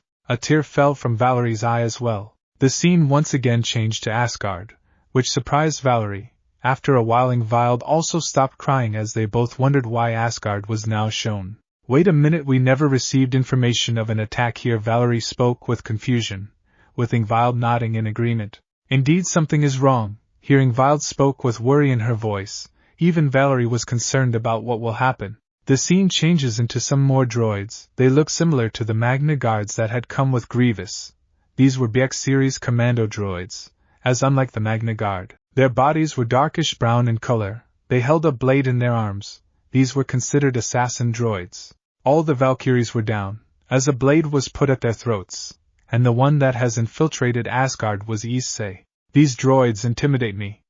Vala spoke nervously, with Ingvild nodding in agreement. The blades were even more intimidating as they felt like they could do anything. Indeed, they seemed to be for infiltration, given that we never found anything about an attack on Asgard. The Valkyries that were blank on what happened. Ingvild spoke while gulping. She was afraid on what is going to happen next. Issei, on the other hand, turned his attention to Gondel. She was a beautiful woman. Gondel was breathing heavily. She was almost done, while Issei was unaffected. Close to him was the Mortis blade, the same blade that he had used to counteract Malak at one time. Why are you even doing this? Gondel shouted in desperation and anger in her voice. She knew who Issei was in front of her. As she remembered the boy that she had met when Roswies introduced her boyfriend Dai, she knew that the boy had hidden something. But if her granddaughter was happy, so was she. But then she also remembered Issei. She heard that he was a pervert and a liar. But when she first met him, she couldn't deduce that in any way. However, she saw that Issei wanted to get away from her, which to some extent, she didn't mind. And now, present time, Gondel was struggling to keep up with Issei's abilities. He had already disabled any alarms using Unknown Dictator. Nobody would even know that he is here, and those that did, are already taken care of. You will find out very soon, my brother's grandmother-in-law. Issei spoke in a mocking tone, as 2 wings came in front of him, as they chanted, Divide! Divide! Divide! Divide! Divide! Divide! Divide! Divide! Divide! Gondel felt like losing her powers. She tried using any sort of magic at him, and despite being caught off guard, she was still able to hold her own against Issei. Gondel responded with gravity magic, only for Issei to nullify it with his sacred gear gravity jail, which reversed the gravity. As his eyes glowed a bright yellow color, he then turned his attention to Gondel and increased the gravity in the same position, making her fall to her knees. Issei dashed towards Gondel and started attacking her. She tried her best to block every single punch and kick. She was capable of blocking and deflecting at even dead angles. She dished out some of her own punches, one even landing clean on Issei's face and stomach, making him cough up. So you are adept in hand-to-hand. Interesting. Issei boosted the speed of his reflexes and evasion, increasing it to godlike and eventually beyond godlike reflexes, as Gondel could no longer dodge or attack Issei, instead forcing her to block. Issei laughing throughout the attack. Damn it, his punches are getting stronger. It has to be the boosted gear, Gondel thought with frustration. She needed to end this as soon as possible. 7. Gondel flew away using wind magic. Pulling herself off her, she took a massive blast, as it was too late for her to dodge. That is why she was in such a condition. She was not expecting an ambush from Issei. It's time to end this. Issei spoke as both the gears boosted gear and divine dividing activated in front of her. Let's see if you can take 2 dragons at the same time, Issei spoke mockingly. Gondel gritted her teeth in frustration. She tried to create a barrier to protect herself, but it was too late. Boost. Divide. Boost. Divide. Boost. Divide. Boost. Divide. Boost. Divide. Boost. Divide. Boost. Divide. Boost. Divide. Boost. Divide. Boost. Divide. Boost. Divide. Gondel was on her knees. Her magic power along with her strength was gone, as she looked to see a energy gathering in front of her eyes. Dragon Blaster Cannon Drag announced as a greenish-red blast was aimed at Gondel, who only looked in horror. She tried to escape, but the blast radius was too much. It took too much space and there was no escape. Once the blast connected, Gondel screamed in pain. Gondel was on her knees, most of her clothes were torn. Issei did not give her an opportunity to use her other magic. He had studied her fighting style, allowing him to counteract anything she did. He struck her when she least expected it, when she was going to sleep for a few hours, to rest, recover her strength. Due to Malik's constant attacks, she was training relentlessly. This caused her to become exhausted, and Issei attacked her while she was resting. That is why she was so weak. When she fought Issei, Issei approached her, as she grits her teeth in frustration and anger. Ingvild and Valerie were surprised by the way Issei used his abilities and intelligence. Not only did he strike her when she least expects it, but he did so without anyone even coming to know. Is he going to? Ingvild spoke, as Issei removed Alpheka Tyrant, as Valerie nods in response. Yep, and we can only watch as another falls to his control. Valerie spoke while gritting her teeth, not because of what happened to Gondel, but because of Issei becoming a monster that they created. You will soon turn on your own faction, my dear Gondel. Issei released a holy nail from his Alpheka Tyrant. I will never join you. I never thought you would become like this, a monster. I will not hurt the people I care and love about. Gondel spoke coldly and with spite, as Issei only shook his head and spoke. Sweetheart, you don't have a choice. You see, this Alpheka Tyrant is considered to be the holy nail used in Christ's crucifixion, and when this is used, you will become one of my followers very soon. Issei spoke with a maniacal grin, as Gondel seethed in anger. You bloody cheater! Do you not care for anyone? Issei shook his head again, as he responded. Not anymore. Now goodbye. Gondel. Issei threw the nail, as she tried to stop it, but it struck her neck. The next thing that happened was that she passed out. That means... Valerie spoke with horror, as Ingvild looked at her and responded. She is going to be similar to Artemis. Ingvild looked at Valerie, with her being disheartened seeing Issei like this. You should have listened to me, but then again, conceited beings who look down upon humans, due to their pride, and then they feel invincible. Issei spoke coldly, as he then spoke, don't worry. Once I am done with you, you will see things my way. The scene then changes, to Gondel, in a similar position to what Artemis was in. Issei approached her like usual. As Gondel grits her teeth, she then shouts, What do you want now? Gondal shouted. Issei only smirked sinisterly as he shows her his memories, which caused her to have a breakdown. Her granddaughter was with someone like him. Her expression changed to that of horror. Nah, please tell me, all of this is a lie.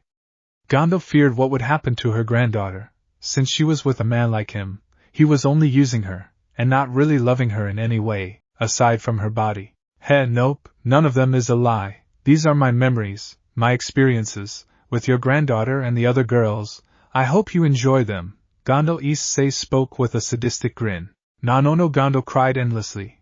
Her granddaughter's future was completely in ruin. He remembered that while Roswi's, due to her maturity, did not harass or look down upon him, she still was disgusted due to Issei's personality, which Dai apparently lied to, in order to gain her affection. Exactly, just imagine the despair your Roswi's would feel once she finds out the truth of my brother's true image. Issei spoke with a sadistic grin. As Gondal looked at him, Issei then spoke mockingly. But don't worry, I will also make sure Roswi suffers. Well, let's just say she is in good hands. Issei walked away, leaving a despair-ridden Gondal, who pleaded from Issei. No, please. My granddaughter is not your enemy. Please, I beg you. Gondal pleaded, with Issei ignoring her. The Norse faction and my granddaughter is all I have. Please don't do this. Issei turned his head sideways, giving a side glare, as he speaks. Then watch as your factions reveals their true colors to you very soon. Goodbye, Gondal. Issei spoke as Gondal was left crying in despair. She always knew Dai hid something, but she did not expect this. She could only hope that things become better.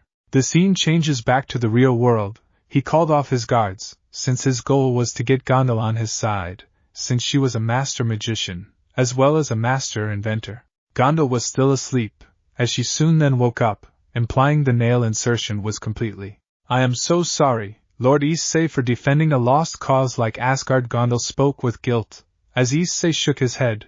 But I can help you, in taking down your enemies. But I can help you. How so? Issei asked with interest. He knew what she was capable of, but he wanted to see what she is capable of. I can create what is called Valiner, which is a weapon that could be created to face off against the gods, similar to your god slayer magic. Not to mention, you can use that said magic to attack a said god. Gondal spoke with admiration. I can even transform myself into a weapon for you, Lord Issei. Issei nodded in agreement. Well, this just got awkward, Issei thought while sweat dropping. Gondal sensed this and spoke with sadness. Do you not want that? Issei shook his head, and spoke. No, that's all right. And besides, does anyone else know of this? Only the Valkyries, that's all. Gondal responded, as Issei asked, Roswise? Gondal shook her head and responded, no, she does not, and to do that, both the Valkyrie and their partner must sync their emotion, which is that we must have the same wavelength, to do so. Issei nodded in agreement. I see, well, forge the weapon, all right, and stay with Asgard and report me any information. Issei commanded with a neutral look, as Gondal smiled in response, nodding in agreement. Very well then, I shall begin soon. Gondal agrees to Issei's command, as Issei and the battle droids leave, with Gondal being disgusted seeing that she was fighting for such a cause. She now desires to fight for Issei. The scene changes to Issei at the unnamed location, as Issei and Drake have a conversation. Well, you should never underestimate your enemies. You should have used the nail. Earlier only Drake spoke with a serious tone, but worry was hinted in his voice. I know. It seems like I got carried away, Issei spoke while rubbing his head. To the spectators, Issei and Drake seemed more than just a host. They were like best friends, something that made Valerie jealous, as she did not have such a relationship with Albion. I understand, but you have to take into account that your enemies will be way stronger than Artemis or Gondal. Drake spoke seriously, to which Issei nods and responds, I am aware, but I won't stop. I will achieve my goal. But leaving that aside, I would love to see a new world rising, and not just the supernatural are guilty. There are humans that also deserve to suffer for being so selfish while proving themselves to be superior. Issei's tone was determined, to which Drake spoke in concern. You will have a lot of enemies, partner. I know. Issei spoke seriously in agreement. When I stepped into this battle, I knew that I was going to have many enemies. We have those fools from the council. I still don't understand why do the Maus let them be controlled by people like them, when Sirs alone can kill them. Then we have the Vatican, who do anything in the name of God, thinking that God will forgive them for unforgivable crimes like rapes and assault. Issei spoke with frustration and disgust, as he continued in a tone that also had sarcasm mixed in it. Then we have the fallen. They must have such a strong hand on their subordinates. To name a few. Understandable, partner. But you should rest for a while, until you are ready for another fight. Issei nodded to Drake's words before resting for a while. He was awaiting Elizabeth's research. The light dies off, as they see Ophis and Great Red looking at them. Their expressions were filled with shock, dread and worry, and in Valerie's case, determination. So how was your experience? Great Red spoke with a mocking smile, as Ingvild spoke. We must inform the factions, I don't want him to get hurt. Ingvild spoke with sadness and worry, since Issei will soon face gods like Shiva or Vishnu, as they are known to be very strong. She was worried that he may get injured, or worse killed. I am sorry, but you promised to not inform them, remember? Ophis spoke in an expressionless tone, but she understood the concern of the girl. However, she knows that Issei will find a way to deal with them. Ingvild looked away, as Valerie then spoke. I don't think that I made a promise like that. Valerie's words caused both of the dragons to get angry, as Ophis spoke with the same emotionless tone. You better keep quiet, or you will be in deep trouble. Ophis spoke coldly, and besides, you should be careful of your words, White Dragon. I am sorry, Issei is killing people, and he must be stopped. Valerie spoke seriously, as Ophis spoke. You are a fool then if you think that this will work. Ophis spoke coldly, to which Valerie spoke coldly. You just don't want to help us. Ophis nodded in agreement. That's right. I don't intend to help them. They have already lost our faith. That's right, foolish hatchling. Either me nor Ophis is going to stop him. If anything, we will help him if he asks us to do so. Great Red announced, causing the girls to fear the situation. Valerie then spoke. In that case, I want to talk to Issei. If I can convince him, then we can stop his madness. Valerie exclaimed, to which she left the dimensional gap. Ophis sighed and spoke. Fool. Great Red then responded, she is screwed. Little does she know that Issei is much stronger than she remembers. If he doesn't hold back, it will only take a minute for the fight to end. Since you won't lend her your powers, right, Ophis? Ophis nods in agreement. Great Red contacts Issei about the situation. But please, let me talk to Issei and convince him to stop. Ingvild requested Ophis. She still believed that people can change, to which Ophis shook her head. No, it's too late for that. Ophis spoke coldly. You have come to your senses, but you will be only hypocrites thinking that Issei will listen to you. Both you and the factions have treated him like garbage, and even you to some extent wanted Issei to help all of you, unconditionally despite what you have done, right? Ingvild looked away. Ophis was not wrong, as she looked at Ophis and asked, so what can we do? Ophis then asked seriously, I will ask you something. Are you going to break all ties with the bearer of Crom Crotch? Would you accept it? Yes. I want to be free of that man, and be with Issei.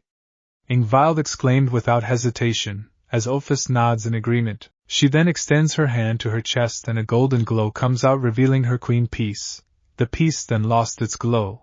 During the process, Ingvild felt like something came out from her soul. Ophis then held her queen piece, and gave it to the Leviathan princess. 6. Scene change. Valerie was heading out of the dimensional gap. She decided to head to Hades's domain, thinking that is where Issei would most likely be. However, before she could react, a purple mist came from nowhere, engulfing her. After a while, she seemed to be in a different dimension. This is Dimension Lost. Valerie spoke with surprise. She understood that it was either George or Issei that did this. Exactly. A voice called her out, as she turned around to see Issei. He now wore a black shirt that stuck to his body, revealing his tones and muscles. He wore a nylon track pants, and red shoes. So Great Red told me that you wanted to talk to me. Issei spoke seriously, to which Vali responded, stop this madness.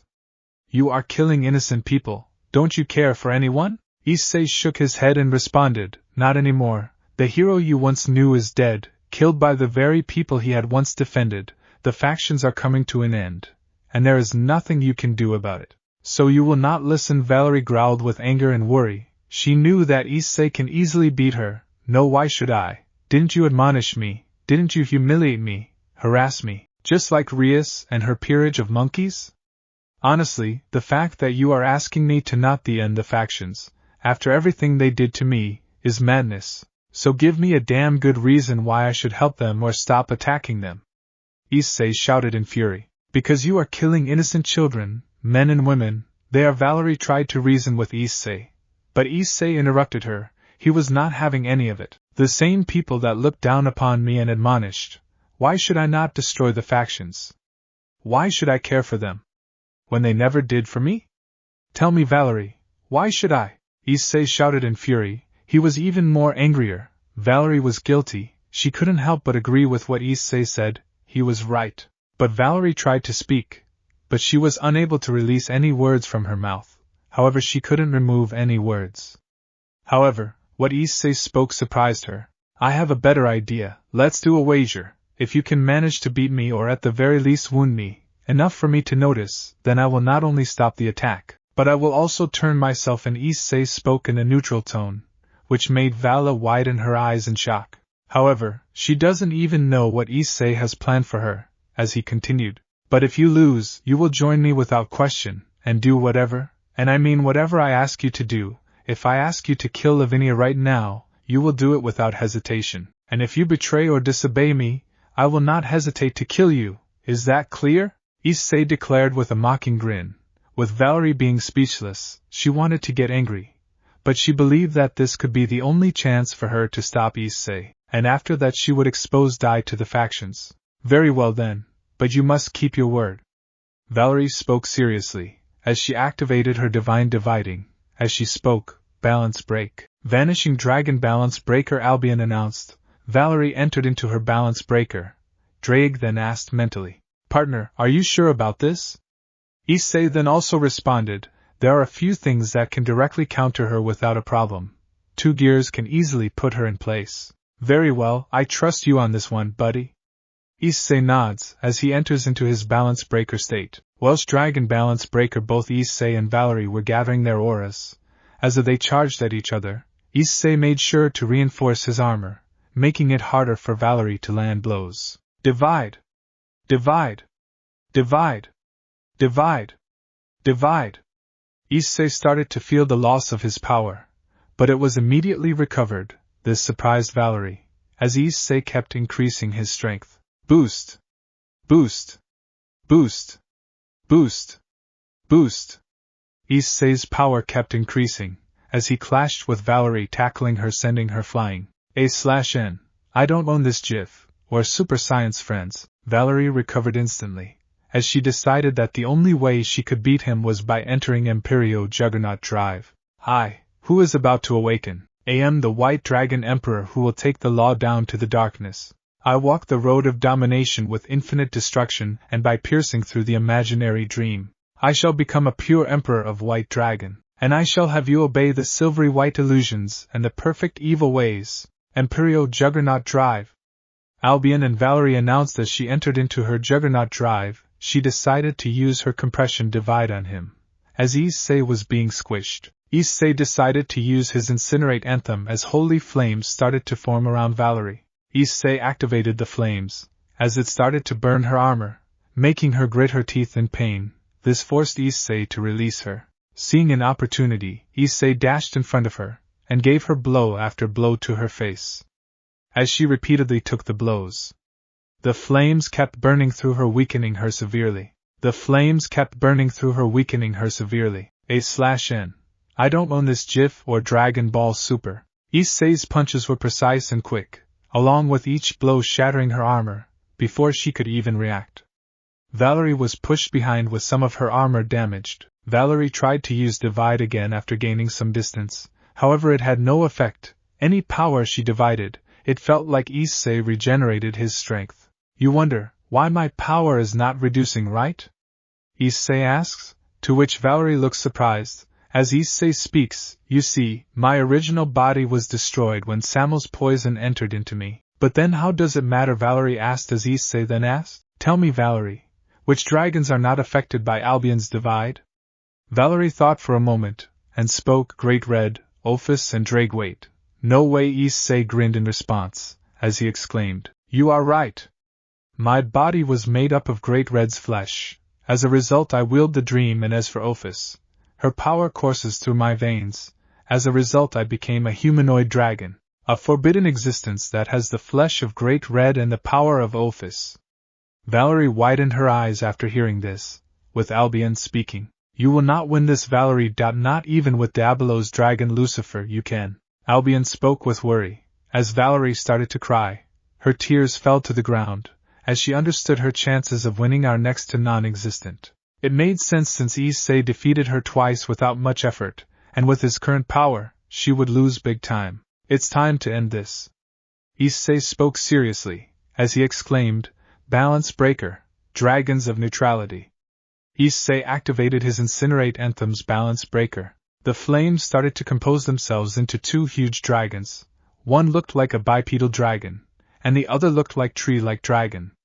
Valerie tried to escape, but it was too late. Say hello to Grendel and Layden.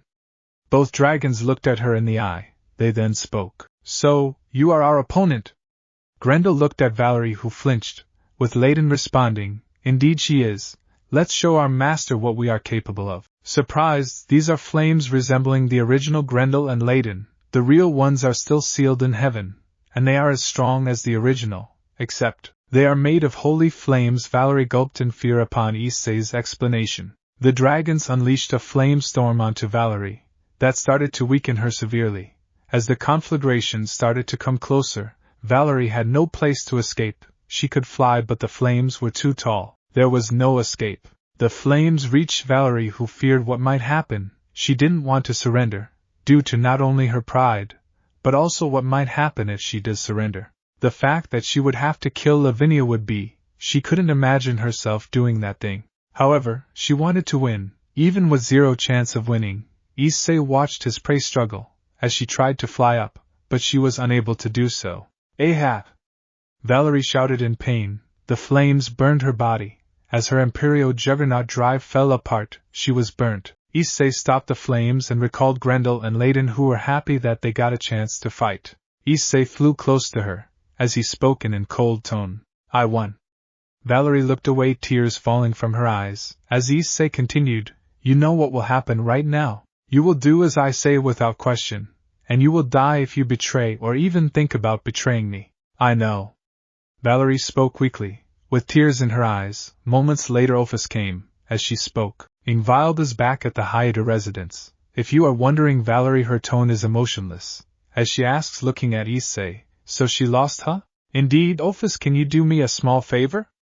Issei asked, looking at Ophis, who responded, Give me an imported Cadbury's chocolate, and you have gotten yourself a deal. Ophis spoke with a smile, to which Issei sighed and nodded.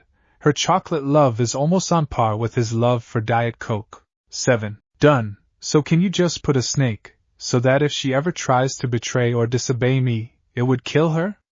Issei asked, to which Ophis nods in agreement. A snake was summoned from her hand. Valerie had to accept her fate. She chose this wager and lost, big time. Now Issei will use her for his goals, and there was nothing she could do about it. And the best part is that I don't even need to use the Longinus Alpheka Tyrant for this, Issei thought with a mocking grin. Seeing Valerie in such a condition, he wonders on how he can use her. He also needs to plan his next move. After all, the factions are becoming desperate, and soon one of his goals will be soon fulfilled. Valerie's face was tear-stained. Due to the amount she was crying, Issei saw that the snake curl inside of her body and enters into her heart. If you betray and or disobey Issei, you will die. Ophis spoke emotionless. She brought this on herself. As Valerie nods, she then asks in a weak tone, Can I go home? To which the duo nod, as Valerie teleports herself back to the Hyade residence. So what's your next plan?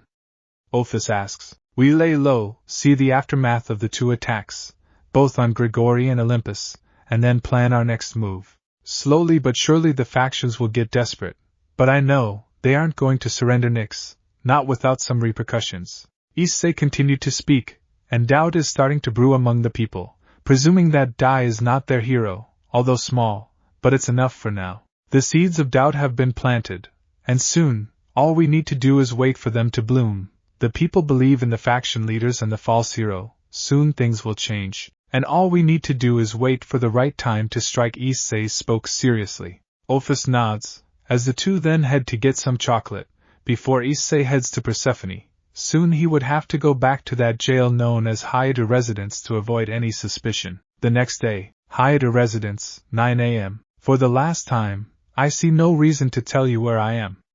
Issei exclaimed in annoyance. He was surrounded by the Gremory peerage, his parents, and his siblings, with Dai's peerage. Issei rested his arms on the sofa bed. The only ones that were missing were Ingvild. You disappeared for a week, and didn't bother to call us. Of course we want to know where you are. Goro retorted angrily, as Mickey, Aika and even Dai agreed to his words, to which Issei took a sip from his Diet Coke. Like I said before, I see no reason to call you or even tell you where I am. Issei took an additional sip. His words made many of the group angry. And besides, you didn't care before where I went, so why do you care now? Issei's words made them change their expressions. They were surprised by Issei's words, as Mickey spoke. We care for you, that is why we asked you, where you were. Issei scoffed at this, and spoke in a cold tone. You only care for me, because now the factions are in danger. Mickey and Goro retorted to this claim, as they cared for him, as Issei got up with his Diet Coke in hand. If anything, you only looked at me now, and not your perfect children, is because Malik has made short work on Grigori and nearly wrecked Olympus. Issei's words made both Mickey and Goro keep their hands on their face in shock. While Dai was angry at the fact that Issei called him perfect in a mocking tone, while Aika herself was shocked by this. Issei was about to leave when Rias demanded, Stop right there, Issei. Issei looked at her in an annoyed look. His anger was emanating from his face. He glared at her, sending shivers to her and the Gremory peerage. What? Issei commanded in an annoying tone. His gaze felt like they were going to die a horrible. His gaze alone felt like Satan class. We just. Rias was unable to speak. Fear took over her body, as Issei shouted, Speak up, Gremory. Rias stammered and recovered herself. She then spoke while nervously gulping. We just want to know where you were, that's all. After that we won't bother you. Issei scanned the Gremory peerage. Except Akino, who was robotic, the others were seen to be nearly scared to death, including their king herself. Seeing her in this state made Issei happy. Like I said before, you didn't care before where I went, so why you care now? Now if you will excuse me, I need to do some work. Issei had started to walk deep inside the residence, to enter into his room. He had kept his duffel bags earlier, when he had come here. Do you even know about the attack on the factions? A voice exclaimed. Issei turned around, to see Aika was the source of the voice, as she continued, People are dying because of you. Does it not concern you even a little bit? Issei turned his eye towards Aika, his eyes glowing with rage. He has had enough of their entitlement. He is a dragon, and he will do as he pleases. A/N. I don't own this GIF or Demon Slayer. It was about time to show them that he will not hesitate to put them down. And do you think I care? Tell me something, Aika. You have the nerve to demand me for help, especially after the things you did to me. Issei spoke with slowly raising his tone. This started to intimidate his family, and the Gremory peerage with Dai's peerage. He started to walk towards Aika, who started to regret her choices. The others, especially her parents, were worried on what he would do to. Before anyone could react, Issei pulled Aika by the hair, who started to shout due to the pull. Goro and Mickey both demanded, Let her go, Issei. Goro shouted, to which Mickey responded, She is your sister, let her go.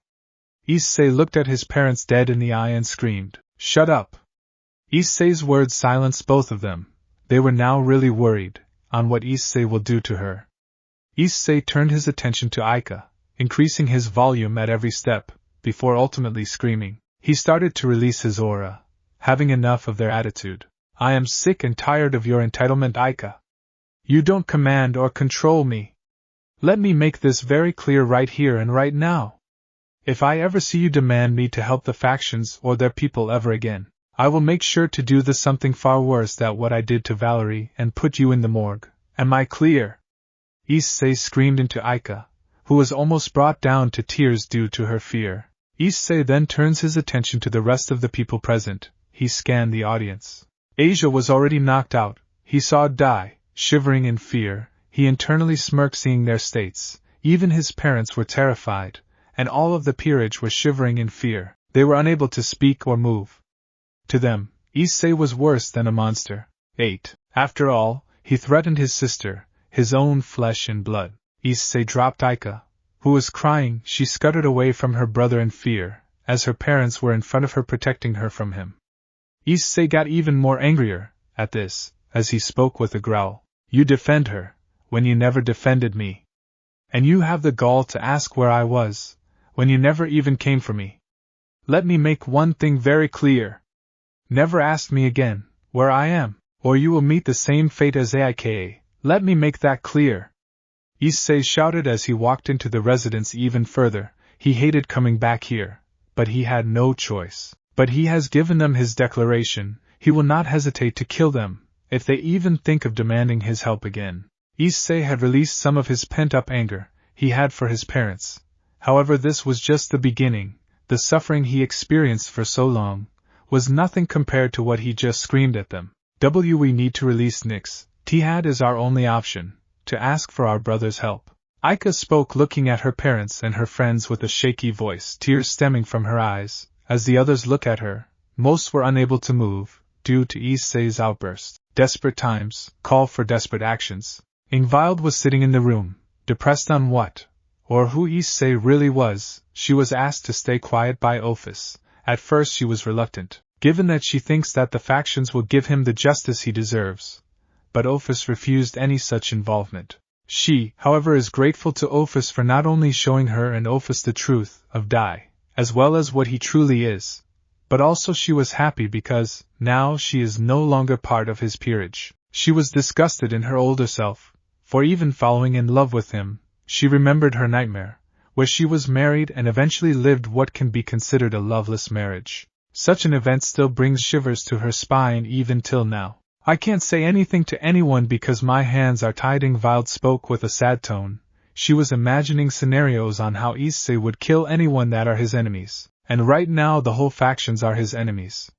She remembered his words, which he had shouted as he had grabbed her hair. I will make you see the monster that you're responsible for creating. I want you see as I will take away everything and anything away from you which held some importance to you. You shall watch as I destroy and burn down the very people and world you once cared for right in front of your eyes, and you won't be able to do a thing except watching in despair, losing your beloved boyfriend, friends and family, everything by my hands. And for that to happen, Issei's words brought shivers to her spine. The attacks have already begun, and Malik and his army are unstoppable. The droid army was strong enough to withstand magic attacks from cadre-level fallen angels. Magic was not that effective against them. Now those words make sense, that he is going to wipe them all out. Ingvild spoke with fear. She knew that no mercy would be shown to anyone, not until he gets what he wants. Ingvild decided to freshen up. She went inside her room to take a proper shower to start off her day, since she needed to freshen herself up.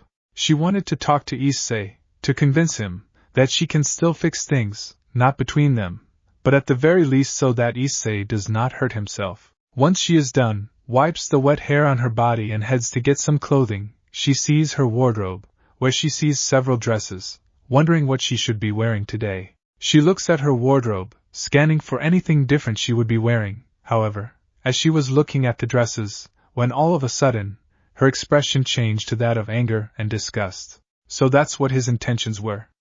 Ingvild growled while gritting her teeth. She saw that the dress that she had seen was revealing, in certain locations in the shoulder area, as well as her belly area. The dress was actually given to her when Dai introduced her as the queen of his peerage, a year ago. However, to her it was only meant to show her off. I was nothing but a trophy to him, Ingvild shouted, as flames appeared in her hands. Moments later there was a small explosion, as the dress caught on fire. Soon after she turned her attention to the rest of the clothing, as other gifts Dai gave her, which included jewelry, perfumes and other cosmetics, as she destroyed the rest as well. She only had one clothing, and that was the one she wore when she met the brothers back in the park, where only one truly loved her, while the other saw her as a trophy. She chose the wrong one, and that incident would haunt her. It was a white dress typical of female noble devils that exposes much of her large S, with high slits and long sleeves.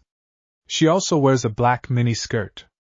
The other was a female school dress. I will settle for my school dress, for now I really need to go do some shopping. Ingvild spoke with what seemed to be a satisfied smile. She opened a pocket dimension which had the money she earned in it.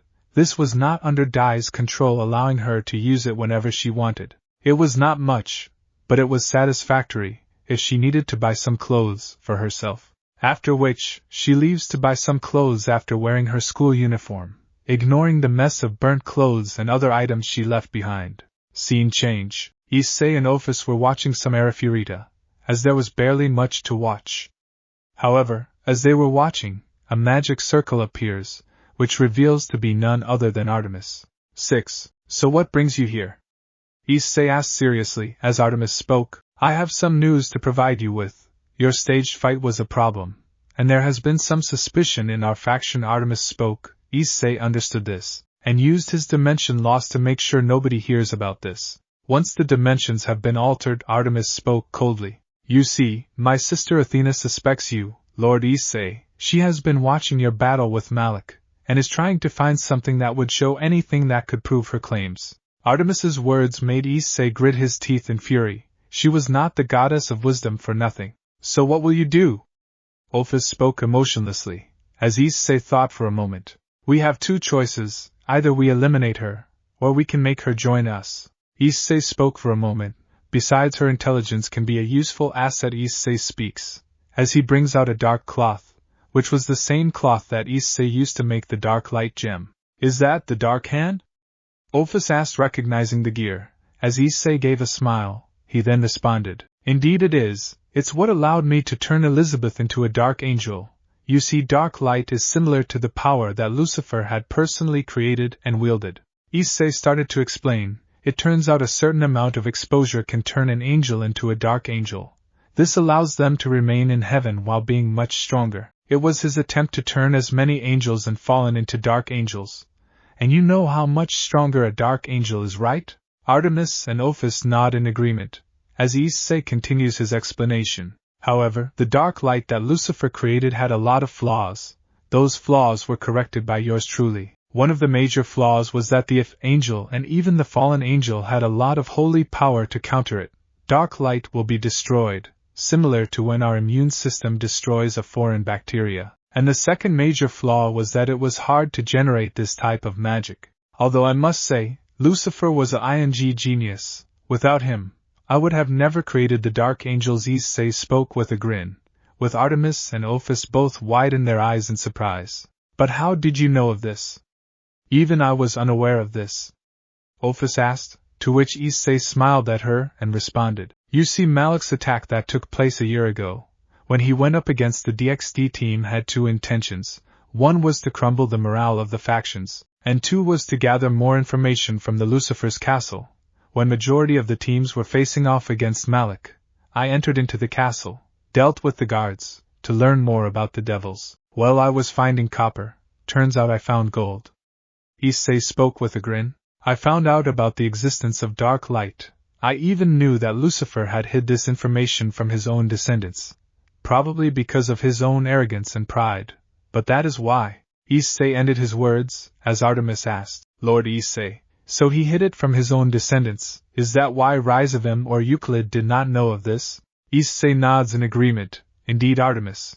And I am pretty sure that those two would have completely perfected dark light, especially Euclid. He is one of the smartest devils out there. Issei spoke seriously, to which Artemis nods. Office grits her teeth in anger, remembering their intentions of attacking her, to take her power. Office reeled her anger in. She then asked, So dark light can turn an angel into a dark angel. But how will it work against someone like Athena? Office asked as Issei spoke while activating Alpheka Tyrant, which made the two understand what he was going to do. Issei generated a nail from the Alpheka Tyrant and inserted it into the gem. He then used some metal to generate a gold chain with a purple gem at the center. As he then spoke, the effect will be slower than usual. But that is what I intend to do, Issei muttered, something which Office heard, as he then turned to Artemis and spoke. Artemis, I have a gift for your sister Athena. After all, gems are women's best friends. Issei spoke with an evil grin. He then explained what she had to do, to which Artemis took the chain and nodded in agreement. The Artemis inside her mindscape begged Issei to not do this. But nobody heard her. She was fearful on what will happen to Athena. However, neither the other Artemis nor Issei listened to her, leaving her to cry for what is going to happen. Issei teleports everyone back to the real world, as Artemis then teleports to Olympus to perform her task. Issei and Ophis continued to watch the anime for a while, as someone came inside the room. This was Kuroka. This caused Issei to pause the show and looked at her in an annoyed expression. "What do you want, Kuroka?" Issei spoke with annoyance. Ophis agreed to Issei, as Kuroka asked with a bit of anger. "Have you seen Vali anywhere?" Issei then spoke, with an even more annoyed tone. "She is not my monkey, so she is not in my circus, so you can leave." Issei's words angered Kuroka as she grits her teeth in fury. Kuroka then shouts, "You are so hateful, Naya!" Kuroka storms out the room in anger. Issei looks at her and continues watching his show. He couldn't reveal that Vali was now on his side. "Let's see how you react when your leader betrays you," Issei thought with a sinister grin, as he and Ophis watched the show. Scene change. Olympus, 00 AM. Zeus and Hermes were sitting on the table discussing on what needs to be done. They have been unable to sleep due to the assault that had happened recently. Many factions are also having sleepless times due to what is going on. It seems like the kid has us in his hands. Zeus spoke with a bitter laugh. "We don't have many options. So Nyx will be released, right?" Hermes asked with wonder, to which Zeus responded, "Indeed, I want you to get some soldiers, to make sure Nyx is guarded." "It will be done." Father Hermes got up and left as Zeus sighed. "I hope I am not doing a mistake." Zeus spoke sadly. He did not want to do this, but he had little to no choice. Scene change. Elsewhere, in the temple of Athena, Athena herself was reviewing the fight between Issei and Malik. She was trying to identify anything out of the ordinary. Athena was doing this on repeat, so as to find anything that would be off. "Darn it, I can't anything in this video," Athena spoke with frustration, while rubbing the bridge of her nose. "Darn it, I can't anything in this video," Athena spoke with frustration, while rubbing the bridge of her nose. Athena then heard some footsteps, after which she closed everything she was doing. She then turns her attention to hear a knocking, followed by a familiar voice. "Sis, I need to talk to you. Are you available?" Artemis asked from the door, to which Athena responded, "Yes, just give me a minute." Athena goes to the location where Artemis was, who kept the videos in a safe space. Her tone was a bit awkward, as she opened the door for her sister. She opened the door to be greeted by her older sister, who looked at Athena, and asked, "Sister, I don't understand, how can you be with these monsters?" Artemis exclaimed while feigning anger and annoyance. Athena, understanding her sister, spoke, "You should probably get a partner. Being single won't help." Athena spoke, while referring to her hatred of men. 6. Not even in my worst nightmare, but I have some things to ask you. Artemis spoke with a serious tone. "Go ahead." Athena asked in a neutral tone, "Even if you are trying to find the truth, what would happen if, let's say that the Red Dragon Emperor is one of our enemies?" Artemis asked, feigning curiosity. Athena gulped in fear upon what Artemis has asked. She knew if that were the case, then they would be screwed, as Athena spoke with terror. "We are talking about someone who can take on Azazel and Malik without using his boosted gear, took the White Dragon Emperor down, twice, without much effort, has access to Dragon Slayer, which is heaven's most guarded secret, and has a book that can replicate any sacred gear." Athena looked at her older sister, terror in her eyes. "Don't even ask a question like that, big sis. If he is our enemy, then we are done for." Artemis gulped. She already knew Issei's full power, but she had to agree with her sister, so that the latter does not become suspicion, as she nods. "Well, I have something to give you." Artemis brought out a necklace, which Issei had given her. Athena looked at it, and understood that it must have been expensive. "Sis, that wasn't needed. You needn't have brought it for me." Athena spoke with slight sadness, to which Athena shook her head and responded, "It's not a big deal.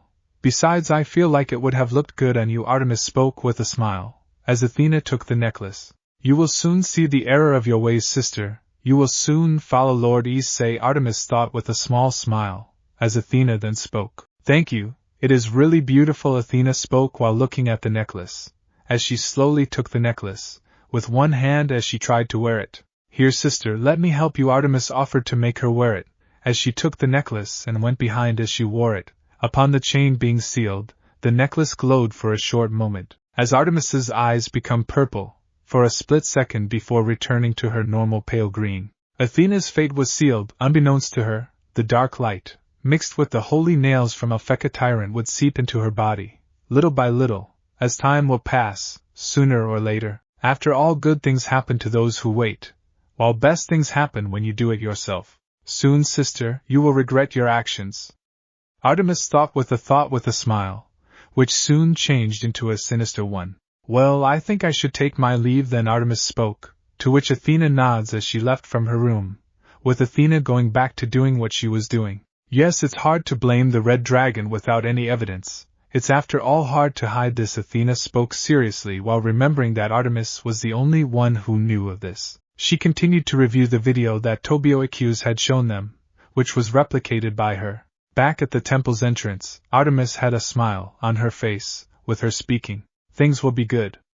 Artemis spoke while whistling. She was happy that she could do the job for Issei. Inner Artemis was only helpless, as her own sister will soon fall to Issei's control. No, Issei. Artemis inner spoke in sadness. A part of her was happy that Issei did not choose to eliminate her. But she will also be a pawn like she is. Scene change. A few moments have passed, as all the gods have gathered. Some were against Issei's demand of releasing Nyx from her prison. They believed that she would cause harm and more issues. But in reality, their pride has been destroyed and broken by the Red Dragon Emperor. Tell me, Zeus, you are joking, right? Hera looked at her husband, who shook his head, and responded, No, I am afraid not. It's either that or Malik and his robot army wipes us out. Zeus responded seriously, as he then declared, Nyx will be released soon. You are just going to fall for the Red Dragon's blackmail, just because we are unable to defeat this enemy. Hera exclaimed incredulously, and apparently, she was not the only one who shared a similar opinion. Desperate times call for desperate measures, and besides, it is either this or face extinction. You have seen what the robot army is capable of. Zeus spoke seriously, to which Hephaestus retorted, You plan to hand it over, just like that, as if nothing ever happened. Zeus looked at his fellow Olympians, and spoke, In that case, does anyone want to watch over Nyx? Zeus asked coldly, to which many looked away, minus Athena, who raised her hand. So, you agree yourself to watch for Nyx? Zeus turned his attention to Athena and asked, Indeed I do. I agree to watch the primordial goddess of darkness. Athena spoke with a nod. This was noticed by Artemis, who also raised her hand, causing many to doubt her given her hatred for men. In that case, I will be joining you as well, since I won't let you alone with that disgusting being. Artemis spoke with a serious tone, to clear any doubt anyone had. Besides, I can't leave you alone with my teacher, Artemis thought, since she needed to be careful due to Athena being one of the smartest people she ever knew. In that case, I asked you both to look after Nyx. The goddesses nodded to their father's command, as Athena spoke. We won't let you down, Father. Artemis agreed to Athena's words. Scene change. Underworld, 00 p.m. The Gremry peerage, Dai's peerage along with several others had headed to Underworld, as they were healing the survivors of Malik's attack. They had been doing this for days. The wounds have been too severe for many. So much so, that saving their lives was next to impossible. I can't believe that monster would do such things, killing such innocent people. Rosswees spoke with a sad tone, helpless on what had happened to them. I know, Ross, I know. Gondel consoled her, but internally she was angry, at the fact that her granddaughter insulted her teacher. How dare you insult my lord? Meanwhile, Serzex was overseeing everything with a sigh on his face. He was not happy with what was going on, due to Malik and his army attacking them over and over again, severely damaging the factions, even going so far as to deal with even gods, if need be. We need to increase more security, Serzex muttered, remembering that even other factions are doing the same.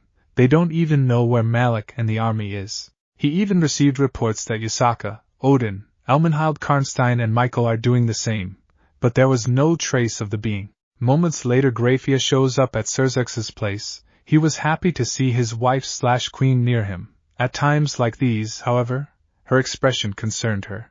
As she was not happy, she seemed to be worried for her son, Milikas, since Malik may even go after him, do him and his army, showing no mercy to innocent people. even children from the supernatural. Something wrong, Graphia? Serzex asked with worry, to which Graphia spoke, I am worried, Lord Serzex. What if we are unable to stop Malik? Her voice was filled with fear. Serzex understood what she had meant. She barely had anyone in her life. Her whole family minus Euclid are dead, who was in prison, due to affiliating with the Chaos Brigade, and her only family left are the Gremory family, including her most cherished people Milikas and Serzex himself. We have to find a way soon. At this step we won't be able to escape from his attack. Serzex spoke with concern and worry, to which Graphia asked with slight fear, and what do we do? Serzex spoke in a serious tone, we have to give in to Issei's demand. Graphia widened her eyes in shock. She was not expecting him to resort to giving in to blackmail.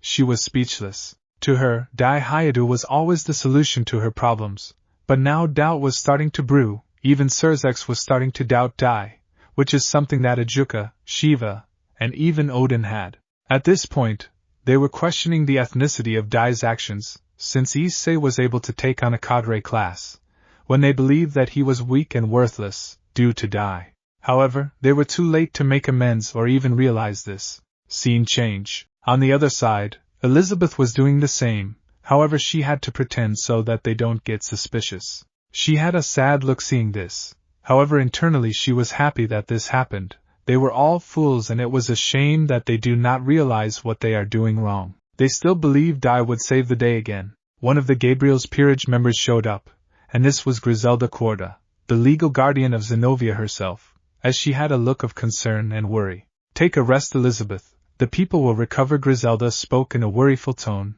to which Elizabeth responded, I am fine, I can handle this. Not a problem. Elizabeth spoke with a smile, but internally she thought in annoyance, what I have to say to make sure no one suspects me. On the other hand, Shemhazai had a look of helplessness. He saw how badly his faction had been affected, to the point of non-existence. He had no choice, even he agreed to Nyx's release. Furthermore, the faction soldiers were all damaged, both mentally and physically. They were afraid that they will be next soon, and they were demoralized beyond belief. Their only option was Issei's request to be accepted. Scene change. Hayata Residence, 00 p.m. Issei was working on recreating the sacred gears based on holy artifacts. He had the information based on the true Longinus. However, it was much difficult to write, since this was something that it was hard to do so. This thing must have been the most complicated gear God made.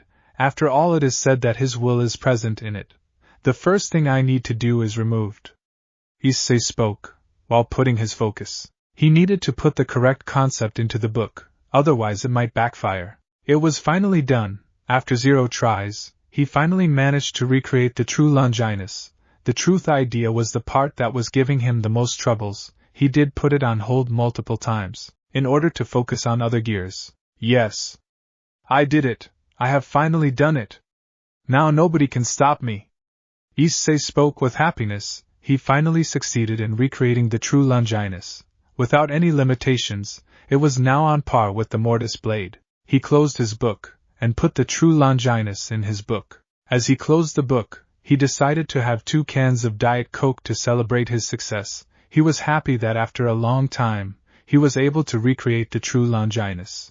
Issei. Issei turned around, and his happy mode changed into that of a sad mood. It was Ingvild. She had worn her Co-Academy clothing, which did surprise her for a while. She usually wore clothes that Dai had chosen for her, at the very least whenever he saw her, that is, and the last time they interacted was when he lashed out at her. However, it will only lasted for a second. What do you want, Leviathan? Issei spoke with an annoyed tone. His mood was ruined clearly by what had happened. See, can I talk to you? Ingvild spoke, with worry in his voice. Issei rubbed the bridge of his nose as he spoke. Make it quick, I have work to do. Issei commanded Ingvild, who gulped, as she spoke nervously. If I ask you to stop your actions, will you do it?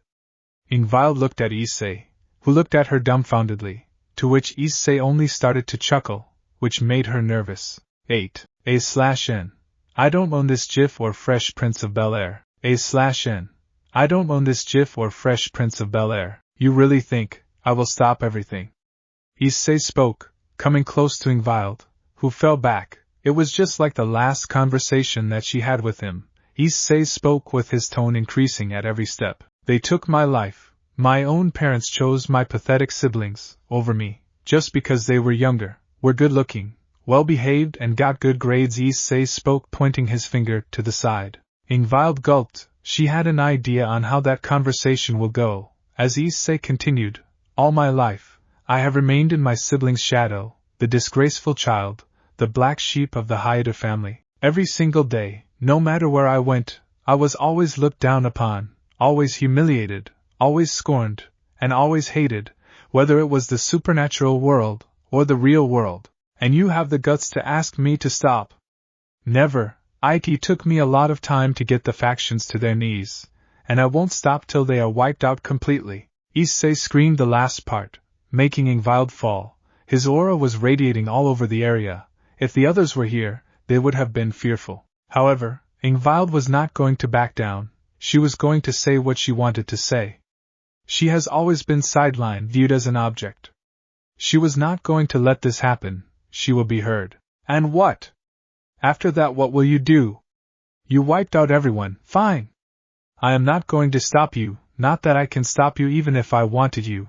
You will just find a way to disable my gear. Ingvild trailed off. She looked at Issei dead in the eye. But know this, you will not look down upon me. I am sick and tired of being treated as an object, first from Dai, and even by you. Issei, you may hate me, you may even detest me, but you will not disrespect me. Let me make this clear. Issei was taken aback, not because Ingvild spoke to her that way, but the words that she had spoke. It was clear that she has some spine, or some self-respect. Issei couldn't help but grin, which made Ingvild shiver, but she stood her ground.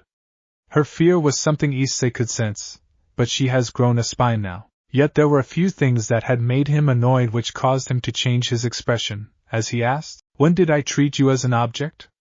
Issei asked with a serious tone, which caused Ingvild some surprise as she answered, "You talk to me so harshly, even now, you think of me as an object," and Ingvild tried to retort, to which Issei interrupted her in a cold and stern tone. "I never treated you as an object, Ingvild, keep that in mind. It was Dai that treated you as such. He always wanted whatever I had. He was entitled to the core right from day one." Issei's words made sense to Ingvild. There was a time. I would have given my everything for you. I loved you more than anyone else. But you chose someone who would have treated you as object, and wouldn't even give 2 cents if you died. Trust me, I know him very well. What I am telling you back then and even now, is what I feel for you now, just nothing but hatred. And unlike Dai, I am not even hiding it. I just think of you, as what you thought of me, nothing but absolute trash, Issei declared in a cold and stern manner, making Ingvild lose whatever confidence she had, and she was about to fall on her knees and cry, but she handled herself. She remained confident. It seemed like there was a difference between the old Ingvild that he had encountered a few days ago, when he had given his peace of mind to her. She refused to fall to her weakness. Then again, I am honestly surprised, not going to lie. You finally grew your spine. At the very least you defend yourself, rather than defending my sorry excuse of a brother. That's good, I guess. Issei walked away. In his eyes, Ingvild was at least a little less worse in his eyes now. But the factions will fall, and there is nothing you can do about it, and you know what will happen if you open your mouth, right? So stay quiet and watch. I will fulfill my promise during our last conversation. Issei spoke with a mocking grin, as he walked away, leaving Ingvild alone, who fell to her knees, and cried for a while. She was terrified on what Issei would do to her. It was a miracle that she was even alive. Scene change. Underworld shocked.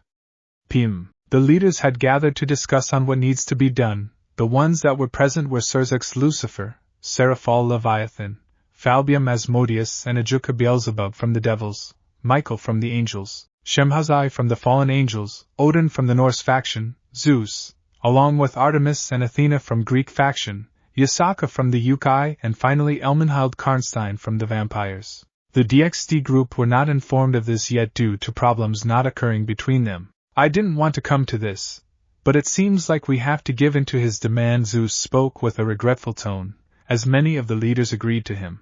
We are aware, but are you just going to let her go like that? Yasaka asked incredulously, as the others were awaiting Zeus's answer. I had planned at first upon hearing this. Many wanted to protest, however. This is why Athena and Artemis are accompanying, to keep an eye on her if she was going to do something. This earned some satisfying answers from many, as Seraphol spoke. I believe it would be the best thing to do, but the DXD group will realize that Nyx is there with them. Seraphol's words made many agree to it, since the majority of the residents, if not all of them, lived there. Although I am not going to let her go, her divinity will be sealed so that she won't cause any problems. This suggestion was agreed to by many of the group. Now all that remains is to locate Hyadu. The good things was that he came back a week earlier. Serzek spoke with a smile, yet he was aware what had really happened. His sister had informed him immediately after he had left. He was going to warn the factions that whatever they do, they must be careful in their next move. So he disappears and the Fallen and Greek are attacked. Athena thought with suspicion. She had to be careful. Maybe he was not such a good person after all. However, I see some flaws in the plan. Elmenhald spoke seriously. How are we going to be sure that the Red Dragon won't find out, or help her escape? Elmenhald continued in a serious yet worryful tone. Many agreed to Elmenhald's words, as Ajuka then spoke. I have an idea, but it is risky. Ajuka spoke seriously, to which everyone looked at him, like his brother Dai. I believe that we should commit several girls to him as well. Ajuka's words made many surprised at his words. That way, we can monitor him. 0. But I doubt that they would agree to this. Odin spoke with concern. It also allows us to maintain an alliance with him, along with keeping a track of what he does. Ajuka spoke with a heavy sigh, to which many agreed, however some were against it. 4. What kind of people are they? They are bloody hypocrites for coming up with such things. Artemis thought angrily, as she noticed the inner version also being shocked at this. You see, Artemis, they would even sacrifice you for their dirty goals. However, inner Artemis refused to believe this, believing her father would understand her hatred for men. A/N. To clarify, inner Artemis refers to the one inside her mindscape, the one that is trapped in chains. Refer chapter 6 for it. But that thing has its flaws. Which girls do you plan to commit? Zeus spoke seriously. He then pointed to the different faction leaders. As he spoke, we need to have someone that is close to each one. The first being close to the four mouths, the second being an angel, the third being a Yukai, the fourth being a Valkyrie, and the fifth being a vampire. Inner Artemis was horrified by this. She started to have some sadness for Issei, but she was not going to accept being committed to him. That way we can control him, but it would be safe. If there are spies, that would be useful to keep an eye on the Red Dragon. Ajuka spoke seriously. Many refused to believe they are hearing this. They thought this was a bad joke, but his serious face made them understand that he is not joking. That's not happening. Seraphol spoke against this. It went against whatever she stood for. I agree, that's a terrible idea, Ajuka. And before you say this, I know what he did. Once he came back. Serzek spoke. As many looked at him, many didn't understand what Serzek spoke. Seeing their confused expressions, Serzek spoke everything what his sister told him. This caused many to be horrified by this.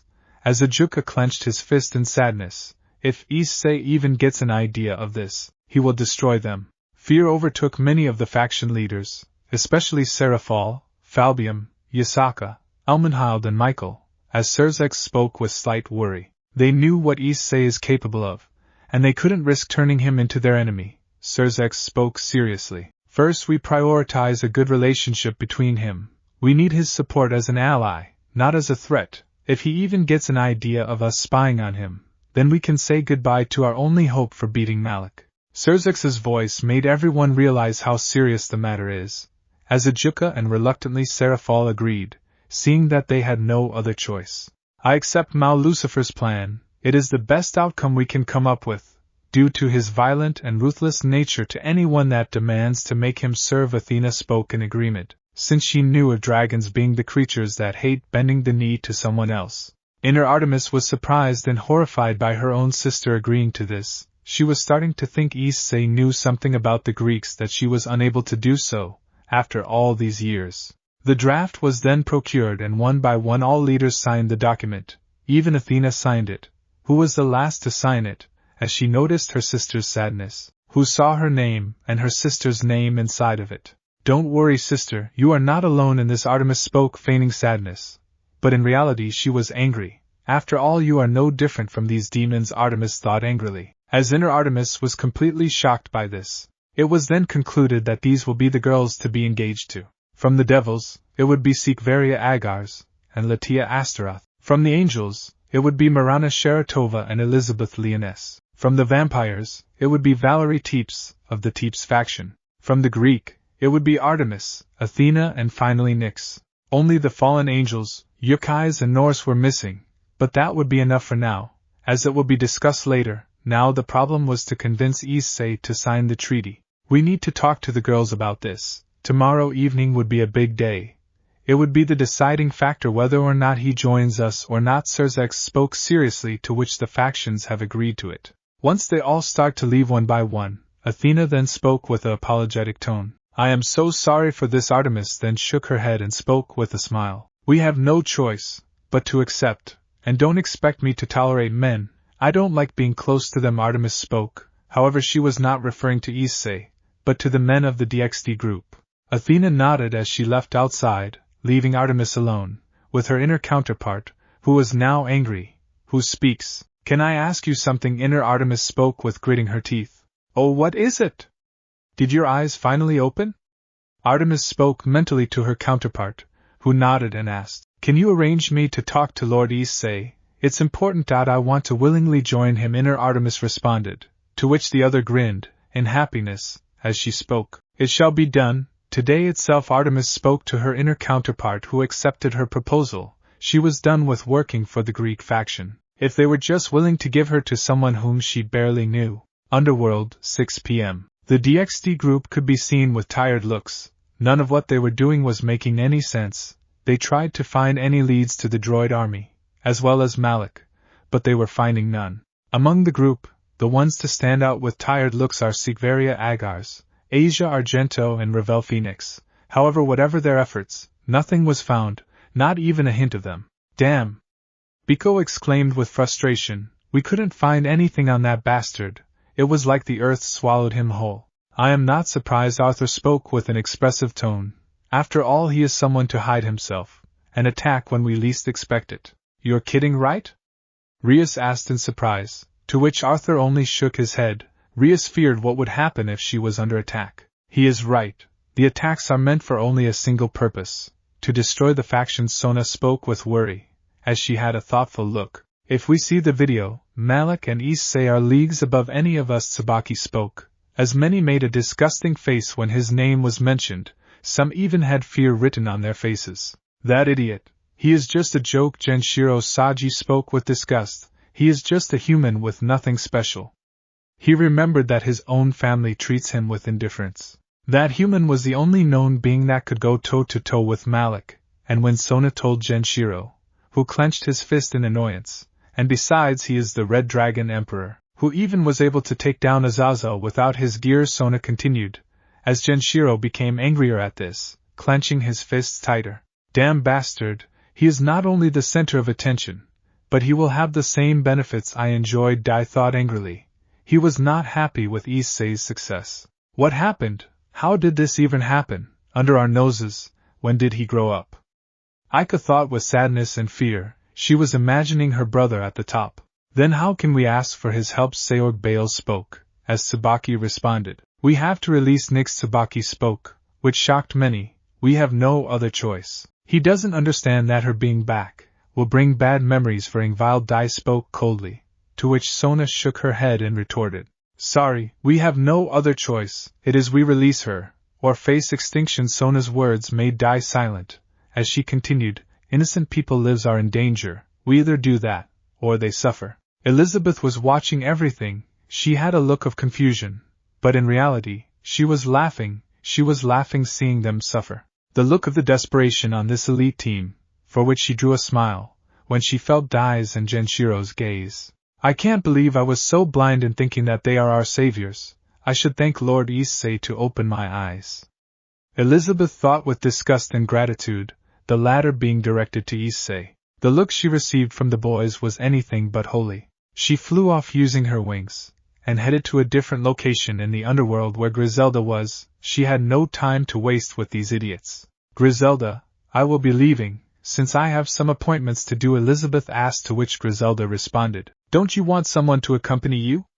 Elizabeth shook her head upon that, to which Griselda spoke with a smile, "Very well, you may leave." Elizabeth flew off. She needed to report this to her Lord Issei, foretelling what is going on.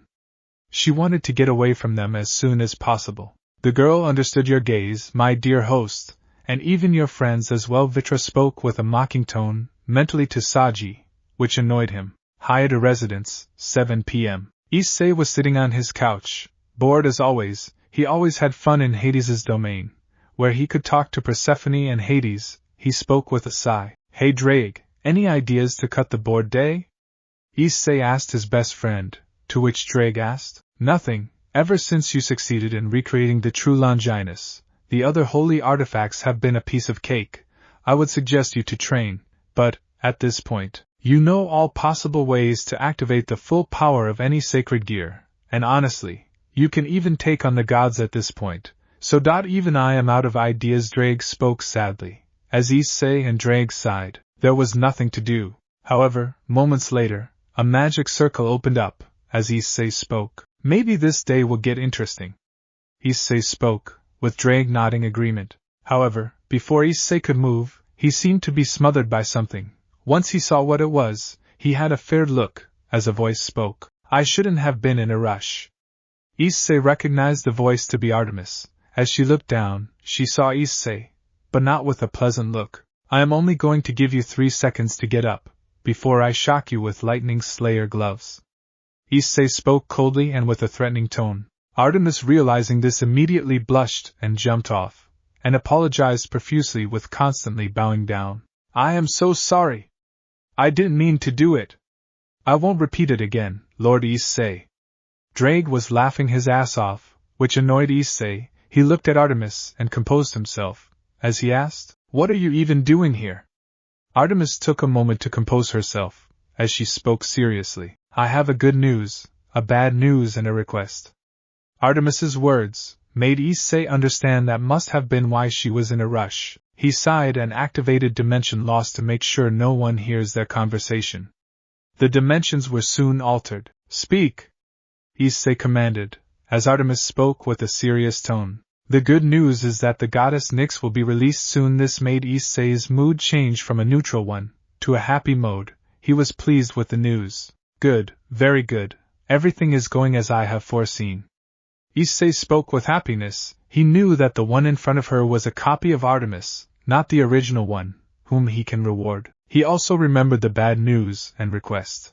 "Go ahead with the bad news," Issei commanded seriously, to which Artemis asked, "You may not like this one, are you sure?"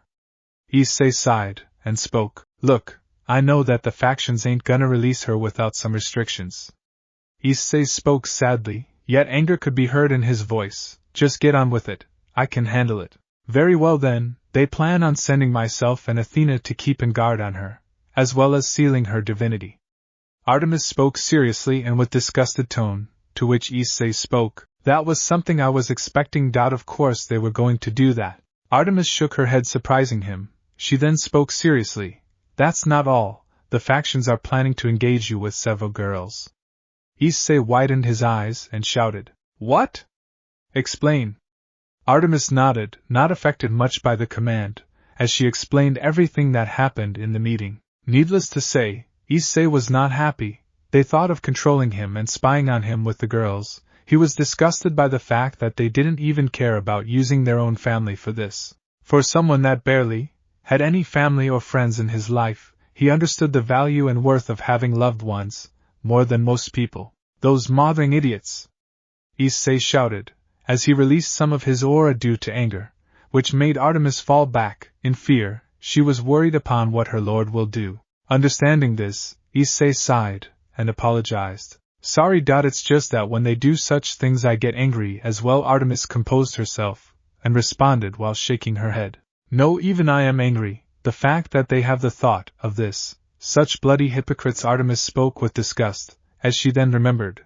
"Which brings me to the third reason why I am here. It is the request. It seems like inner Artemis is ready to join us." Artemis spoke happily, which surprised Issei, who spoke with a smile on his face. A surprise to be sure, but a welcome one. Issei spoke, as he activated Alpheka Tyrant, and entered her mindscape, with the other Artemis being happy that she will be whole. Scene change. Artemis's mindscape, 7 p.m. Issei looked at Artemis, who had tears in her eyes as she spoke. You came. Artemis was happy that Issei had come for her, as he then spoke. I did. Are you sure about this? Once you do, there is no turning back. You will lose your father, mother, sister, everyone. You can still back out now. Artemis shook her head, as she spoke angrily. Zeus engaged me with someone I barely knew technically. If he was willing to sacrifice me and my sister to do this, then it means that I was only meant as a means to an end. Artemis spoke with anger towards the man I am in. I don't want to be near those men, from my faction and the DXD group. I want to be by your side, Artemis declared, which made Issei nod, as he speaks in a neutral tone. In that case, I will remove the nail, you will return to your original body, betray me, and you die, alright? Artemis nods without hesitation and responds she would take her own life that betray him. Since Issei never lied to her in any way, he even went so far as to show his own memories, which only showed the truth, and nothing more, nothing less. I would rather take my own life than turn on someone like you.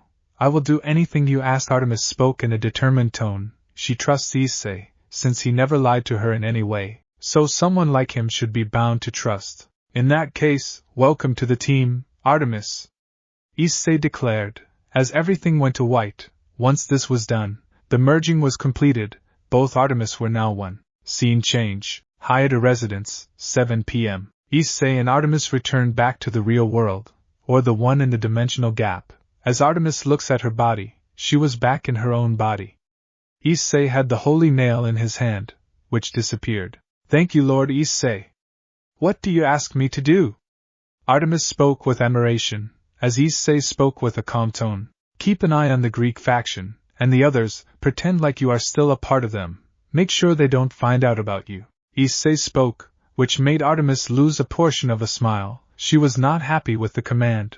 Understanding this, Issei spoke seriously. Look, you will have to tolerate men, sometime in the future. I know this may not make you happy, but for a while, you must do it. Artemis nodded, understanding that her hatred was affecting her lord. She shook her head and then spoke. Very well, I will keep my hatred under check. It may not go, but if there is anyone whom I can trust, it is you. Cause you never lied to me. Artemis spoke with a smile, before teleporting to Olympus to act as his spy. Issei was having a good day, because now Artemis has willingly joined him, just like Elizabeth. Now all that remains is Gondel, which will happen soon. Scene change. Astaroth territory, Underworld, 8 p.m. Ajuka Beelzebub was sitting with a tired look as he did not know how is he going to explain the engagement to his niece Latia Astaroth. He did not know how he is going to tell her that she is engaged. A few moments later a servant decided to announce the arrival of Latia Astaroth. She was described to be a beautiful girl with almond eyes with long blonde hair with blue hair tips as she has a voluptuous body and large S. She wears a noble-like dress while holding an elegant folding fan. Is something the matter, Lord Beelzebub? Latia asked incredulously. She was surprised to see her uncle here. But no matter, it has to be important. Latia, I have something to tell you. Ajuka spoke with a serious tone that made the Astaroth heiress shiver. She has rarely heard Ajuka in this tone, to which she spoke with a tone that had hints of nervousness. Uncle, you are making me concerned. Did something happen? Latia spoke, with worry in her voice. She feared what will happen to her. I am sorry for this. Ajuka spoke with a serious tone, but there was some sadness in his tone. But I had to compromise you to someone. Latia widened her eyes in shock, horrified by the news she received as she spoke with a disbelieving tone. Please tell me you are joking. Latia looked at her uncle, who looked away. He had been keeping her away from any possible engagements. She kept her hands on her mouth in disbelief as she spoke with horror. How could you? Latia asked, to which Ajuka spoke in a sad tone. Look, Latia. I am Latia, interrupted her uncle and responded in a cold tone. Save it. I don't want your apology. Who is it? Huh? Ajuka was surprised by what had happened, to which Latia responded with a slightly raised tone. Who is it? Ajuka looked away. He didn't even consider her opinion or love life before going ahead with this decision. It's the Red Dragon Emperor, Issei Hayata. I see. Latia spoke in a tone that lacked emotion. She knew him very well, although she never met or talked to him. She has heard stories from Rias and the others, but she did not believe them, until she meets him in person. Latia, please, I am Ajuka tried talking to her, to which Latia spoke coldly. You should have told me before coming up with this. Latia glared at her uncle, as she then spoke. Now if you will excuse me, I would like some time alone. I need to prepare myself for the engagement. Latia spoke with a slightly mocking tone. She was disappointed in her uncle for treating her the same way her parents might have done. But she knew sooner or later she would be engaged to someone. That was a lady's fate in the Devil's Society. There nothing she could do. Her uncle did protect her for a long time. Ajuka felt helpless seeing this situation. He was the one to do this to her, as he came up with the idea of pairing the girls with the Red Dragon Emperor. Scene change. Second heaven, 8 p.m. Are you serious? A woman shouted in the corridor. This was Marana Sharatova, who was a girl with cyan hair and amethyst eyes. She wore a flower on her hair, and carried a parasol. Her expression was not happy. She also wore a dark-colored skirt which was sleeveless, along with leggings, which reached her calves. She also wore a covering around her chest area.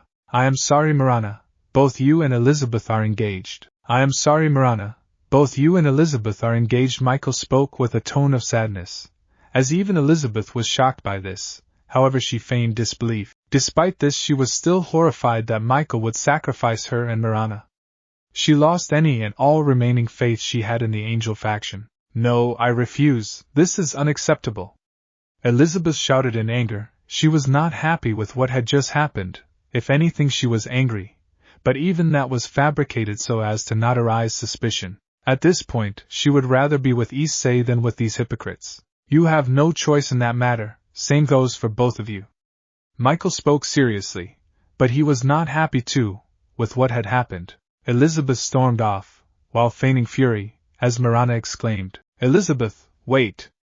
Marana gave a side glare, before following her friend. Both hated this engagement. Michael was ashamed at what he had done. Once she went out of sight, she desired to go to Lord Issei, as she remembered that a few things have happened. She still had a small portion of her consciousness inside of her that still believed in what Issei was doing was wrong, but unlike Artemis or Gondel, hers was sealed away. She could neither interact nor do anything with her. That was until now, when she sensed someone was in her body. She was shocked to find it was Elizabeth. The reason was that, in reality, a very small portion of her original personality and memories remained, an oversight that even Issei could not imagine or predict. Since he was in a rush to merge dark light with her, he had to force even her inner personality to accept with him, since her holy light would reject and eliminate the dark light. This was due to her holy reserves being massive. If he didn't use the dark light, heaven would detect her fall, and would cast her out, so as to keep her as a spy for Issei, had to make it as quickly as possible, and he used the more holy nails to make it as quick as possible. This resulted in her original personality being nearly erased. Detecting her now sensible presence, Elizabeth spoke to her inner self. So you see it now, Elizabeth. Michael only sees our Lord as a greedy and jealous man. I hope you are watching, because soon you will realize how far the angels have fallen. Even Gabriel failed to see the truth about our Lord. Elizabeth flew towards Issei. With her inner consciousness, although weak and small, she was able to see what the angels really were. She wanted to talk to Issei about her willingly joining Issei. However, unbeknownst to anyone, even Issei himself, Issei found a way to create mindless slaves, meant to spy on the factions. Scene change. Hayate Residence, 8 p.m. Issei was happy with what had happened. He was thinking on how he should free Nyx, since he is not going to accept those girls to build relationships with the factions. He hated that they even would use their own people for forwarding their goals. He pitied those girls. What the Issei was surprised to see a magic circle open up, as it was revealed to be Elizabeth. Lord Issei, I am sorry for coming in unannounced. Elizabeth spoke with a guilty tone, to which Issei shook his head. He was happy that, unlike Artemis, she did not make Issei experience her chest, which is surprising for a virgin goddess. No, it's fine. Tell me what is that you wanted to tell me, and before you ask, I am aware of what happened in the meeting. Artemis told me about it. Issei spoke. Elizabeth shook her head in response, and spoke. I am not here to tell you that. You see, this is what happened. Elizabeth then explained to her that some of her personality remained in her original body, and this was due to Issei using too many holy nails, something that would completely separate the original from the copy. Issei was left bewildered, as he spoke with frustration. Tu was not expecting this, an unknown variable. I should have known angels were known for their blind loyalty. But this is not what I was expecting. Issei looked at Elizabeth and asked, so I need to talk to her true personality, is that it? Elizabeth nods in agreement, to which Issei sighs. He activates Alpheka Tyrant and enters inside. Scene change. Elizabeth's mindscape, 8 p.m. Hello Elizabeth. What happened? Issei spoke with surprise. He saw Elizabeth crying. She was constantly rubbing her eyes. What she saw and heard completely shattered her. She was not chained, unlike Artemis or Gondel. I believed them. I trusted them. I always thought this was the right thing. That serving God was right, and those that served God was right. Elizabeth spoke while crying and sniffling. But I was wrong. They only saw him as a pawn. That's all. That damn Michael. Issei thought in anger. He now understood that the other girls must be going through this. He hated Ajuka for even come up with this idea. Despite this, he couldn't feel sympathy for her, due to his past. So what do you want to do? Issei asked to Elizabeth. She cried for a moment, and then snapped out of her nature and spoke. I want to serve you. You have never lied to me on any occasion, never done anything behind my back. I desire to serve you, and not the heaven anymore. Elizabeth's voice was determined, to which Issei spoke with a sigh. Very well, I will remove the nail, so this would undo the merging, but you will be completely loyal to me. Betray me in any way, Elizabeth, and you will die. Issei spoke seriously, to which Elizabeth nodded without hesitation as she spoke. I am yours to command. You never lied to me. I am ready to join you on my own accord.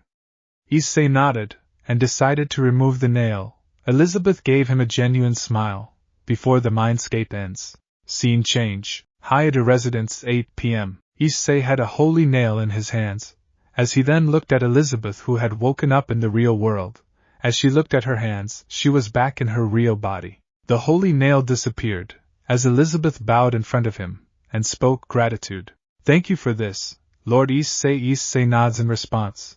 Before she leaves to continue spying for Issei in the Heaven faction, she still needed to explain herself to Marana Sharatova, so as to not make her get suspicious of Elizabeth's actions. Life is good. Issei spoke with a smile, as two people have joined him willingly, and are loyal to him. He just found two good allies, one being Elizabeth, and the other being Artemis. Now all he had to wait was for the factions to send them someone, so that he could play along with them.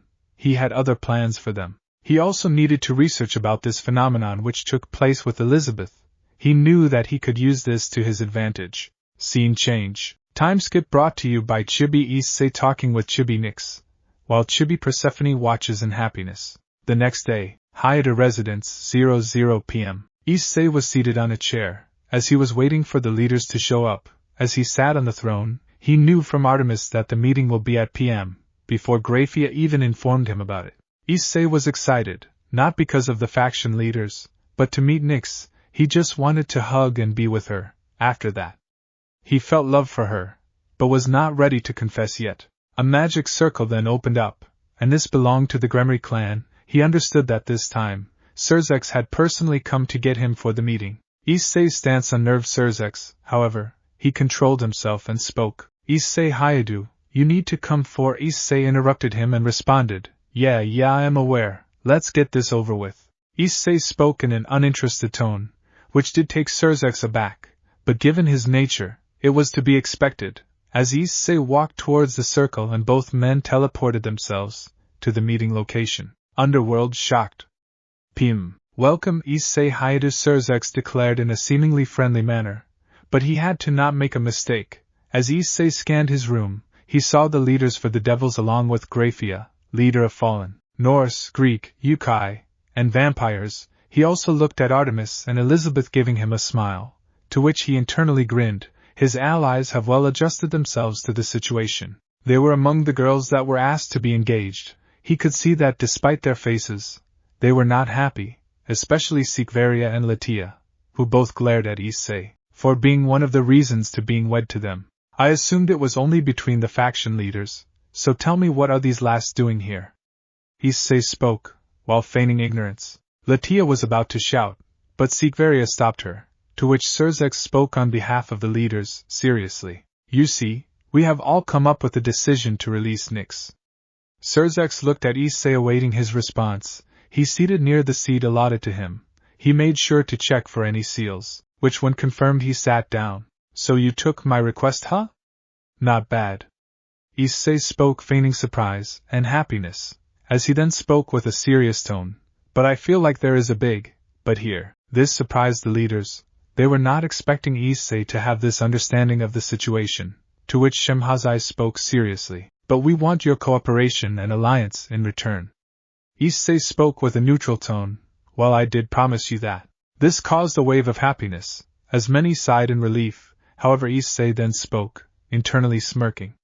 It is time to make the factions play his game. May I look at the draft?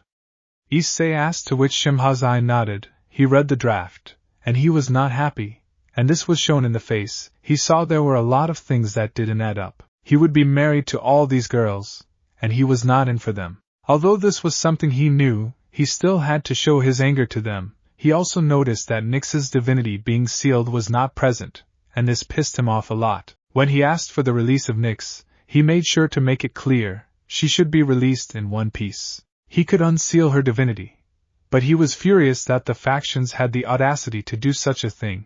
It was like stripping away their everything and making them a nobody, and he would never tolerate such a thing, especially for his loved ones. Really? I wouldn't notice. Issei's words shocked the leaders. You want me to engage me with these girls, so that I would become your ally? Is that what you have become? Have you become that desperate? Issei shouted angrily at the leaders. 6. The leaders, along with several of the engagement girls, were angered by his words. But Artemis and Elizabeth were internally happy, especially Artemis, who knew how angry Issei was when he had heard of this yesterday. The fact that you engaged them within a day, I am pretty sure that most of them wouldn't even have time to be prepared for it. You faction leaders disgust me to the very core, Issei shouted, with anger emanating from his voice. His aura was being released. He made sure to not reveal the part that he was a forbidden existence, at least not yet. But then, how would you come to know of the meeting yesterday? Seraphal asked, shocked. She was really afraid that if Issei came to know of what really happened, then they can forget his help. Issei started to chuckle, with his voice slowly changing into a laughter. I have eyes and ears everywhere, so don't even think about hiding stuff from me. Issei spoke with an evil grin. This terrified the leaders. He then spoke with an increasing tone. I also know of the fact that you tried to use them for spying on me. You tried to even go so far as to control me. And not to mention the fact that you tried to strip her of her divinity.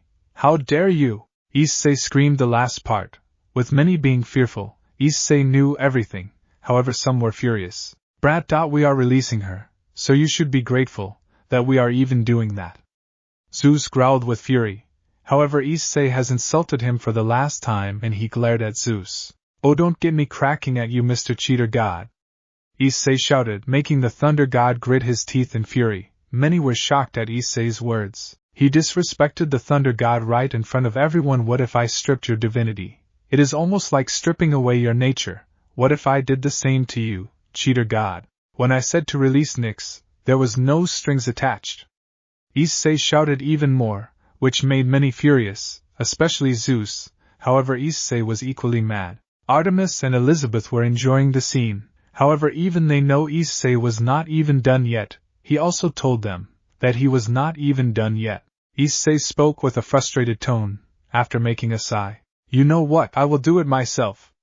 Issei's words shocked many of them present. He used his ring, and opened up a portal directly to Nyx's prison. He was in the portal for a while, as he used God's slaying magic to nullify all the seals that was put on Nyx. He then came out moments later, as he spoke with a mocking tone. You know what they say, if you want to get something done, you should do it yourself. Issei then looked towards the portal, and spoke with a loving smile. Come on out, Nyx. Issei's words shocked everyone. He managed to undo seals that were meant for gods. A few moments later, a beautiful young woman with the cute face of a child that has long black hair and with pointy ears, She wears a cute frilly dress called Godly Virgin Killer Clothes that has a corset jumper skirt. Her body also gives out a tremendous dark aura. I see you didn't have to. Nyx spoke with worry. She was afraid of what they will do to Issei, as Issei gave her a loving smile. No need to worry, Nyx, let them try. Let's see how far they will get. Issei gave a mocking smile, which made many shocked, fearful, and angry. Zeus was the angriest. He was about to get up to shock Issei, but before he could, Serzex put his hand in front of him. Serzex? Zeus exclaimed in shock and horror. He was also not happy with what had happened, but he had no choice. Zeus, seeing the situation, reluctantly sat down, gritting his teeth in fury. Dealing with the both of them will not end well. He could potentially conjure up something that could take them all down at once. Issei then spoke. You made the right choice, Lucifer. Issei spoke while shaking his head. His tone then changed into a mocking tone. All you idiots needed to do was to release Nyx, and I would gladly help against Malik, but now, forget about it. Issei spoke, seeing their faces not being happy was something that he enjoyed a lot. Serzex and the others could only look away in defeat. They are doomed. They are screwed. Now Issei will never help them now. Serzex spoke with frustration. Fine. You in doubt, all we need to do is sign the decree, and Nyx is all yours. Serzex gave up. All hope was lost. Seeing them in despair was something he was going to enjoy the most. However, he was not done yet. He needed to teach them a lesson, to not manipulate him ever again. He saw the leaders signing them one by one. He was happy that everything was going the right way. He waited for his right time to strike. Once this was done, they gave him the paper, which he put it in a pocket dimension, as he did. But we are not done yet. You still have to pay some interest. Issei spoke mockingly with a sinister grin, which made the leaders worry. As Serzex spoke while glaring at him. What do you want now? Issei chuckled evilly, as he dashed towards Zeus and Ajuka. Before anyone could react, he had grabbed the two by their throats and threatened the rest of the leaders. Make a move against me or Nyx, and I will kill them. Before anyone could react, the three were gone. Issei had used Dimension Lost to enter into his own world, making many worry for him. A few moments later, they both appeared. Zeus had several wounds on his body, and Ajuka was terrified beyond capacity. Whatever Issei did to them, they both were alive, however, with one being in anger, while the other being in fear. Remember this, never try to control a dragon ever again, or you too will regret it, Issei exclaimed, before walking away towards Nyx, who was worried for him. Issei assured her that she was fine. Serzex and the others came to the aid of the two, as he shouted, Why did you do that? Serzex was furious. He hated what Issei did to his friend, to which Issei responded, That was a warning. If any of you ever try to do anything with me or Nyx, I will make sure you have the most painful death imaginable. Always remember to never control a dragon. Issei spoke with an evil smile. Serzex and the others were terrified. If Ajuka was brought to such a state, that means that the one in front of them is a monster. Nyx was blushing at this, while Artemis and Elizabeth were smiling, with Artemis being the happiest seeing Zeus in such a condition. Seeing their despair-ridden faces, Issei had an idea. He decided to give them some hope, and then take it away from them. How about we play a game?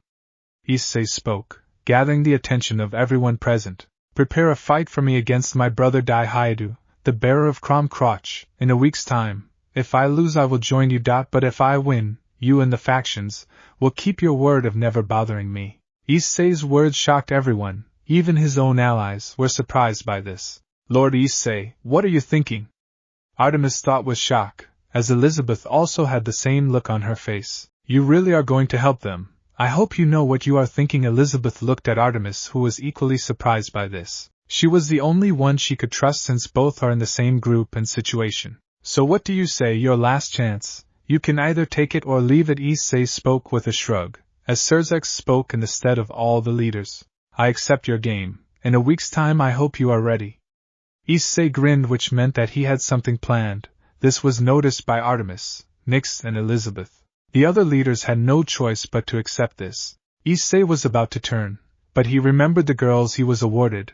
He then looked at them, and had another idea. Since you decided to perform the deed, I wonder what will happen. if your factions come to know of this. Issei spoke with a sinister grin. But you Serafal spoke in surprise, as Issei responded. I can use my memories to reveal everything what happened here. I wonder how the DXD team or even your people would react, seeing that you tried to ruin your only hope. You even tried to use the girls so that I will fall to your charms, and betray me when needed. I can twist the news in such a way that your own people will turn against you. This brat Zeus thought angrily, seeing that many were in a fix, due to the situation. No one was happy with Issei's words. If anything, they were furious. However, Serzex had no choice. Fine, what do you want? If we ask you to keep our mouths shut? Serzex spoke in defeat. He was angry, while his wife Graphia and his other fellow Satans were equally shocked at what Serzex spoke. What are you going to ask me? Odin spoke in defeat. What do you want, brat?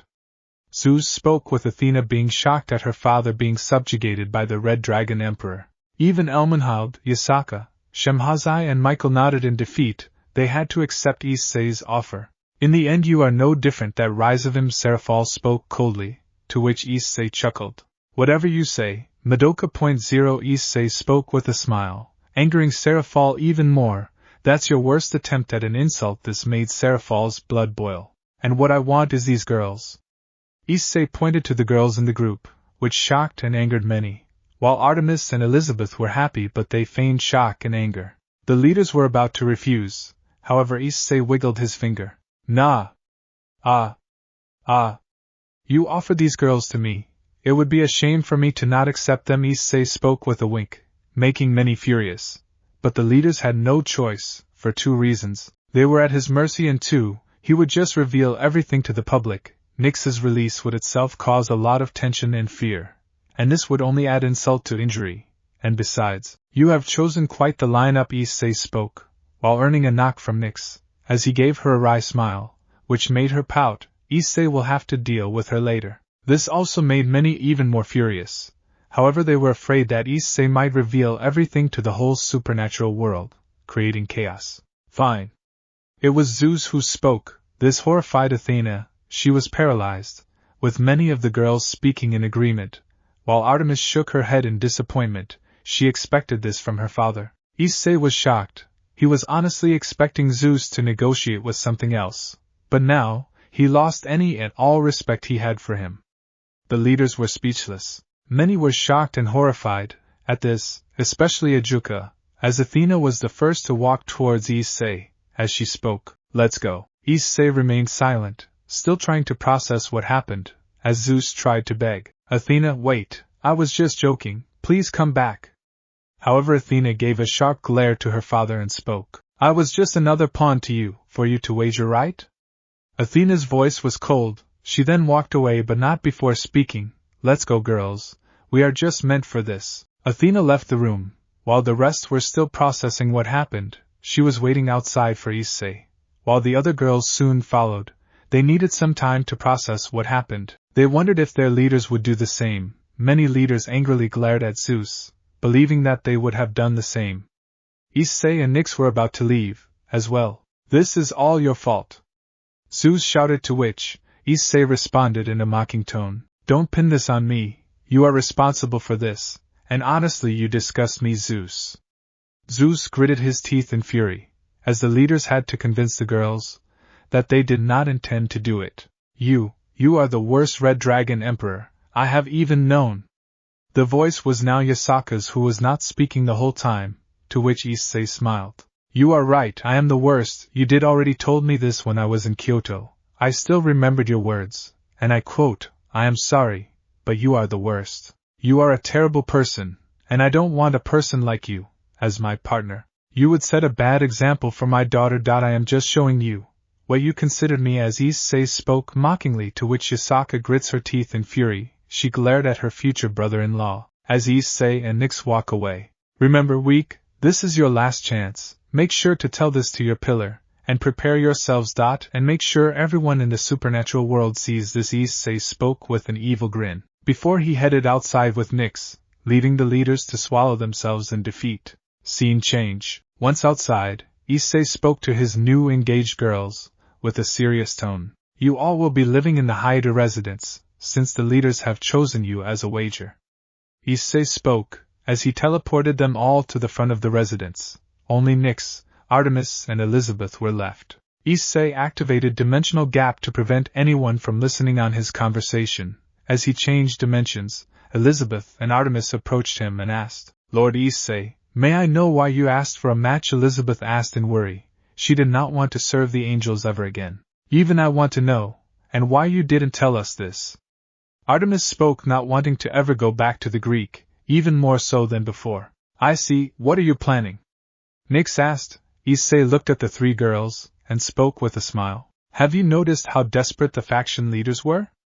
Issei looked at the girls, whom all nodded, so much so that Zeus, even to save his own skin, sacrificed his two daughters, without even thinking about the others, even going so far as to accepting anything I wanted. Issei grinned, seeing them in such despair and anguish. "So what, are you really going to fight him?"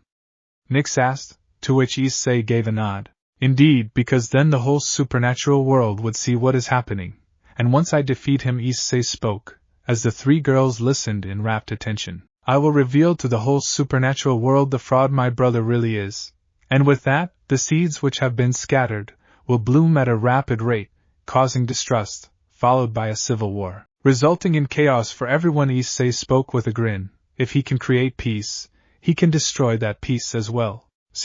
Dai stole his achievements, but it was his actions that had a major influence in this to be working to even begin with, else the beast of apocalypse would have long overrun the factions at this point.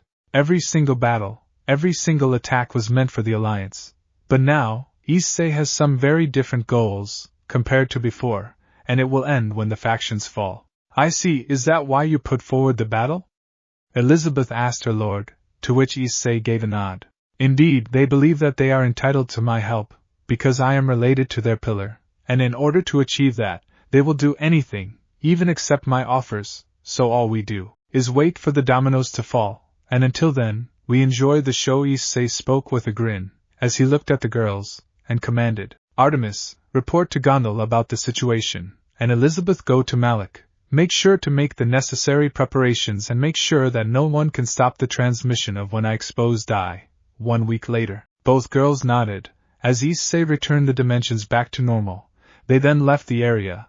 He then looked at Nyx, happy to see her again. He hugged her, making the goddess blush heavily. "I miss you, Nyx." Issei spoke happily, to which Nyx returned the hug and responded, "I miss you too, Issei." They remained like this for a while, before splitting up. Issei then spoke, "Let's get you settled in, you will be with me from now on." Nyx nodded with a smile, as they both teleported back to the Hyder residence. Hyder residence, 9 p.m. "Like it or not, she is staying here," Issei spoke, as he was surrounded by the girls that were promised to him in his own harem. The only ones missing were Artemis and Elizabeth, as they both were doing their tasks Issei asked them to do. Issei Hyder, the primordial goddess Nyx, is not allowed in this house. You know how much of a danger she is to the people around her, especially Ingvild. Rias retorted angrily. "She has not learnt her lesson properly." She was accompanied by her own peerage, Dai's peerage, Aika, and Issei's parents Goru and Miki, Ingvild, and finally Valerie. Issei was getting angry. It would only take him a minute to put her in her place. He scanned the house, and many showed unpleasant faces, but some were fearful of speaking a word, knowing what he would do. "Don't forget that I am the primordial goddess of darkness, Gremory. It will only take me a minute to put you and your peerage to the ground." Nyx reacted to Rias's demands. Issei was happy that the girl would defend herself. He also looked at Rias's expression, as she was starting to lose her confidence. Nyx was no joke. She could easily take on her and her peerage. She looked towards Dai, who was gritting his teeth in anger. She hoped that he would intervene and stop his brother. Issei only looked at him, and smiled, as he asked, "What's the matter, brother? Cat got your tongue?" Issei's tone was mocking, which made most of the Gremory peerage angry due to what Issei had said about their love. As he spoke, "Didn't your brother already tell you about the situation?" Rias stopped for a moment, and remembered her brother saying that Nyx has been released due to Issei's actions. He remembered accounting for everything he had said, including his declaration of a fight against Issei, which made Dai relatively scared, due to the fact that he will have to fight Issei in a week's time. Furthermore, Dai couldn't refuse or ask for more time. as he was already under suspicion by the leaders and anything that could expose him would ruin him even further. He had to accept the fight. Not to mention Cromcroch mocked him for that. This was due to the fact that his lies will soon be exposed, as his strength was not that strong. He hated his brother for putting him under the bus like that. If anything, everything he had built up will be gone just like that, and he will make him suffer during the fight. He vowed to find a way to take his power and make sure to silence him. So even now, are you going to stop us? Issei asked with annoyance. As Rias looked away, she had to back down. Surzex had told her that Nyx will be staying, and she can't stop her even if she wanted to. But what about Ingvild? Don't you care about her?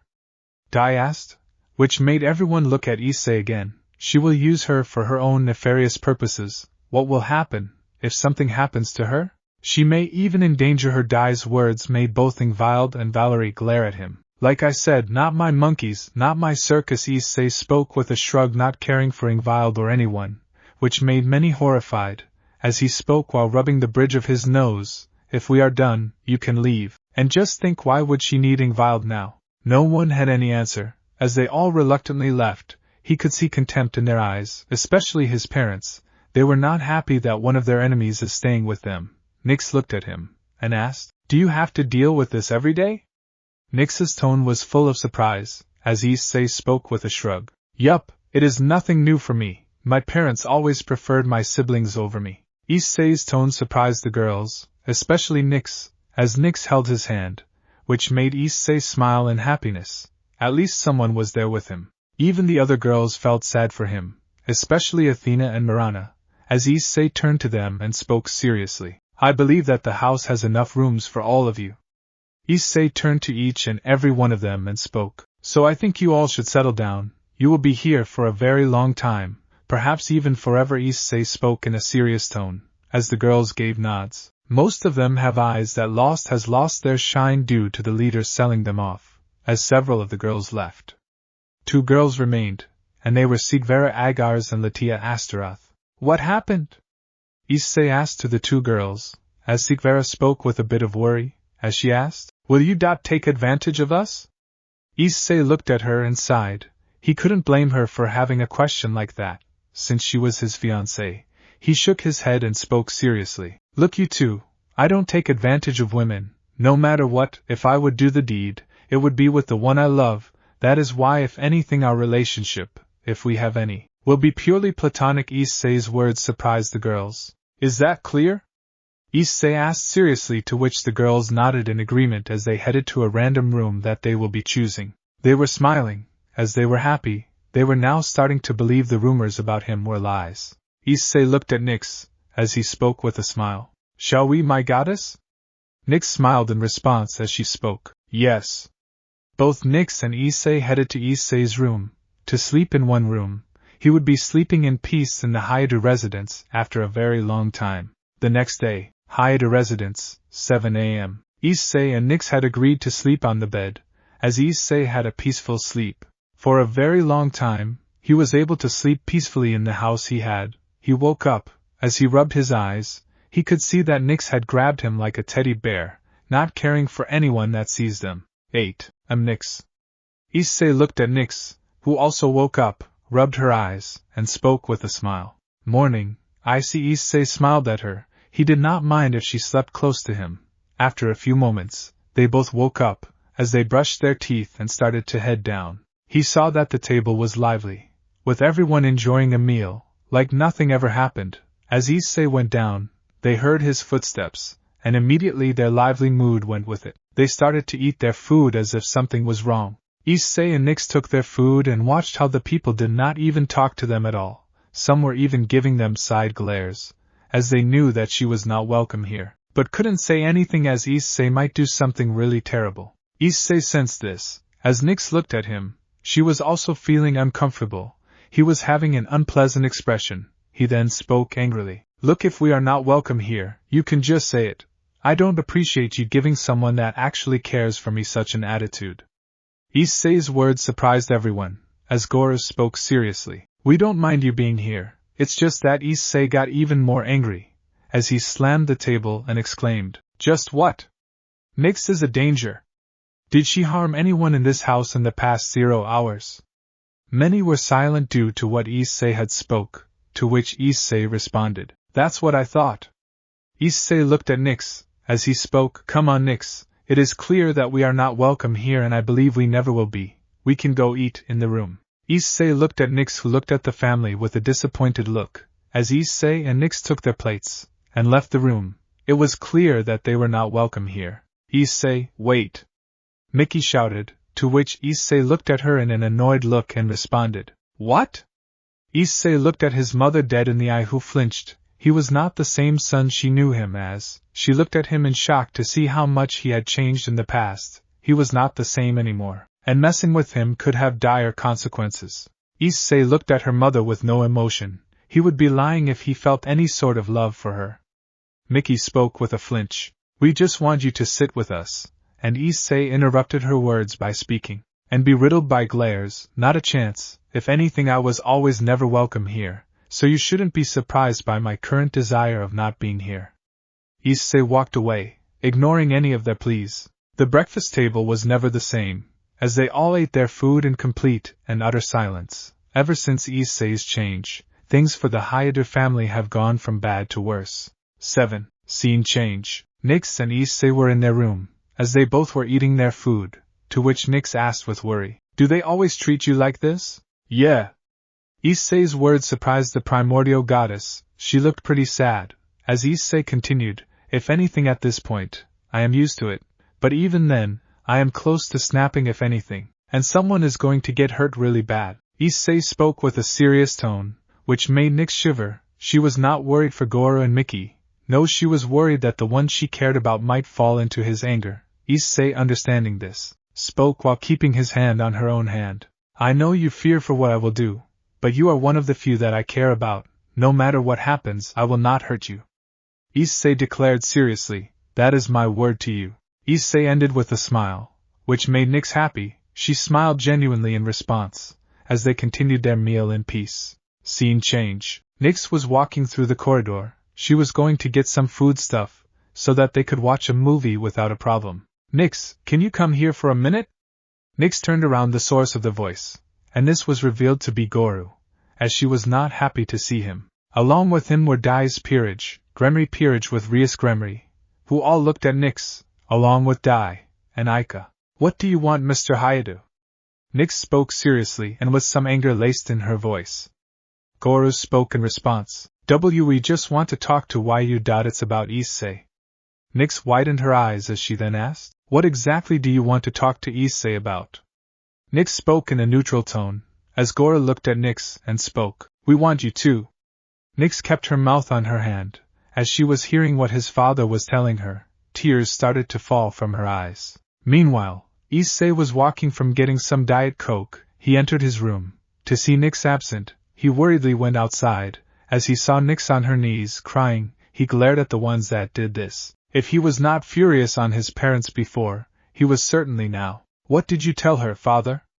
Issei exclaimed in fury. Goro and the others were fearful, since Issei was getting angrier every second.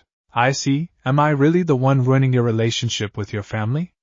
Nix spoke with sniffles. He widened his eyes, in shock. His shock changed into outrage this time. He understood what they must have told Nix, and he clenched his fist in rage. 6. Issei's hair covered his face. He looked at his father, walking slowly towards his father. Before anyone could react, Issei gave Goro a punch to the face that sent him flying. "Goro!" Mickey shouted, rushing to her husband, as he saw that he had a broken nose. "I can't believe you!" Issei spoke with a low tone, masking his anger. "I can't believe I called someone like you my father." Issei put an emphasis on my. He despised what his father did. Nix was worried. She had never seen Issei angry. But now she knew how much damage his parents, or should she say so-called parents, did to him. "You scum!" Issei dashed to his father, and before anyone could react, he picked his father up by the throat and started choking him. He was struggling to keep up with his anger. "What did she do to you?" She was minding her own business. Issei's pent-up anger was being completely released. None dared to make a move. Issei was releasing his aura that was nearly suffocating everyone, except Nix. Even the new guests were terrified and decided to stay up. Ingvild also agreed to stay up, not wanting to get involved with anything Dai wanted, but she was terrified of what might happen. Only Athena was okay, but she was worried about what Issei might do. Issei slammed him to the ground, making him cough up. The whole ground beneath them shattered. As he looked at Dai, he was responsible for every single suffering in his life. Dai was scared shitless. He has never experienced his brother's wrath before, and now, he felt like he was done for. Now you see, this is what happens when you piss off a dragon. I can only pray for your survival. Nope, just kidding. Hope you die a horrible death, Dai Hayadu. Crom mentally told his host in a mocking tone. He enjoyed seeing him in this state. I swear Di, I will make your life as miserable as possible. Once the duel begins, I will destroy you to the very core, just like I am going to do with this sorry excuse of a father. Issei screamed at Dai, who fell on the ground, fearful of what might happen. He couldn't move due to being paralyzed by fear. Aiko was on her knees. The aura was suffocating enough, but combined with the fact that he threatened his own brother, scared her to even think properly. The same could be said for the rest. Issei started to slam him to the ground repeatedly, each blow destroying some of his bones. He was screaming in pain. His spectacles were shattered completely due to the blows. Aya! Goro screamed in pain. As he had severe bone damage and internal bleeding, he then sat on him, and started punching him in a rapid-fire manner. Issei did not stop. All that anger, all that rage, was being shown. He has had enough of dealing with his parents' nonsense. Time after time, he tried proving to his parents that he could be a capable man, a man that would handle himself no matter what he does. But all he got was aggression and hatred. Why? Dai was always the prodigious child. He always got good grades, got good sports results, earned trophies, thus he was like the golden child, while Issei was considered the useless child or the black sheep. Even his sister Aika could be considered as such. The lies only made it worse. He was not even looked at by his own family. His family hated his existence, and the supernatural made his life 100 times worse. No matter where he went, all he got was looks of hate and disgust, and this was common in the underworld, mostly the Gremry territory. He looked at his father and kept punching. Echoes of his memories were running in his mind. Punch. I was ignored because of Dai. You did nothing for me. Punch. You didn't even love me because I couldn't get prestige for your family. Punch. You didn't even try to help when I needed you the most. Punch. Why? Punch. Why? Punch. Why? Issei continued his barrage of punches on his father. He did this for minutes. He then got up, as blood was in his hands, and some of his face and clothes, as he spoke with a satisfied tone. That felt good. Issei was suddenly bombarded with voices from the past hosts. Make them suffer. Abusers and tormentors like him should die. They should be plunged into the deepest depths of purgatory. They should have never been kept alive for so long. Issei then activated his boosted gear and spoke. Who shall awaken? Issei was surrounded with green orbs, as they all demand Issei to start activating the Juggernaut drive. I am the heavenly dragon who has stolen the principles of domination from God. Issei's body was starting to glow in a balance breaker, as he continued. I laugh at the infinite and fret at the dream. Issei's armor started to grow draconic. Just as he was about to say the next part, he felt someone else shout, Issei, they are not worth it. Issei turned his attention to Nyx. As she saw her in tears, he then spoke. And Nyx? It's me. I know you are mad, but I don't want to lose you. They are not worth the effort, so please stop. Issei stopped the chant. As he took a deep breath, he looked at Nyx. Seeing her sad was the only thing that convinced him to stop. He promised that he would never do anything that would make her sad. Keep this in mind, Dai. I will expose you in front of the whole world. That is my promise to you. And like I said before, I will make sure to make our fight as miserable as possible for you, brother. Issei shouted as he got up from his father, whose face was barely recognizable. Dai was fearful of what Issei will do to him, as he wondered what Issei had planned for him. As one might say, the anticipation of a threat is worse than the threat itself. He looked at the others. They were still shivering in fear, unable to do anything, frozen completely due to their fear. He then exclaimed coldly and seriously, Try a stunt like this again, and you will meet a far worse fate than this man. Issei walked away as he gave them a side glare. They were frozen in fear, and they remained that way until they decided to take Guru to the hospital. Issei and Nyx left the room, but not before the primordial goddess of darkness spoke coldly. You should be ashamed of yourselves. They left the room. Today was a day of enjoyment, but these morons ruined it for them. Scene change. Time skip brought to you by Chibi Issei and Chibi Nyx introducing themselves to the other Chibi Isseis with their loved ones. The next day. Unknown location, 9 a.m. Issei and Nyx headed to Malik's base. There they were called due to Malik finding something important. As they entered in, they were greeted by Grievous, Malik, Kalani, Elizabeth, Gondel and Artemis. Lord Issei, I am glad you made it. Elizabeth spoke with a greeting smile. You told me that there was something important, so what's the matter? How about I show you instead of telling you this? Malik pointed to two Bacta tanks, which were blurred, to not show the bodies. The liquid was too deep for that. Bacta tanks, did something happen? Issei asked with concern, to which Malik gave a nod. You see, Issei, these tanks housed the now deceased descendants of Asmodeus and Beelzebub. Malik ended the words. As Issei and Nyx were surprised by this, he then asked, Are they half-bloods, like Ingvild and Valerie? Malik gave a nod. Kalani then came in with the statistics. But by the time we found in, they were long dead, decomposing. When we found them, Issei was surprised by this. However, he should have expected this. Case in point. Both Ingvild and Valerie were revealed to be descendants of Lucifer and Leviathan respectively, so it would make sense that even Asmodeus and Beelzebub would have a half-blood descendants like them. How long were they dead for? Issei asked. He then continued, because if I remember, devils live for 0000 years. This includes even half-bloods as well. As Kalani responded, 0 years to be exact. It was unknown how they were killed. Whoever did it must have found a way to do so. Kalani spoke with an interested tone, as he decided to research their bodies, since there was no trace of them being killed. I see. Issei spoke while rubbing his chin, as Nyx looked at him, and asked, So what do you plan on doing? Issei looked at her and smiled, as he gave her a nod, as he looked at Kalani and commanded, Kalani, give me a status report on who these two bodies were. Kalani nodded and spoke. Both the bodies are estimated to be aged around 0 years. Since they were devils, there have been no records in any hospitals of the human world. One of the bodies' genetics dates back to Rome, while the other is American. And the genders are identified to be female. Issei widened his eyes in surprise, with Nyx giving him a sweet smile, as she speaks. So were you going to revive them, I see? Because they were female. Issei shook his head, as he responded, Nope.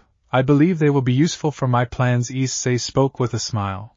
But internally he was worried for some reason. He felt like if he makes a mistake then, he would be done for. Good. Nyx spoke. While Issei looked at the girls, Artemis then asked, Lord Issei, what will you do now? Elizabeth then spoke next. How will you revive them? Elizabeth trailed off, after which she widened her eyes, as she spoke, Don't tell me you will use the Sephiroth Graal? Issei gave her a nod, and brought out the Holy Grail in his hands. Everyone looked at it, and wondered what Issei will do next. Using the Holy Grail, he focused by closing his eyes. He was searching for souls. Elizabeth then asks, What is he doing? Gondel responded, looking at her, He is looking for souls, Elizabeth, using that he will try to locate their souls. This went on for a while, after which he opened his eyes and exclaimed, Found it! This caused them to approach him, and he then transferred their souls to their current bodies. He made sure to get them right, due to Kalani guiding him which bodies have the souls. It was a good thing that the souls were not in purgatory, otherwise saving them would be next to impossible. Issei spoke with a happy tone, remembering how difficult it was to save Persephone. Purgatory? Nyx asked in confusion, as Issei responded, A different dimension, where there is no escape. Usually that's what happens to souls that have been destroyed. Persephone was right there? Wait, Lady Persephone is alive! Artemis exclaimed in surprise, to which Issei nodded in response. Artemis then asked how? Why did you never tell us? Simple, you never asked. Issei spoke with a mocking smile, to which the goddess of Hunt's sweat dropped seeing this, as Issei looked at the souls and commanded Kalani, Report to me, when they wake up, I would love to hear their story. Kalani nods, as Issei and Nyx leave, with Artemis, Malik, Gondel and Elizabeth following them. Oh, speaking of which, have you seen Valerie?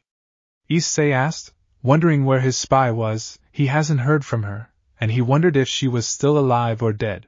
I asked her to spy on Team/Dog. She has been reporting everything to me. Lord Issei Gondel spoke, in response, as Issei nods. She is not to be trusted, Gondel. If she does anything that you do not ask her to do, teleport her to me without fail. I will deal with her personally. Issei spoke seriously and coldly, to which Gondel nodded in agreement. Inner Gondel was surprised. She came to know of Artemis and Elizabeth willingly joining with Issei, and was surprised by the sheer loyalty these two possessed. She had heard of what Zeus did, as he spoke in the stead of the other leaders, and like many others she was disgusted. She started to have doubts whether Odin would also do the same. As you wish, Lord Issei. Gondel spoke with a smile, before teleporting back to Asgard to create Valin. Issei then turned to Elizabeth and Artemis, and gave them the respective commands. Keep in mind, you must still spy for me in the factions. I understand that you do not like them anymore, but report them to me. Anything you find, anything off-putting you might find. Issei spoke seriously. Make sure to maintain an aggressive relationship with the leaders, being cold and hostile to only them, while maintaining a normal relationship with the rest. No one should know that you are with me. Both the girls gave a nod, and spoke in unison and admiration. As you wish, Lord Issei. Both girls teleported back to their respective factions. Issei couldn't make a mistake, especially if the factions have a suspicion on the girls. He had to maintain their relationship. As with Artemis, she still has a relationship with her twin brother Apollo. So what do you want me to do? Malik asked Issei, to which Issei responded. For now, we won't be attacking the factions. Instead, we will break the morale of the factions. After Dai is exposed, it will cause chaos everywhere. Civil war, distrust, disfaith, you name it. People will refuse to believe anyone, especially their leaders. The leaders will try to quell the chaos. And if anything, there is no telling what the faction leaders will do. But all we know, they will be in despair.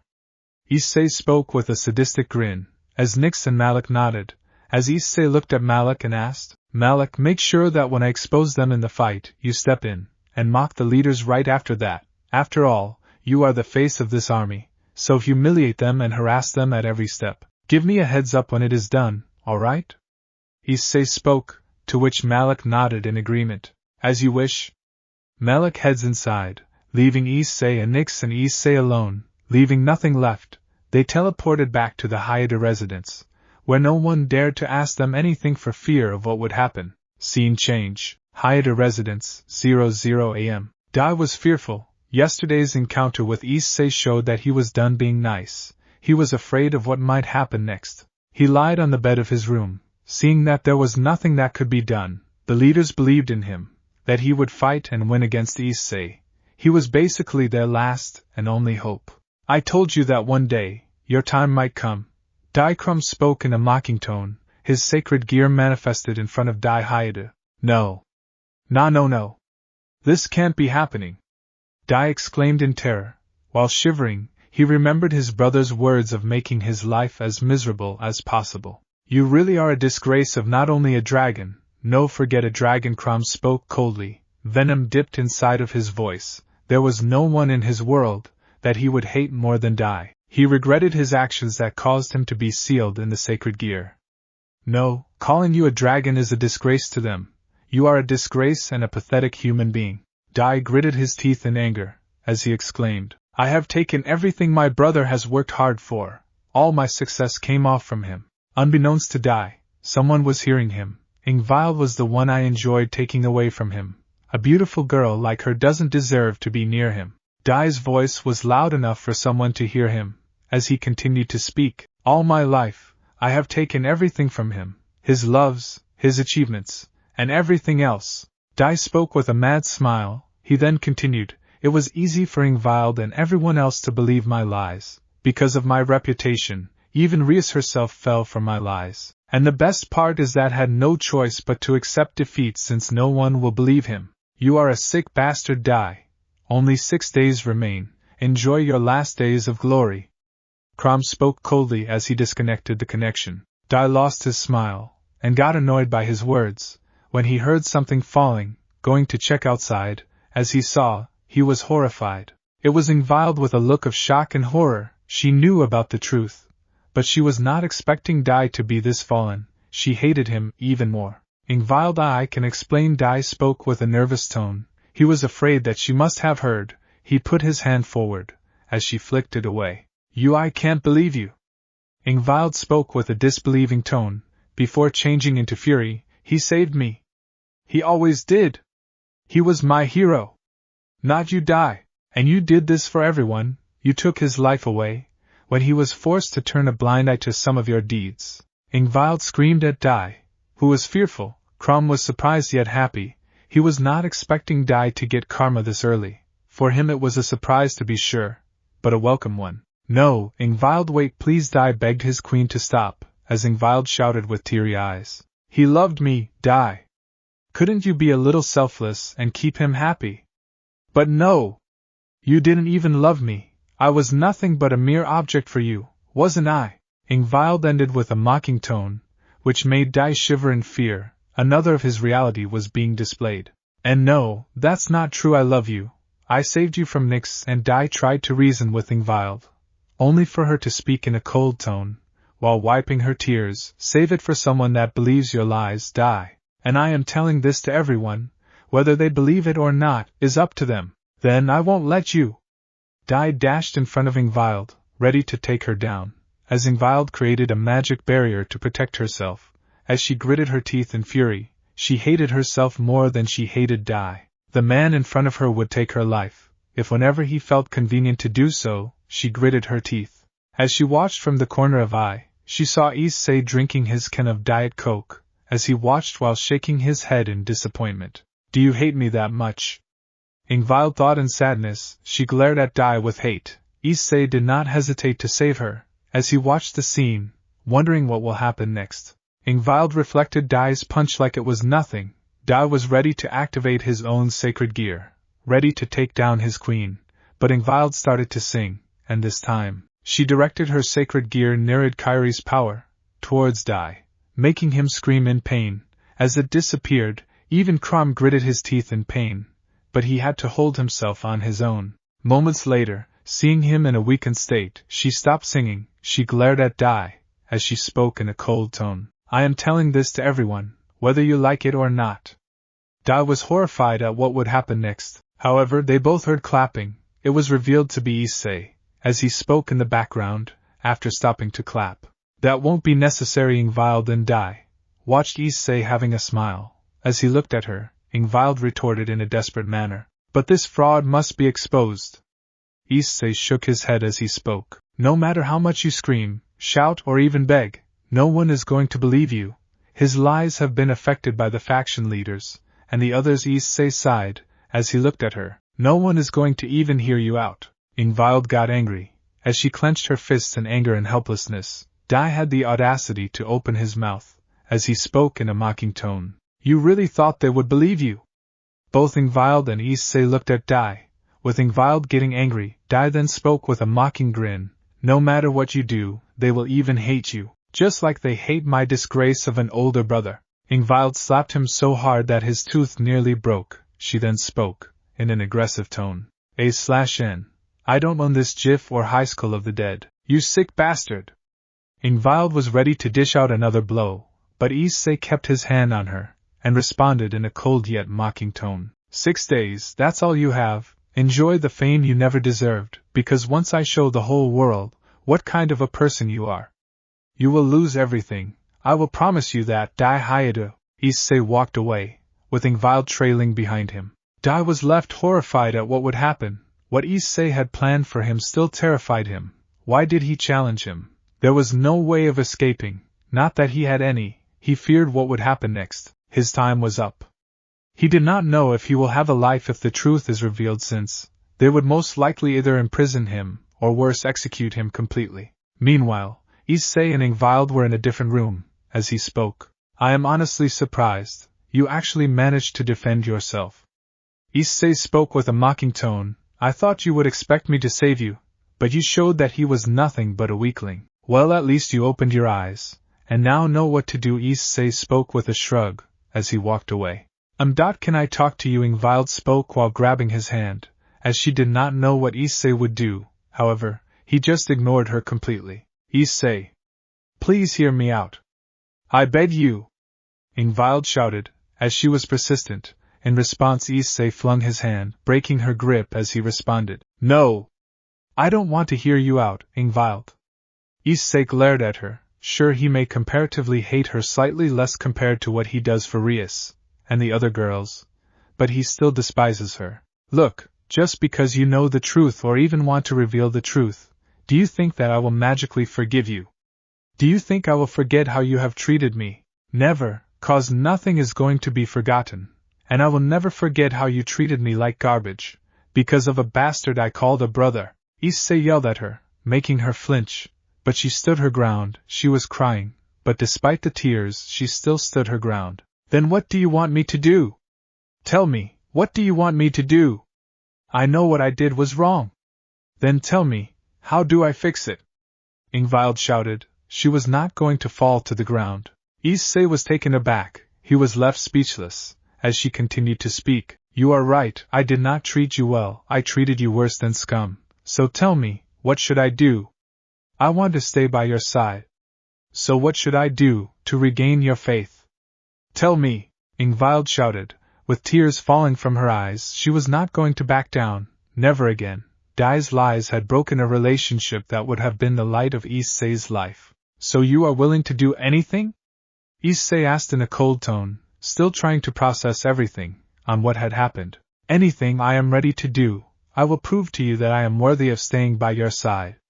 Ingvild exclaimed in a strong tone. She was not going to be fooled or manipulated ever again. Let's see if your words are as true as your actions. Issei spoke in a cold tone, as he walked away, since he had other work to do.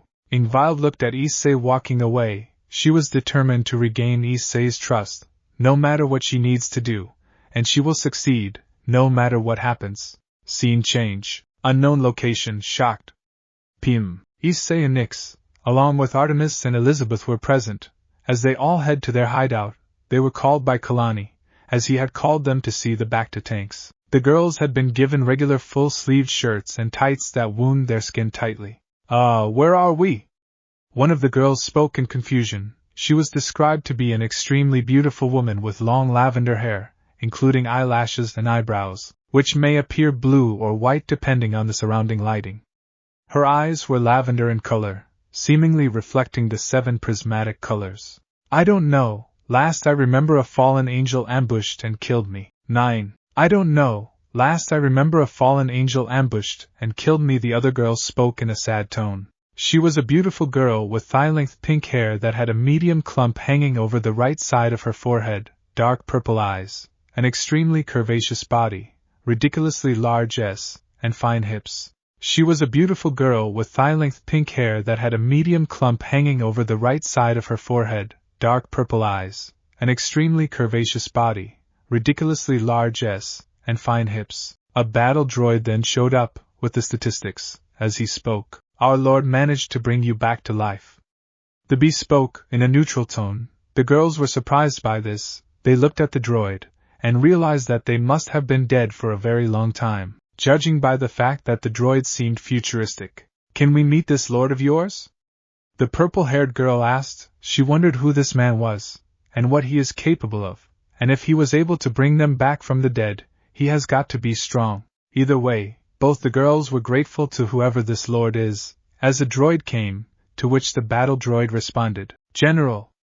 It was Kalani that came close to the girls, and spoke with a cheerful tone. Then you are in luck, he is coming to our base. I wouldn't wake up if I were you, your bodies still need to recover. Both girls nodded in agreement, as Issei along with the primordial goddess Nyx showed up. Beside her were Elizabeth and Artemis, as Artemis asked, Lord Issei, are these the Satan descendants?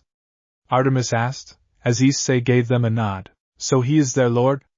Both the girls, though looking at Issei in surprise, he seemed to be decently dressed, and decent looking, although they know firsthand how looks can be deceiving, since they were both killed by fallen angels. Greetings, my name is Issei Hayadu, and I am the leader of this organization. Issei greeted the two girls with a smile, as they noticed that the man was not deceiving them in any way.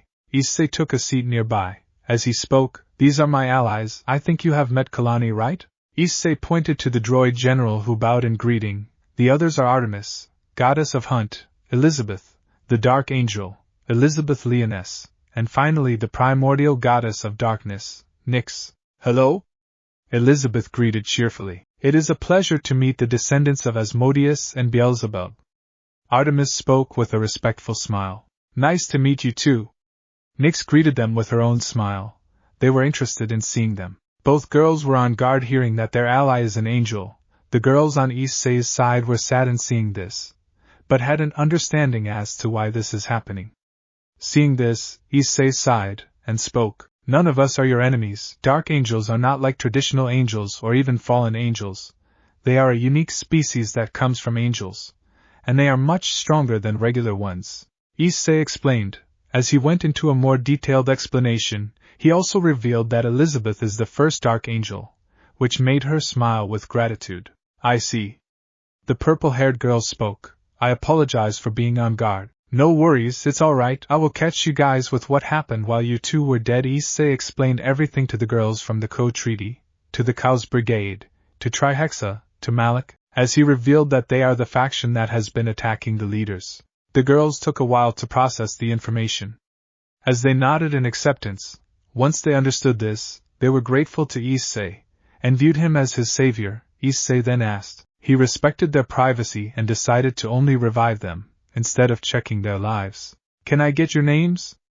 The girls nodded in acceptance, as the first one spoke. My name is Quinella Asmodeus, the descendant of Asmodeus. The purple-haired girl spoke respectfully with a smile. And my name is Charlotte Beelzebub. It is nice to meet you. The descendant of Beelzebub spoke cheerfully with a smile. I see. So do you want to join my faction? Issei asked. As the girls seemed reluctant, they did not want to turn on their families, as Issei spoke. Look, how about I show you the factions for what they really are? Issei transferred memories of his life to the girls, as they both widened their eyes in shock. They were devastated that their savior had to go through this condition. Quinella clenched the sheets of her bed, with anger, while tears fell from her eyes. While Charlotte was devastated, she was profusely crying. She could not imagine her savior going through all this. They hated what the factions had become, as Charlotte spoke with sadness in her voice. How could they do this to someone like you? Issei spoke with a sigh. Even his allies were not happy with his past. They were furious. They often believed the lies of my younger brother. Issei's tone was filled with disgust. And now they expect me to help despite everything they did to me. This is what the devil faction has become. Nothing but selfish, narcissistic people. Issei declared. As the girls became saddened by this, they owed Issei a lot, and he did not lie to them in any way. The devils will only see you as a breeding tool. Since the two of you hold the genes of Satan's, they will marry you off to an heir who will probably only want you for your bodies. Or worse, my brother, who might do the same. Issei spoke with sadness. He refused to lie to his allies, and only lied to those he deemed as his enemies, mostly the faction leaders. So do you wish to join me now, or you can go back to the devils, who will only see you as a breeding tool, and even the Satans can't do anything since the council thinks that they control more power than them. Issei spoke with a serious tone. He gave them a choice, and did not force them, which surprised Artemis and Elizabeth, but they eventually realized that they were blinded by loyalty. Their lord opened eyes. Had they not listened to him, they would have never realized the truth of their factions. They were eternally grateful to him. The girls looked at Issei and spoke, with hesitation. They dreaded the fact that the devils will marry them to someone they don't even know, and even go so far as to lie to them. We accept. Both the girls exclaimed without hesitation. We accept joining this faction over the devils. I would rather die than love a man that doesn't love me and only sees me as an object or as a breeding stock. Quinella spoke with disgust, to which Charlotte agreed to her fellow descendants' words. Well, in that case, welcome to my faction. Issei spoke with a smile, to which the girls nodded in agreement. So what do you ask us to do? Quinella spoke with a respectful tone, as Issei spoke. Recover your strength. It will at least take a day of rest to do so. Take your time, cause after that you will be playing a role in my war against the factions. Issei spoke seriously, as the girls nodded. The girls then went off to sleep, as and the others walked outside the medical room, so as to prepare for his next plan. Thanks for watching this video. You really enjoy this video. Like, subscribe, and comment down below, and turn on that bell notification. Don't forget to support and follow RageRevan for writing that awesome fanfic, and also make sure to comment on this story, link in the description. See you in the next video. Goodbye.